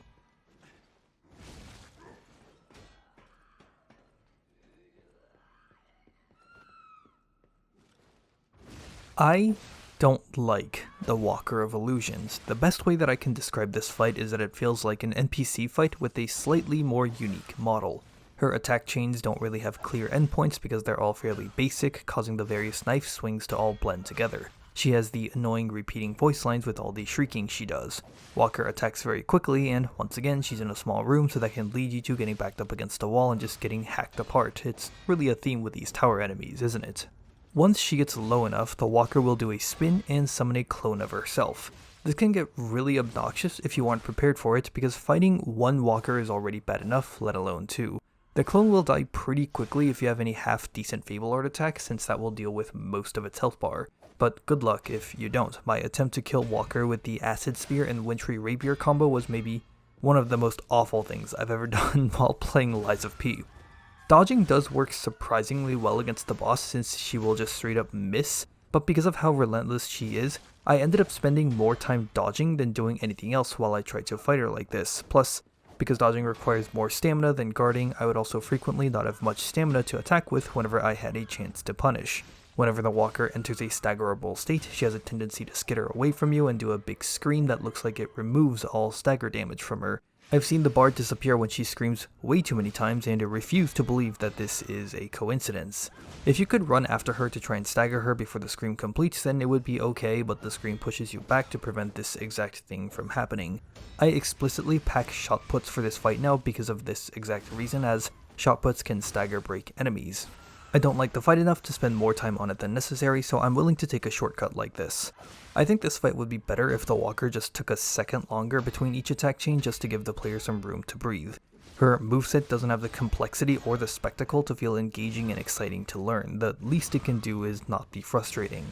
This fight is particularly nasty on New Game Plus as well, since the frustrating attack spam now does a lot more damage. A moderately well-known cheese strat for Walker is to go up the ladder, chuck a few throwables at her, then go back down the ladder to let her aggro reset. Her health doesn't reset each time you do this, so you just rinse and repeat the process until she's dead, and you know what? Good. The less you have to fight Walker of Illusions, the better your life is. We've got back-to-back bosses here, so let's jump right into the next one. There's not much new to say about the Corrupted Parade Master. It's like a less impressive version of the puppet-devouring swamp monster, both in terms of difficulty and presentation. It's a little underwhelming in this sense, since I think Collapsed Krat probably deserves a bigger finale to it. It's a pretty unique level that's also considerable in size if you combine it with the train station. Anyways, this is still a decent fight. The Parade Master has grown an icky and sticky new Carcass arm, which provides a handful of new attacks to be grafted on top of the original moveset. And like I said, there's not much new to say about it, it's mostly just a bunch of new swings. The most interesting mechanical additions would be a grab attack and a red attack where he sticks his arm in the ground and causes a bunch of tentacles to appear in front of him, but there's been grab attacks before and you can just move out of the way of the tentacle swarm, so responses to these two attacks aren't that noteworthy. My favorite addition to the moveset, and the only one that I think merits any serious discussion, is that the corrupted Parade Master can sometimes vomit out a little dude. It's the same slow walking melee enemies that explode upon death that were introduced back in the arcade. These guys aren't even remotely threatening, but still create something for the player to be mindful of, mostly because of the explosion on death, but it's a neat little twist to the gameplay to have a slow obstacle chasing you around while the faster boss demands more attention. If you get inflicted with decay, then that's another thing that you need to be aware of as you manage both of the arena threats. My only wish here is that the little dudes weren't tied to the boss having to use a specific attack to summon them. Rather, I think having a spawner or two on the side of the arena to have them be a more ever-present threat would have made the fight more challenging without increasing the mechanical difficulty, with each one spawning the little guys every 45 to 60 seconds. Having the little guys out is by far when the fight is at its most interesting, after all. Something about the corrupted Parade Master's moveset didn't click with me for a very long time. The regular weapon swings were fine, but attacks from the Carcass arm were always very difficult for me to deal with. So while recording footage for this video, just for the hell of it, I decided to try and stop guarding the Carcass arm attacks and instead just dodge through them, and it worked. So I tried it again on a couple more runs and it worked even better there. It just goes to show you that you can approach these boss fights in a multifaceted way and truly fine-tune the difficulty of these encounters to your liking. This is a well-rounded, solid boss.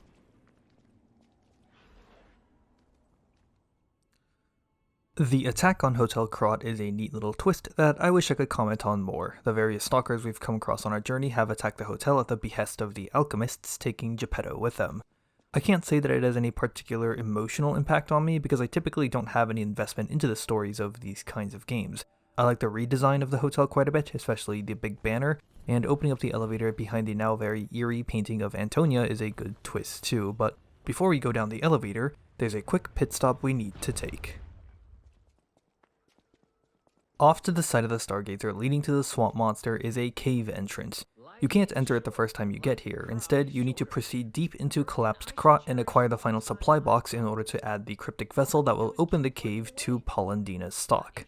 This is the Hermit's Cave. It isn't a bad level by any means, but it's also not a level I care enough to come back to on most of my playthroughs nor spend much time on in this video. The main rewards you get for exploring Hermit's Cave are 2 pieces of quartz and 1 weapon, which, you know, isn't bad, but that's it in terms of universally applicable rewards. Not everyone is going to care about the lore associated with the level, nor are they going to care about the outfit you get with a piece of quartz at the end.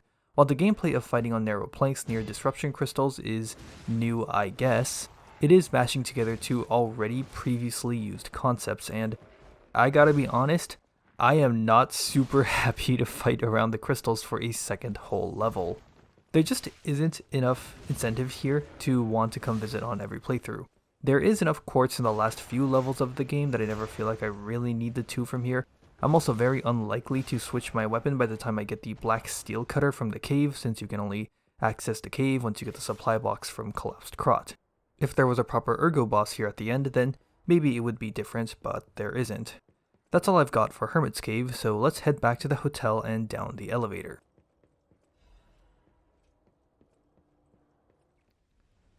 The Relic of Trismegistus is disappointing in many ways. After the double plot twist of the hotel being attacked and the elevator being behind the painting, the game seemingly sets you up for something big to be next, and all that's down here is a reused elite, a single phone call from Arlecchino, and a level that you can run through in maybe 30 seconds. It's disappointing from both a world progression and gameplay perspective. I wish I had more to complain about, but I don't, because the level is so small that I've now run out of things to talk about in regards to it. It does feel like there was something more to this level at some point in development. After all, it is a huge underground cavern that we barely get to explore a small portion of. There are a few extra bonus features I'd love to see in Lies of P. Ideally they'd be in the DLC, but in the sequel would be lovely too. The first is the ability to duplicate boss ergo items. It'd be nice to be able to use both a boss's weapon and their amulet in the same run without needing to enter a brand new game cycle or modding it in. I don't think you need to be able to duplicate every single boss ergo, but just being able to do 2 or 3 per run would be nice. If getting that influx of ergo is a balancing concern, then just making it so you can only claim the items without getting an actually duplicated ergo item in your inventory would work fine. Some additional bonus game modes that unlock after beating the game once would be great as another incentive to replay the game. Item and enemy randomizers are already a pretty popular alternative method of playing these kinds of games. I think it would be even more fun in Lies of P because of the weapon combination system, especially if there was a toggle to make it so weapons dropped randomly pre-combined and couldn't be disassembled. A boss rush mode like in Sekiro would be great too. Maybe adding some extra outfits and records that can only be acquired by clearing various challenge gauntlets would be incentive enough for even some of the less hardcore players to try it out. And speaking of hardcore, some challenge modes that are based around raw difficulty changes for the most extreme players. Stuff like no hit runs or no level runs are not really my cup of tea, but something like a challenge mode where you deal double damage while also taking double damage would be something I'd be inclined to try, I think.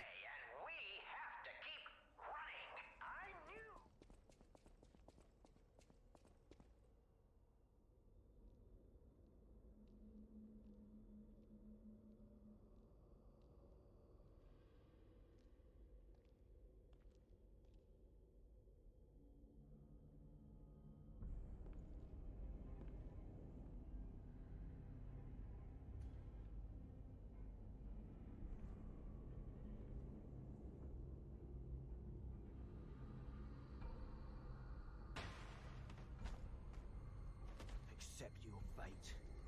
Death has come for you. Should I break his neck or his arms first?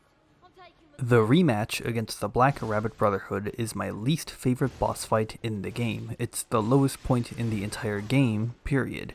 It's the only major boss fight in the game that I'm willing to break my own rules for and use a Spectre. Instead of actually wanting to take the time and enjoy the fight to genuinely improve at it, I simply want to get this fight over with as quickly as possible. The way that this fight is structured is the reverse of the first encounter. Instead of the eldest being present the entire time with the little rabbits taking turns, you begin with a fight against all 3 little rabbits and the eldest only bursts out of his coffin once there's only 1 remaining. From a narrative standpoint, this is pretty cool. The little rabbits made an undesirable partnership with the alchemists to bring the eldest back in. Now they've been tasked with stopping you from reaching the Isle of Alchemists even if their lives are on the line. Unfortunately, I can't praise the gameplay side of this encounter the same way. Upon entering the arena, 1 random rabbit will apply an elemental buff to their weapon and then aggro onto you. The other 2 rabbits will pace around the arena and watch, occasionally using ranged attacks or doing melee swings if you get too close to them. The rabbits will periodically switch between who buffs up and gains aggro. On paper, this is fine. I don't think it's amazing, but you know, it's fine. The movesets on the little rabbits just aren't interesting enough to elevate this structure to anything greater, but there is exactly 1 attack that absolutely anchors down the entire experience. Each of the little rabbits have a ranged attack they will do while in their passive states. The youngest will jump and throw out some daggers, the eccentric will throw out a small grenade, and the battle maniac has a hook shot. This is the attack that anchors down the entire fight. The other 2 ranged attacks don't interrupt the flow of the fight. You're locked into a one-on-one and they will occasionally pepper you with damage. It's whatever, honestly. The hook shot, on the other hand, pulls you away from your target of focus with very little time to respond. There is an audio cue, so you technically can time your dodge without having the maniac on your screen, but I think the hookshot travels too fast for this to be a reasonable defense of it. I've only ever dodged the hookshot successfully once by accidentally going Ultra Instinct for half a second. If you're able to do it consistently, then congratulations, you're a better gamer than I am. The hookshot yanking you around is already disorienting enough, but it's always followed up by the maniac's melee combo. The existence of the hookshot followed by the combo puts this lingering pressure on the 3v1 the entire time the maniac is alive, because at a moment's notice, you can suddenly be forced into dealing with a completely different combatant who gives you very little time to get ready. And if you're unlucky, there might be another rabbit near the maniac as the hookshot pulls you into their melee range too, so now you have to deal with 2 threats at a moment's notice. The hookshot absolutely destroys the flow of the fight. On paper, it should be a one-on-one with ranged harassment, and you carefully keep track of the positions of the passive rabbits so as to not be in melee range, but no matter how carefully you keep track of the battle maniac, he can instantly destroy the structure of the fight the moment one hookshot lands. Having a small arena doesn't help either. In the original match against the rabbits, you had a wide open arena to run around in, so you can always space out the eldest as the little rabbit chases after you.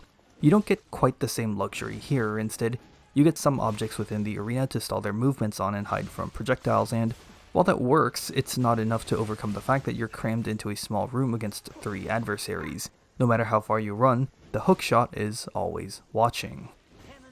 This is the main reason why I bring a Spectre to the fight. Just having something to distract even just one of the little rabbits greatly alleviates how tedious the encounter can become.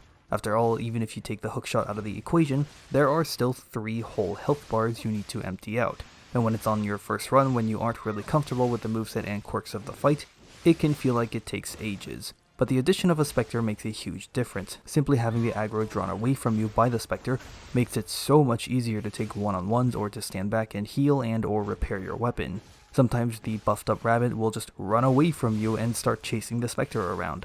Then being distracted also makes it easier to fish for backstabs, and the Spectre even puts out a respectable amount of damage. I did a total of 3 attempts for this boss. On my first run I went in solo with no Spectre. On the second, I summoned a Spectre. And on the third, I summoned a Spectre and used a Wish Stone to give it an acid buff since acid is effective against humans. And I think just looking at the amount of pulse cells I have by the time the eldest appears in each of these attempts speaks volumes about how much more manageable the encounter becomes with the Spectre. On my Spectreless run, I only have 3 heals when the eldest pops out, but on my second and third runs, I have 9 heals left. The fight can and will turn into an absolutely sloppy brawl, with the confused rabbits sprinting in every direction, but the player gets so much more breathing room despite the chaos. Similar to the first time around, you can zone out the rabbits by attacking them as they approach. This generally keeps the aggressive rabbit away in the same way that it does in the original fight, but I find this little bit of counterplay to not be enough in the rematch. In the original fight, it was always super obvious whenever the eldest was getting ready to attack, whether it was through you getting too close to him or him grunting and charging. So keeping the little rabbit under check through the method of batting them away meant you could pay attention to these obvious cues and defend accordingly. The hookshot in the rematch does have an obvious cue, but barely enough time to defend accordingly. Even aside from the hookshot, the melee combos on the little rabbits are harder to intuitively defend against compared to the attacks the eldest can do during his passive state, so their attacks are a lot trickier to reliably defend against at a moment's notice should you happen to wander into their range, or vice versa. And as is the case with all NPC encounters, sometimes it's just a matter of the AI cooperating. For example, when you hit the maniac in melee range, he can sometimes just start spam dodging forward, during which you can just hit him over, and other times the rabbits will just dodge your attacks and none of them will land, and of course, the goddamn hookshot. In many ways, the fight just isn't reliable enough for existing counterplay options to feel like noteworthy methods of approaching the fight, since NPC AI can just randomly dice roll into something unpredictable. I've been complaining about the Battle Maniac's hookshot a lot here. Funnily enough, this hookshot isn't some brand new addition to the Black Rabbit Brotherhood formula. It existed back in the original fight too. It's basically a non-issue in that fight because of a few reasons though. You spend so much less time fighting against the Battle Maniac there than you do in the rematch, so he just gets less chances to do it. But when you do fight the Maniac, he becomes the explicit and sole focus of the fight. Whenever he yanks you in, you can almost always see it happen. So even if you can't react to it, it's far less disorienting when it does happen, and also something you can account for more reliably. And as I just said a bit ago, the eldest's passive state attacks are much easier to defend against at a moment's notice. I would have complained about it just as much during the original fight if it was the eldest who could hookshot you randomly anytime one of the little rabbits dropped in. Since we're just about wrapped up with the little rabbits, let's begin the discussion about the return of the eldest by going back to the overall structure of the fight. The eldest pops out of the coffin once there's only one little rabbit remaining, regardless of how much health the final rabbit has. This incentivizes the player to keep 2 rabbits alive and evenly chip away at their health bars, so you can kill one to trigger the eldest, then quickly kill the second so you can have a proper one-on-one. Conceptually, I actually quite like this since it requires the player to think about the fight a bit differently on how they want to approach this encounter outside of just mechanics. It can be a bit tricky to set up at first since only one little rabbit focuses you at any given time, and you might have to sometimes chase after the passive rabbit to even out the health bars while the aggressive one is right behind you. This can especially be challenging on first or second runs because of the slow health regen enemies have if they remain undamaged. Unfortunately, the fight has just become a slog for me that I don't even feel strongly about this positive quality anymore. When it comes to the eldest himself, he's just not different enough to make the process of getting through the 3 little rabbits feel worthwhile. Like, yeah, he's still a fun fight and the big Ergo Blast is kind of cool. However, there is one new addition that I dislike very, very much. When you fully stagger the eldest, he will go down as he did before and the red indicator for a fatal attack will appear.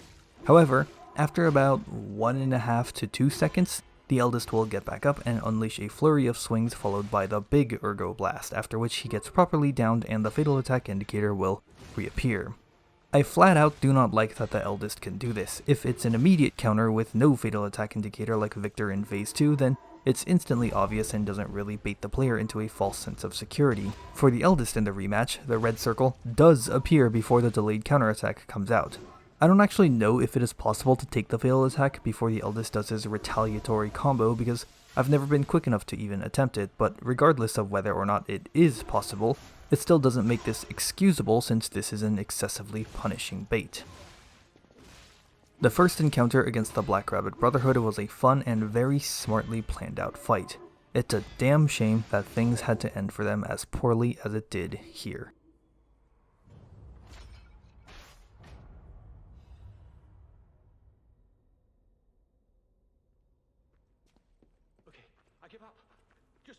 After all the disappointment that the Relic of Trismegistus provides, including the awful boss fight, it does have one tiny redeeming quality to it, which is that it houses what is perhaps the single most interesting NPC interaction in the game. Alidoro is one of 2 NPCs in the game that you can kill. Alidoro ends up being the most interesting NPC in the game on the basis of him having the most points of interaction. You can misguide him when you initially meet him and send him to Venigni Works. He will disappear from the hotel after Victor and appear at the Barren Swamp where you can optionally give Eugenie's gift too. And here, of course, you have the option to kill him. Killing him here won't lock you out of claiming boss rewards since Hugo, the other dog man who was hanging out around the Hermit's Cave entrance, will take Alidoro's place. It's part of the long-running quest involving Alidoro and Eugenie, and this is the only quest in the entire game that feels like a proper FromSoft quest in terms of length and complexity, you know, one of those quests that starts pretty early into the game but then disappears before sporadically reappearing at parts of the game you never expected and then just barely closing out right near the end.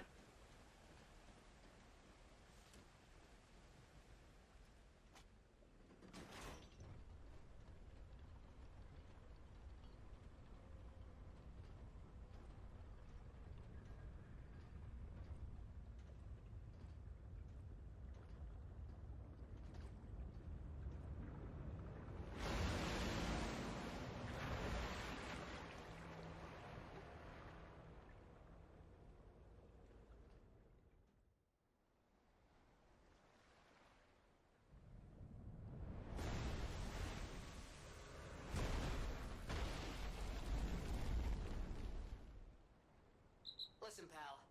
Nice landing, but, let's not make it a habit. What the? Hey, it's Sophia.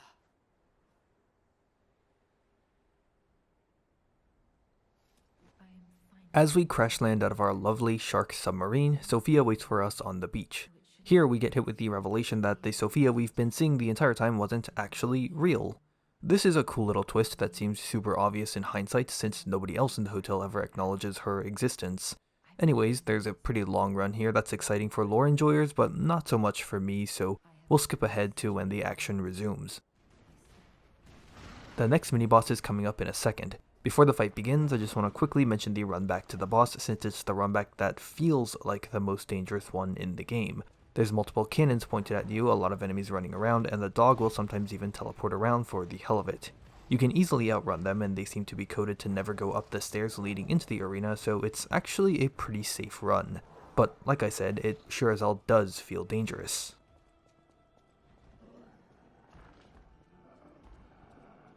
The Door Guardian is pretty bad. I think the idea for the fight is decent, but it's completely ruined by the fact that the Door Guardian can inflict shock on hit. This is not the first time we've ever seen shock, but it is the most painful example of it by far. Shock will drastically lower your stamina recovery rate and is the worst status effect in the game to deal with by a large margin. So in reality, it's not that the Door Guardian is bad, but rather that shock is bad.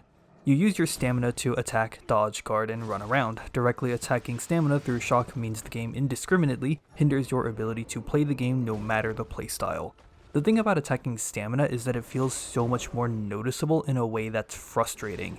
It feels so bad when you dodge an attack and want to attack the boss afterwards, but your character just stands there doing nothing. If you completely empty out your stamina bar, then there's a brief delay before stamina begins recharging. That's much more likely to happen with shock, which only exaggerates the other issues with attacking stamina. And perhaps the worst part about shock is that the debuff is instantly active instead of the bar needing to be entirely full, so even getting hit once is much more punishing than just the damage you eat, which is also going to be a lot because the Door Guardian hits like a freight train. This makes the entire fight a huge fucking chore to get through. The whole gimmick of this fight is that you have to smack away the Guardian's weak leg until he falls over. When he falls over, you can hit him with a fatal attack in the face that takes a huge chunk of his health bar off.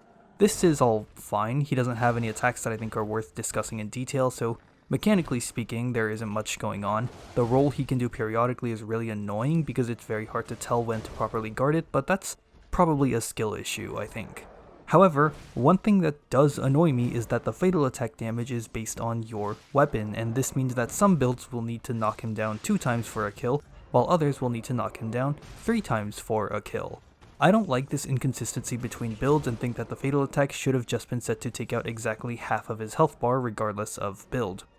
A funny little anecdote is that on my first kill, I somehow didn't manage to figure out that you need to hit his leg for a while, so I just sat there perfect guarding this guy over and over and getting really mad every time I got hit because it felt like I was making no progress, and I'm sure you can guess how livid I was when I found out that the Door Guardian does damage as he falls over, so yeah, Door Guardian okay, but shock? Bad. Shock really bad. As a throwaway piece of advice, make sure to equip the Fire Special Grindstone before doing this fight. Applying the buff before doing the fatal attack results in a large damage increase, so it might help push some builds that would have taken 3 fatal attacks to only need 2. The Special Resistance Ampule is also good here too. For the very last time in this video, let's talk about the weapon we're using. It's the Dancer's Curved Sword Blade attached to the Cursed Knight's Halberd, and of the ones I've used in this video, it's my favorite. It's not quite the Etiquette or the Crescent Glaive because it doesn't have the same explosive damage potential and epic anime moments those weapons offer, but I still really like this weapon combo. As far as weapons I've done full runs on are concerned, this was my favorite until I got around to trying the Etiquette and eventually the Glaive. Like the Baton Longspear, it's got a lot of range on the Charged Heavy. The first time I used this weapon, I remember being surprised multiple times that a Charged Heavy managed to connect from a distance I figured would be too far.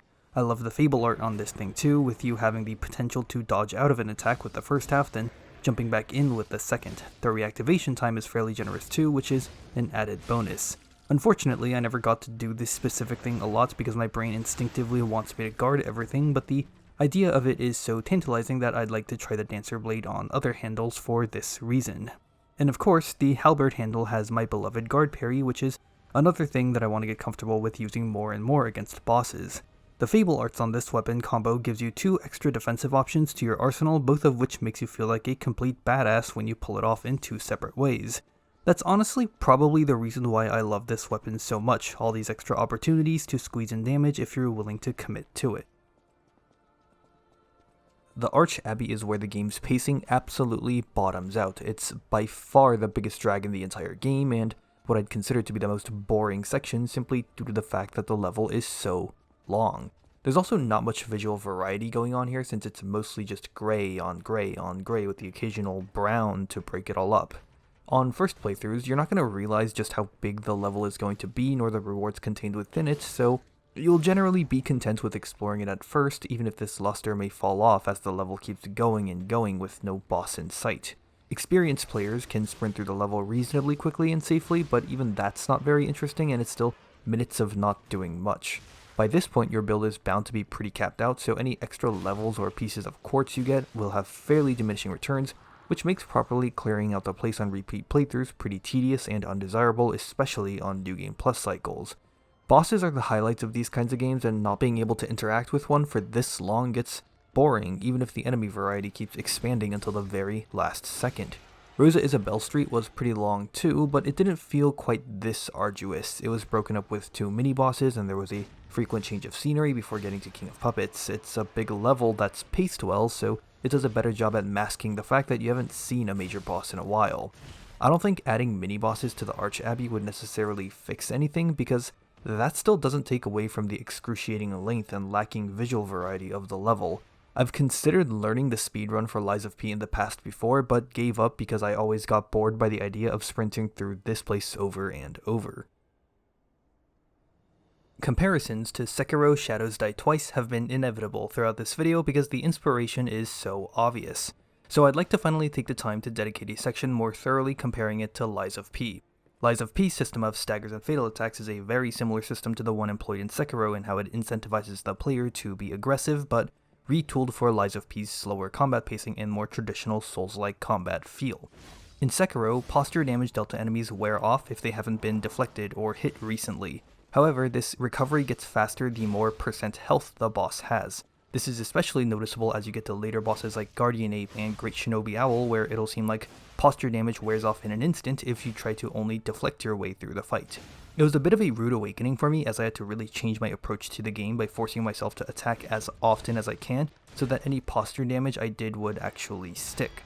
Whether it was through offense or defense, I had to constantly stay engaged with the boss at all times, but once I made that adjustment, I absolutely fell in love with the game. To steer things back towards Lies of P, it's pretty telling that Lies of P chose to not be as brutal as Sekiro in this regard. I think enemies passively regenerating health is a much more forgiving system compared to Sekiro's posture recovery on enemies, while still establishing much of the same goals. Despite how it might seem initially in both cases, offense is just as valuable as defense in these two games. The deflection timings in Sekiro are different from Lies of P too.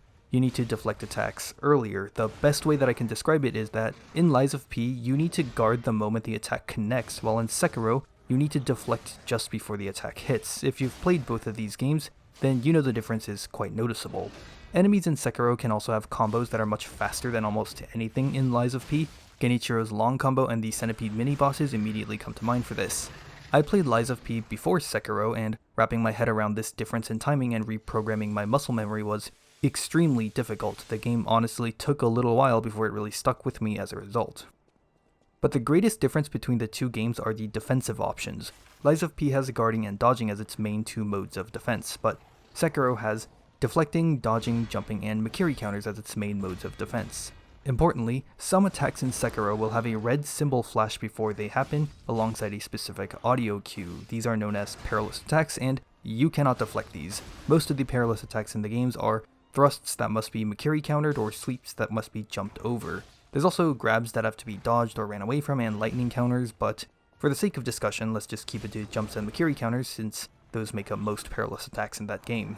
Comparing Sekiro and Lies of P, I find Sekiro to be the harder game because it demands that you make full use of the game's suite of defensive options. Whether you like it or not, you're gonna have to play by the game's terms. I really do like and respect Sekiro for being inflexible in its own right. It's not entirely immovable. There are things like consumables to make your life a little easier, as well as certain prosthetic arms and combat techniques tailor-made for specific situations, like the umbrella hat upgrade that lets you tank fire damage that you normally wouldn't be able to. Shoutouts to Demon of Hatred, by the way. But Sekiro, more than any other game I've ever played, has an extremely precise vision for its combat system and demands that the player respect it.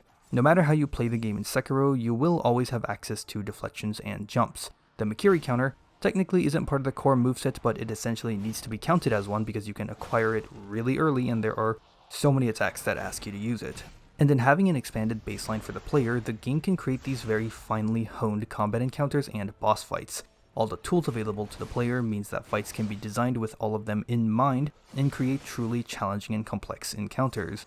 The string of bosses nearing the end of the game are just incredible. No boss has ever taken me as long as Sword Saint Ishin to kill, and no other bosses have ever given me the same kind of dopamine rush that killing Guardian Ape or Great Shinobi Owl have. The attack Guardian Ape does in Phase 2 where it raises its sword before flopping down and exposing its decapitated neck might be my single favorite attack that any boss does ever. It's actually pretty easy to deflect, but it is just so fucking cinematic.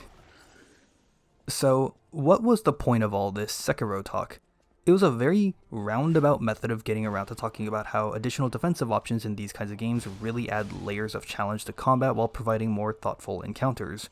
Part of the challenge is making the actual decision itself. For a great example in Lies of P, let's go back to Romeo. When Romeo lights up his scythe to do his crazy twirling combo, should you dodge or guard?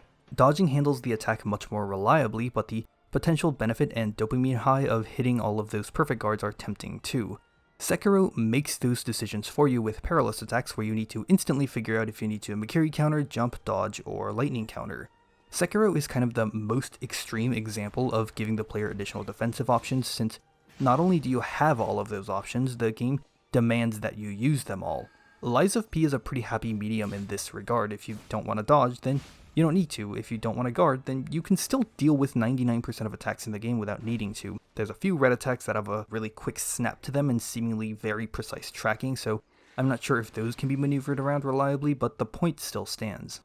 I didn't have this revelation about additional defensive options until I returned to Elden Ring for Shadow of the Erdtree. I knew I wanted to try something besides just dodging again, so what I settled on was guard counters. In Elden Ring, if you block an attack, you can do a special counter attack called a guard counter. This was probably the single best decision I could have ever made because I ended up loving this mechanic. It does make the game easier than just pure dodging because blocking is inherently much safer.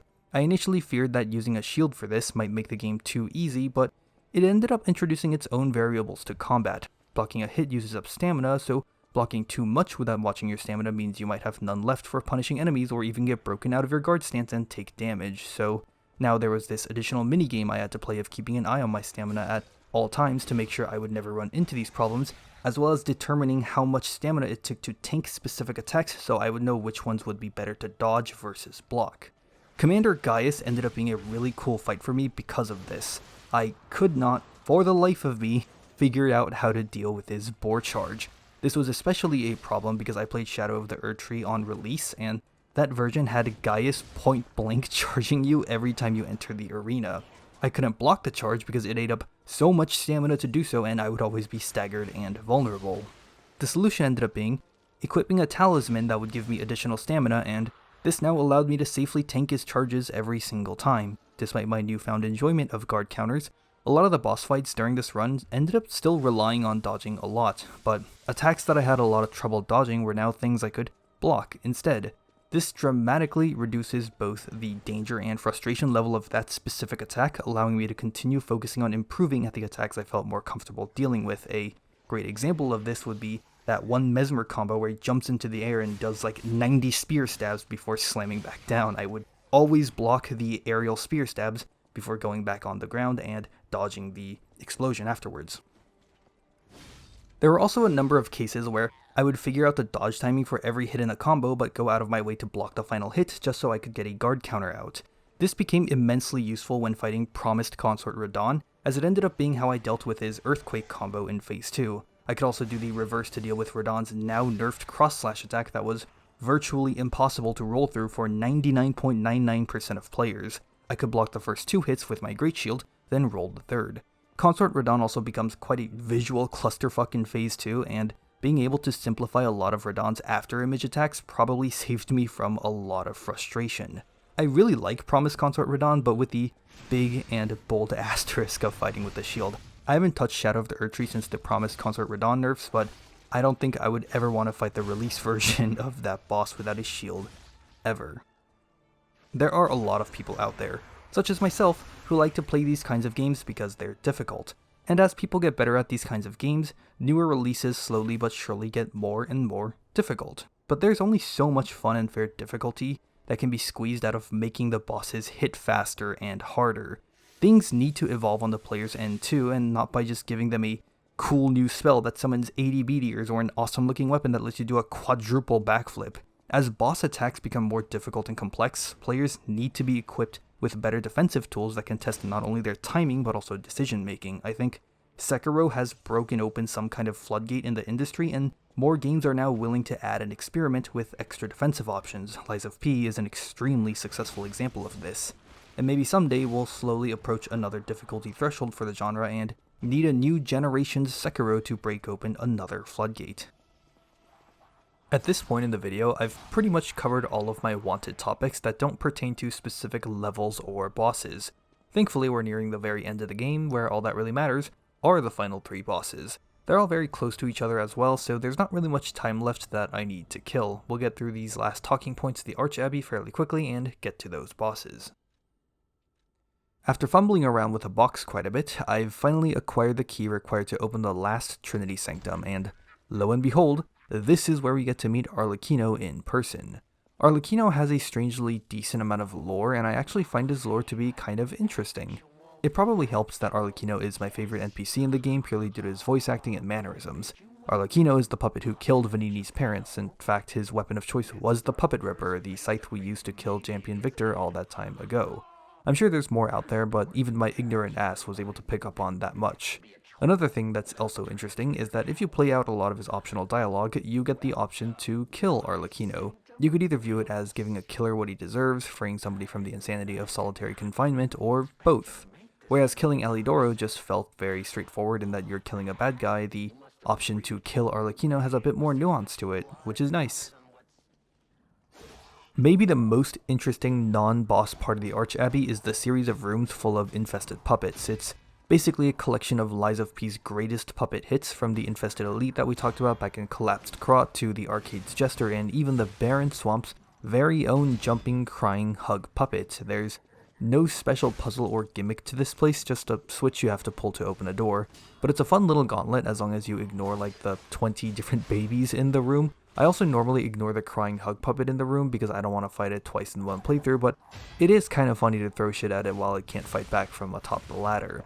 I do wish the puppets got a slightly better send-off here, with maybe an infested version of the Jester or the crying hug puppet as a mini-boss. Yes, those both sound terrible to fight, but it certainly would be a memorable encounter. Another unique encounter here at the Archabbey is this big carcass dude that bursts out of the wall with this puppet friend as you approach a ladder. I normally ignore this guy because he drops a Legion caliber as a reward, which is of no value to me at this point in the game. You can also reach the ladder before he can get to you, so running past him is pretty easy. I decided to fight him here, and you can clearly see just how uncomfortable I am fighting this thing. Once again, shock makes its unwelcome return. I think shock is even worse when you're uncomfortable with the fight, since you end up burning through so much more stamina on failed guards and dodges. Maybe the fight would be more doable for me without shock, but I don't know, even without shock, I'm still getting my ass beat. I never felt comfortable trying to react to that attack where he drags the puppet along the floor. It probably wasn't a great idea to place this guy on this small platform, since you can get backed up into a wall pretty easily, and that's never fun.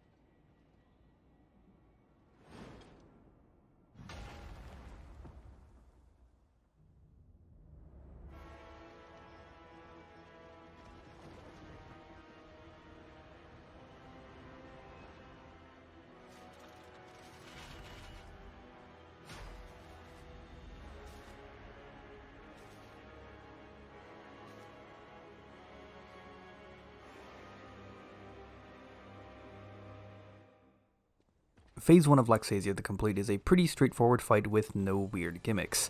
She has a big sword that does a lot of damage and can freely switch between slow and fast attacks with ease. And I really like a lot of these combos. They aren't super complex or have a lot of visual effects to them to make them flashy, but they're still quite challenging. The best example of this I can think of are the two really lengthy but very rhythmical combos Laxasia can do. One is a series of 9 overhead slams, while the other is a 13-hit combo mostly consisting of upward slashes but finished with a spin attack.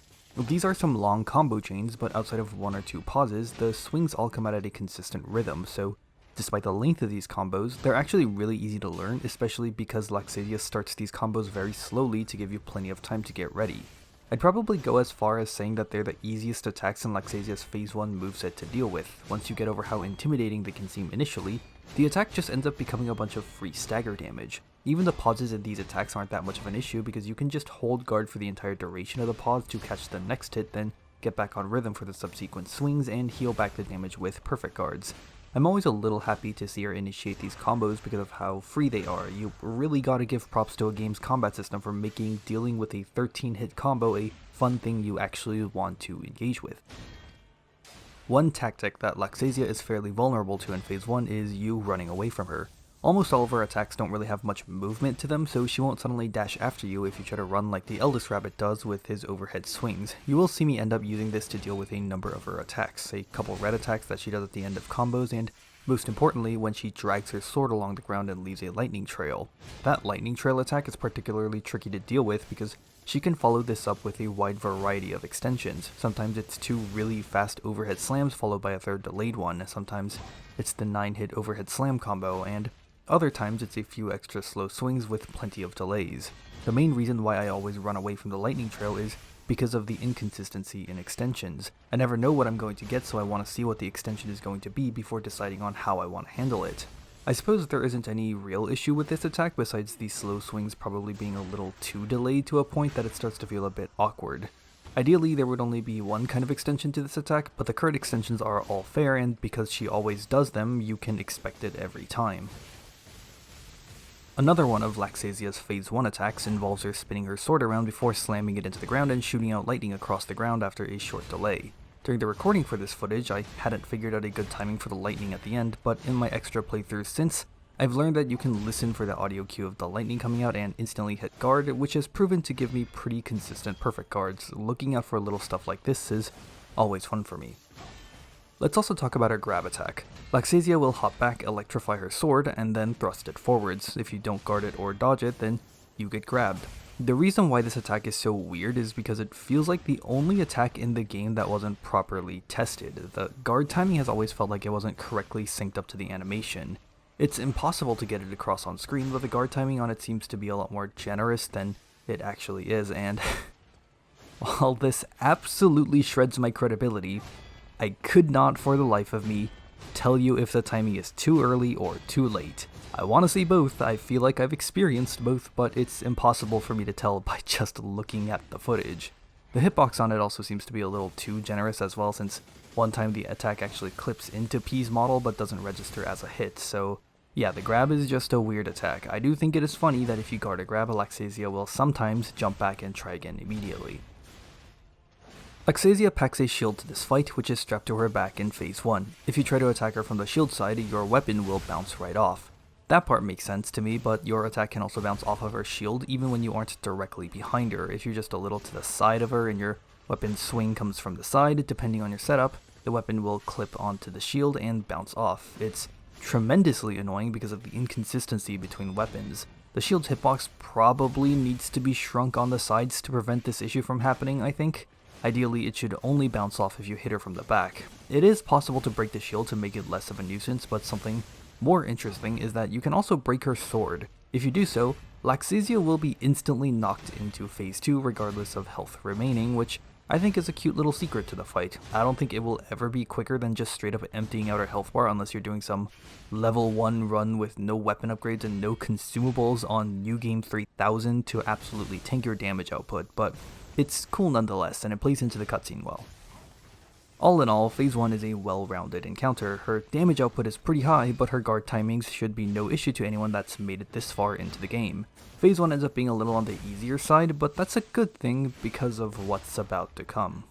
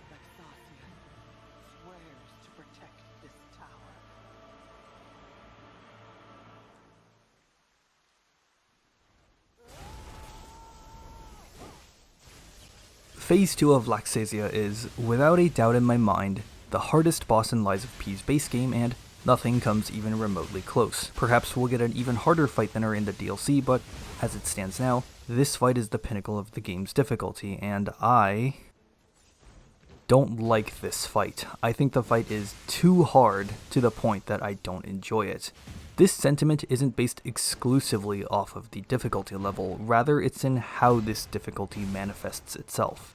In Phase 2, Laxasia jumps, runs, and teleports around so much that it becomes disorienting. And it's not just as a form of movement like Romeo did with his spins, but something she will do between attacks. This makes many of her basic attack chains too difficult for me to grasp the guard timings of in the same intuitive way that so many other attacks on other bosses have been. I've long since come to peace with the fact that I'm probably never going to get a full grasp of her timings and just resort to throwing up guards and hoping for the best. After all, guard regain has always got my back. But this still doesn't leave me satisfied with the fight. After having killed all of these bosses so many times, I feel like I've got a pretty good grasp on the perfect guard timings on all of the major bosses. Phase 2 of Laxasia is the only boss in the game where I'm still unsure about the timings on most of her attack chains. Pretty much any of the perfect guards I get are going to be me getting lucky with this more defensive style I approach the fight with. The only attack of hers I feel comfortable with the timing on is her shield charge, as well as the ones where she jumps into the air before slamming back down with some form of lightning AoE. Laxasia's mid-attack chain teleports are kind of similar to Victor's charge, where you really need to watch for the attack coming out instead of the model collision to get a perfect guard. However, I find Victor's charge to be so much easier to read and learn despite being similar to Laxasia's teleports in principle. If that makes me a hypocrite, then so be it, I'm a hypocrite. This mostly has to do with the fact that his sprint is a consistent speed, so I can always anticipate his arrival, whereas the teleport just happens in the blink of an eye. The times where she will slow down to indicate a teleport, then immediately swing at the end of said teleport is the most frustrating example. It honestly reminds me a bit of one of the final bosses from Armored Core 6, and I hated that boss so much that it was the only time I rage quit a game and uninstalled it. Laxasia's not quite as bad as that because she at least still stays on your screen when she teleports, but it's still a major source of frustration for me when it comes to this fight. Phase 2's signature attack is, of course, the opener. Laxasia will jump high into the sky and shoot 6 lightning bolts at you, after which she will come crashing back down. This attack is pretty cool, and for all the complaining I just did about Laxasia's more standard attacks, I actually really like this one. Perfect guarding the lightning bolts will fire them back at her to deal damage, and perfect guarding the crashdown makes you feel like a total badass every time. The timing on the crashdown is very difficult to learn, but the payout for doing so is very high. This is an attack that's both visually and mechanically fun, and most importantly, is the attack that's holding the entire fight together. This attack gives you the opportunity to remove a lot of Laxasia's health before she can respond. Perfect guarding the lightning bolts is a lot of damage. After Laxasia crashes down, she takes a few seconds to get back on her feet. If you get hit by the crash down, then you also get knocked down and can't meaningfully punish Laxasia during her extended recovery. But if you perfect guard the crash down, it completely changes the fight. Using Fable Arts and acid damage can dramatically increase your damage here, so much so that you can rip off half of her health bar if you play the opening absolutely perfect with the right setup. Weapons like the Etiquette 2 Dragon Sword and the Azure Dragon Crescent Glaive can absolutely shred her during this opening with their respective counterattacks. It's important that you can do a lot of damage to her here because outside of the opener, your opportunities are far fewer. The boss moves and attacks really fast and can even jump away from you every now and then while throwing you a lightning bolt to catch. Sometimes she'll put her shield up and hold guard, not only making your attacks bounce off, but then bashing your face in right afterwards. Finding opportunities isn't impossible, but it's a lot trickier than it is compared to other bosses. Mastering the opener, especially the crashdown, lets you circumvent this aspect of Laxasia's fight, and hey, if the fight goes on long enough, she can do the opening attack a second time. In that case, your kill on Laxasia could involve anywhere from 60 to 70% of the damage dealt being from guarding out her signature move, and honestly, I think that's fine. Part of it is that I don't like fighting her standard attacks very much, so being able to get through the fight without needing to master those attacks works for me, but I do like the idea of structuring a fight around putting emphasis on a few very big attacks and having the player just deal with whatever's in between. Of course, I don't really enjoy the whatever's in between for Laxasia, but the structure is still interesting to me. One last thing to talk about for Laxasia is getting her staggered. Like a couple of the earlier bosses, Laxasia does a counterattack when she gets staggered, but this counterattack is particularly brutal. It does a lot of damage and comes out very fast. In In terms of fairness, it's not as bad as the Eldest and the Rabbits rematch, since Laxasia's comes out instantly instead of trying to bait you, but it's still brutal. Staggering her with a slow weapon is already pretty difficult because of how agile she is, but if that weapon's charged heavy recovery is slow or you're out of stamina, then it's a recipe for disaster.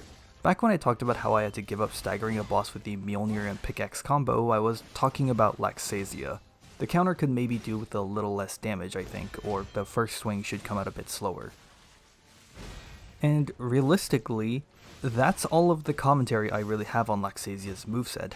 I'm certain there were people who clicked on this video just to hear what I had to say about the hardest boss in Lies of P, and I really wish I had more to say about her attacks, but aside from the opening, Phase 2 just isn't very fun for me. Part of it is a skill issue. Sure, there are people out there who can perfect guard every single hit of this fight without breaking a sweat, but this fight doesn't inspire any desire for improvement out of me. Laxasia isn't really an encounter that I look forward to when playing this game. I've made consistent improvements to parts of the fight that I do enjoy, like much of Phase 1 or the Phase 2 opener. I've gotten good enough at Phase 2 to be able to knock it down within a couple attempts on my playthroughs now, and I'm honestly okay with that being the cap of my mastery with this fight. As I said earlier, the Phase 2 opener is by far and away the most important part of the fight. Mastering that attack allows you to sort of cheat a large chunk of Phase 2. That sort of gives me an excuse to not have to learn proper responses to her basic attack chains that frustrate me, and that's okay with me. Being just good enough at Laxasia is all that I need. Ultimately, Laxasia balances out to be a middle-of-the-pack encounter for me, definitely more interesting than a boss like Archbishop or any of the NPC encounters on the basis of there simply being more stuff going on, but I think the Black Rabbits and Malum district have a more interesting structure and execution, while Romeo and the secret final boss have a better mechanical feel to them. Then we still have the top 3 that go above all of these fights, with Victor being the best mechanical feel in the game, and the Swamp Monster being the best concept and execution. I'm frankly uncertain if the DLC will be able to outdo Laxasia in terms of difficulty without having some sort of frustration in it similar to her teleports. I have a hard time imagining it, but these games always find ways to get harder, so who knows.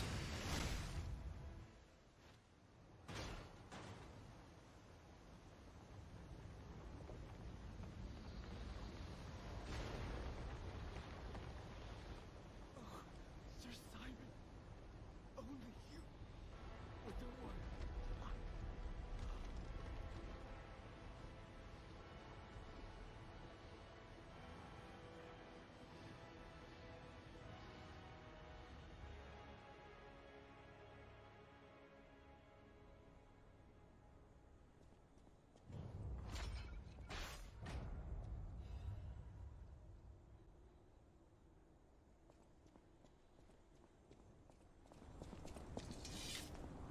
Our reward for being Laxasia is getting to meet Sophia in person. For some people, this is an amazing reward that was absolutely worth every minute of the struggle. For other people, it's just 2 more cutscenes to sit through. Since I have no substantial commentary to add here, I'll just let the cutscenes play out on their own.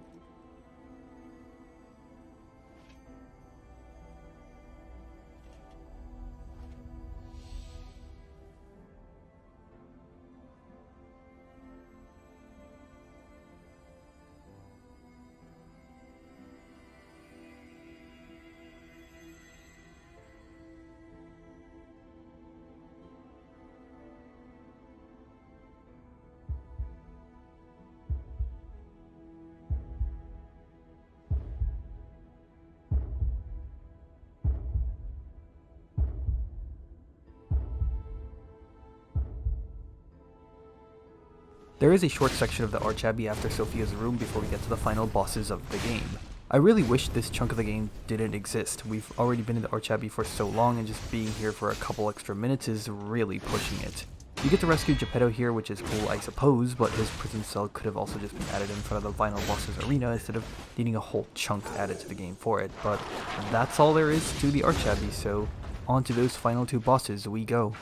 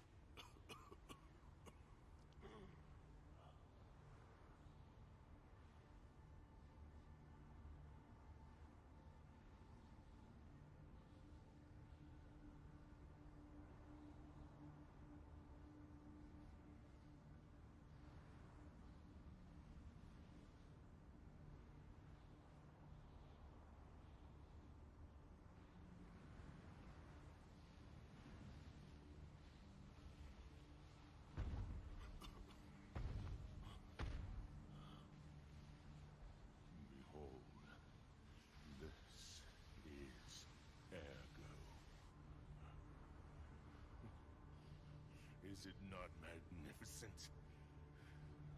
Distilled immortality and a key that opens a world with no lies. A key that unlocks true evolution.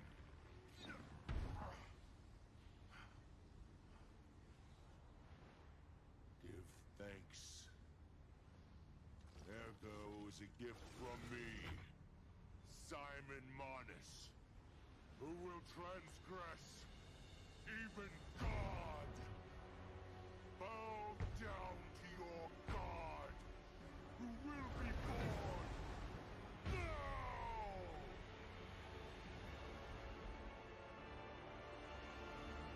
Show me everything you have, puppet of Japan. Simon Manus suffers a similar issue to Victor in that he doesn't seem to inspire much discussion due to being much easier than the boss before him, and similar to Victor, I think Simon is still really good despite this fact. Phase 1 doesn't really leave a lot to talk about, as there's no particular gimmicks or unique mechanics to it. I do like the flow of the fight quite a bit. Simon attacks much slower than Laxasia ever did, but his attacks are still a lot of fun to deal with. I really like how his animations give his attacks a real sense of weight. Simon is clearly bloated with ergo and can't carry himself properly, so whenever he swings his great hammer, he gets yanked around with it. And with the fact that Simon gets pulled in every direction by his hammer, it means that his swings won't always come from the same direction, which is another small but smoothly integrated way of giving the boss some moveset variety. I also like how he has to steady himself after every combo by putting his hammer back on his shoulder, but that little addition to his animation also plays into a quirk of the gameplay. Simon has a good number of delayed attacks. He will sometimes just sit still after a swing and then instantly snap into another. But the game always signals that Simon is not done attacking. As long as he doesn't put his hammer back over his shoulder and return to the neutral stance, Simon will attack. It's not something I realized until combing over footage for this video. I always knew he had several delays in his attacks, but something about these delays never felt unfair or unnatural, and now I know why. I will still get greedy on my attempts and try to hit him during his delays and get smacked in return, but I don't mind this because it's clearly a timing mistake on my end, and the game has given me a noticeable animation cue to work with. It's a really good foundation for Phase 2 to be built upon.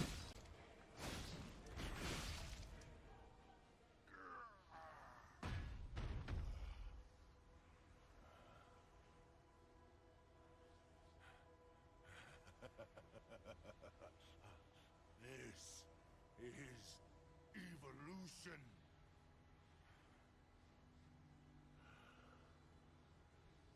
Behold, as I discard this fragile body.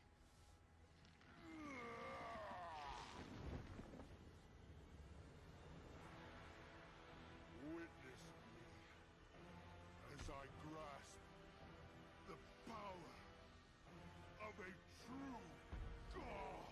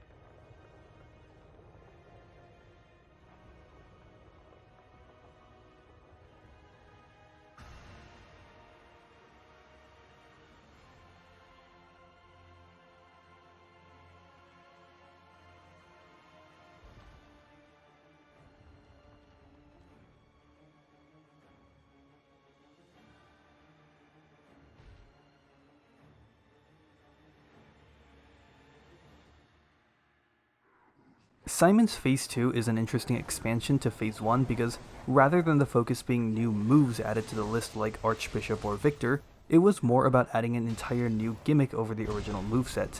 This gimmick would be projectile management. Simon gains a whole bunch of ranged attacks to complement his original moveset. There's one attack that will create 3 delayed tracking blasts with staggered timings, 3 different types of ranged attacks that apply disruption, a stationary rapid fire turret, a spread shot, and a second kind of spread shot that is delayed returning projectiles. Once you knock Simon to around half health, he will call upon the Finger of God, who will periodically descend upon the arena and do a huge radial blast, which is telegraphed through blue energy swirls and your screen shaking if you stand near the impact point. I really enjoy the process of having to stay mindful about the various range threats while keeping track of Simon chasing you around. This also means that the process of Simon getting yanked around by his weapon has a gameplay benefit here too, since the boss will actively take advantage of the momentum generated by his swings. Simon will often begin a swing while out of range of you, and by the time the swing completes, the momentum will have carried him into range. This, plus ending every combo by slinging his hammer over his shoulder, are really great ways in which animation that gives the boss a sense of personality and a unique visual simultaneously carries gameplay benefits, which is why, for the last time, having good animation is really important in these games. All of this is why it's important for Simon's attack patterns to be slow but threatening. It gives you breathing room to make sure the fight doesn't feel overwhelming, while still keeping the challenge up. Like, imagine trying to do the same kind of projectile management while a more relentless boss like Romeo or Laxasia Phase 2 was chasing you down the entire time, and I think the point is made. I also didn't mention this during Phase 1, but Simon only has one red attack, and it's probably the single easiest red attack in the game to deal with. He will jump into the air and slam down, but more often than not, this attack will just miss as long as you stay moving. I think it's probably for the best that there are no red attacks with tight timings in this fight, for the same reasons why I said it's important that Simon's attacks are slow. I'm kind of split on how I feel about disruption in this fight. On one hand, I despise the existence of instant kill status effects in any of these kinds of games, so seeing it here again doesn't bring any joy, but on the other hand, I can also understand why they chose to go with disruption. Getting hit by any of his projectiles should have consequences to them, that's obvious, but if you made the damage on these projectiles too high, then the instant punishment for getting hit by one might be too deadly. If you happen to get hit by one of Simon's swings and one of those projectiles simultaneously because you failed one guard, that could mean immediate death if the projectile's damage is too high, so they decided to instead go with these projectiles being truly punishing if you get hit by too many of them, with the simplest way to implement this being status buildup. I think the logic checks out, and it was probably the best option. I originally had written down that maybe the healing reduction from Break would have been a better alternative, but now I don't think Break would make getting hit by these projectiles have enough consequence. Electric Shock, Overheat, and Decay don't really fit in thematically because he doesn't have any elemental attacks outside of the ring of blue fire left behind by one overhead slam. Shock would be way too punishing, and we frankly don't need more shock in the game as it is, so that only really leaves disruption. It's not a perfect solution, but just workable enough, I think. One side effect that comes with all the ranged attack management is that the fight can drag out. Every time the blue energy swirl starts showing up and your screen shakes, you have to run away. For 2 out of 3 disruption projectile attacks, you need to stay on the move for a little while, and the 3 delayed tracking blasts need you to stay moving for a while too. Again, I like this part of the challenge, but that doesn't take away from the boss potentially taking a while, especially if you're using a low damage per hit weapon. He'll start to slowly heal back the damage you dealt while you're trying to get out of the Finger of God's way, and there's no guarantee that he won't be spamming more ranged attacks during this time. This is probably my only real complaint with the fight. It doesn't annoy me as much as it used to, but the length of this fight is always so much more noticeable than anything else in the game. This is part of the reason why I find him to be particularly tricky on New Game Plus. He's got more health, so the already lengthy encounter takes even longer. Messing up a guard and getting hit by a swing in the base game cycle isn't a big deal because Simon doesn't actually do that much damage for being this far in the game. His damage was probably balanced this way to make getting used to the projectile management less frustrating, which is good. The fight can inherently take a long time, so any way to smooth it out is welcome. But New Game Plus being an optional challenge means it doesn't have to be as balanced as the base game. Taking the occasional hit from Simon while trying to run from projectiles becomes a lot more punishing, and this combined with the extra health means that there's much less margin for error. From my experience, Simon is the boss with the biggest jump in difficulty going from base game to New Game Plus. I really enjoy the Simon fight. They managed to create a fight that feels so much more different from the other major bosses of the game and tests a side of the player that those fights don't. It's not perfect in this regard, but it's still quite good. If Simon was the final boss of Lies of P, then I think this would have been a great finale, but we still have one more boss to go.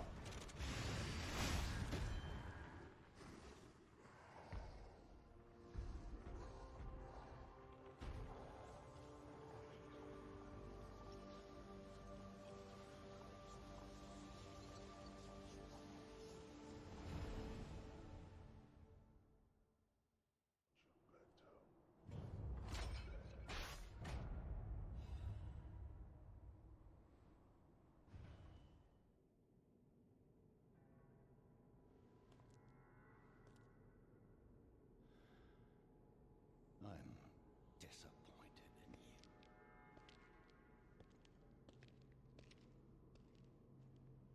I didn't mean for this to happen. I believed you were a good boy. If you refuse, then I'll have to retrieve it myself.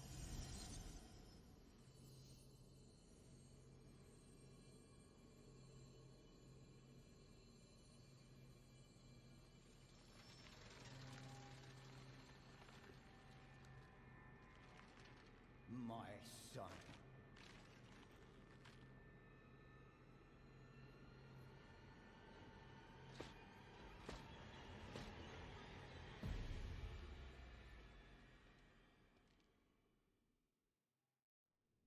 You can become a real...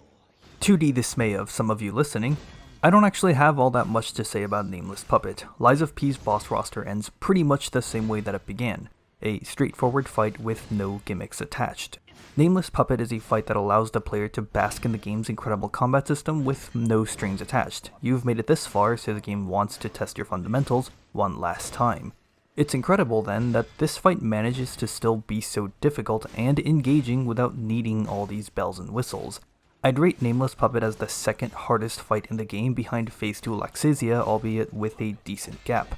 But unlike Phase 2 of Laxasia, I find this fight to be so much more fun. In Phase 1, Nameless Puppet will regularly switch between a dual sword and a greatsword stance. Each moveset has an entirely unique and diverse moveset with different tempos. It creates this really nice, fluctuating flow throughout the fight that's fun to learn. If you've made it this far, nothing in Phase 1 should be of any trouble. The shoulder check he does in greatsword mode can be a little annoying until you notice the stance he enters before doing it, at which point it becomes a mega consistent perfect guard. The triple slash attack is fast, but nothing compared to Laxasia and Romeo's top speeds. I do like that he can surprise you with a single pulse cell of his own in Phase 1 though. Once you get him low, if there's some distance between you and the boss, Nameless Puppet will reverse card you and heal with a pulse cell once. It's a little bullshit the first time you see it, and I tend to not like healing on bosses, but I think they've implemented it well here. As long as you stay all up in Nameless Puppet's face, he'll never try to heal, and it's not even you smacking the heal out of his hands or anything like that. The AI seems to be programmed to never pull out the heal when near you. Nameless Puppet will jump away from you sometimes, but it's never that far away, and you can easily run him down before he gets a chance to heal. The onus is on the player to stay aggressive, and that's great.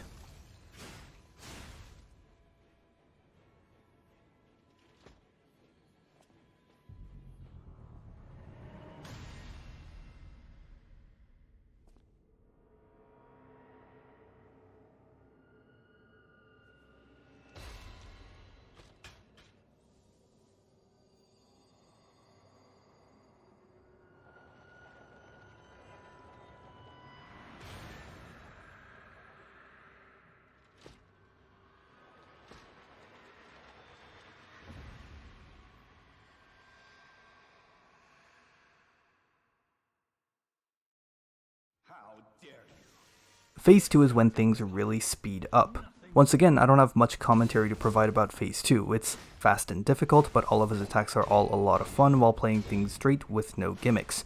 Perfect guarding the red attacks feel especially amazing, with my favorite one being the one where he crosses his swords and tries to nothing personnel kid teleport behind you.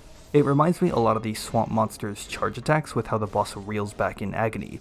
The added visual effects look great without actually obscuring the boss or making the attacks hard to read, which is a feat of its own, I think. The only tiny gripe I have with Phase 2 is that Nameless Puppet now remains in dual sword mode for most of the fight, only infrequently switching to greatsword to do a big attack like the impaling thrust or the high jump slam.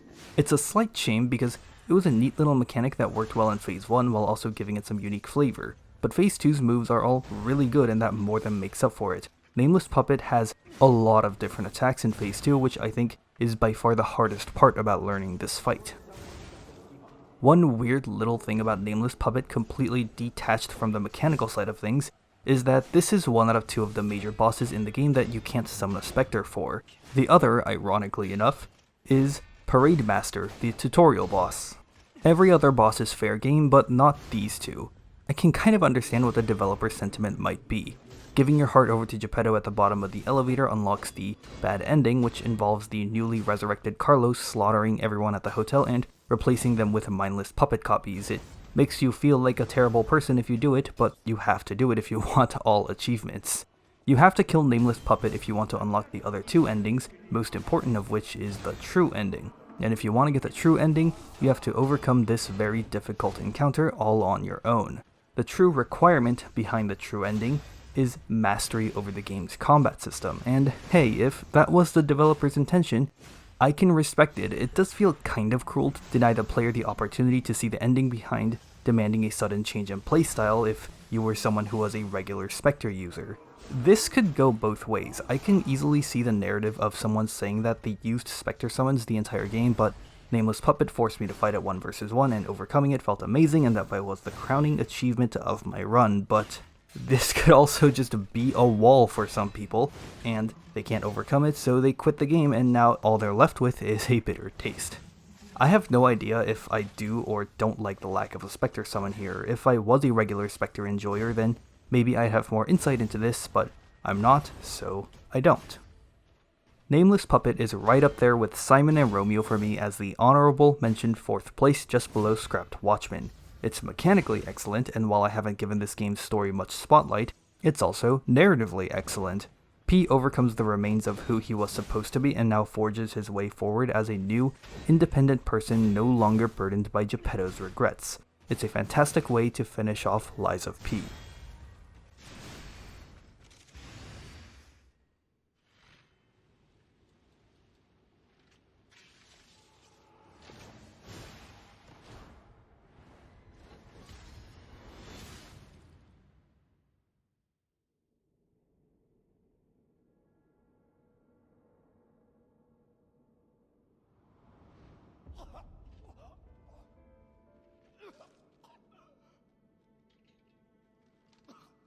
Were you going to destroy Carlos' heart?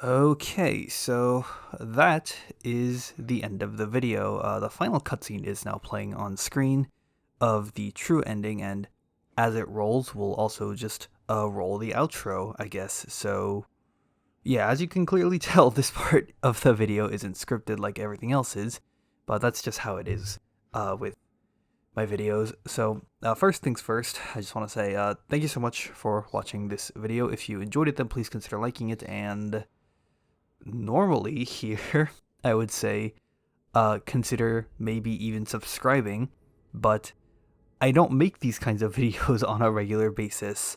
I would like to make more of these in the future, but I can't promise any, and as a result I can't in good conscience ask people to subscribe to this channel for that. Normally I make videos where I just kind of bitch and moan about animes, so I guess if that's interesting, check out some of those, but yeah, we'll just see how things pan out in terms of more videos on games. So, as is tradition with these kinds of outros, I'll just talk about some stuff about the video itself, not necessarily pertaining to the actual content within the video, but just, about the video itself, because fuck it, I just need to get it out of my system. So, there are some things I'm unhappy with about the video, but I'm always unhappy with every video I make. One of the things I am unhappy about is audio inconsistency. I don't know how noticeable it will come through on the final product, but some parts of the video will just sound like I recorded on an entirely different setup compared to others. I think the most noticeable case is in the introduction at the very beginning, where I had to splice in something much later into recording, just like a quick 5 to 10 second section, I think, after like days after I finished working on the intro. And I think that part is probably really noticeable, but who knows, maybe there's worse cases. This is a result of the way I just have to make videos. I can't do all of the recording in one night, so I have to assemble and disassemble my whole recording setup on a regular basis. Every time I want to record a video, I have to pull everything down and then put everything back up, and as a result, there are going to be some inconsistencies because I don't have a consistent method of getting the setup right every single time.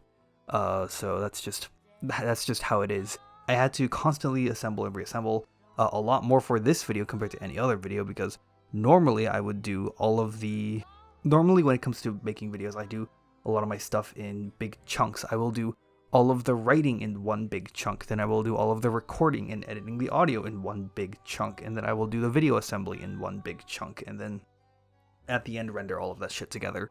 But in this case, because of the way the video is structured, where I have to constantly bounce back and forth between subject matters, and like once I get to a level, I need to talk about the level, and then once I finish talking about the level, there's like a bit of downtime between then and when I have to talk about the next boss. So I have to figure out what can I fit in here within that downtime, but the downtime is also going to vary in terms of length, going from level to level. So I need to make sure I find something that is of the appropriate length for that part of the video. There also needs to be like some correct amount of sequencing. Like I need to talk about, like, for example, in terms of combat, I would need to talk about like the basic combat system first before I talk about, like how guard parries work and how much I love that system, or like weapon assembly and shit like that. So it was kind of a pain in the ass, but it was fun. I had fun doing it because it was so much more different than how I normally do these kinds of videos.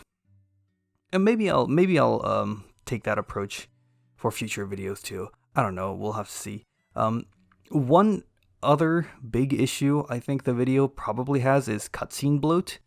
I wanted to include all of the cutscenes in the game.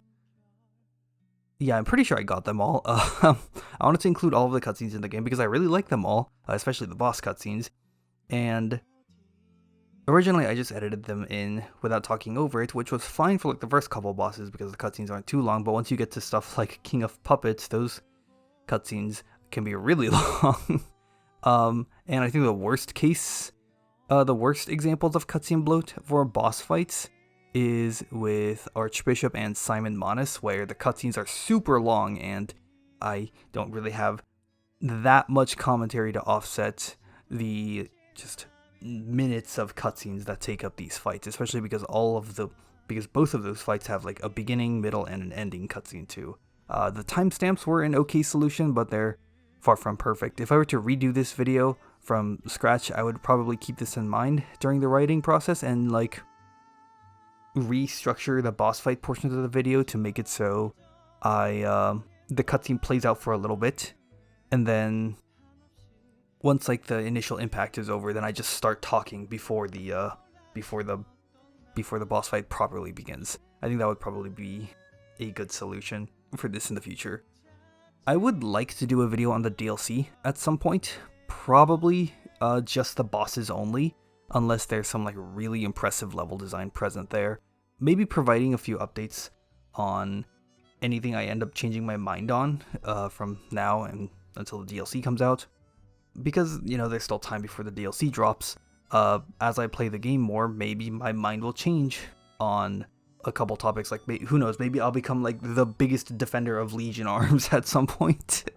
And if that ends up happening, then I could provide some updates going into the future, and I think that would be kind of cool.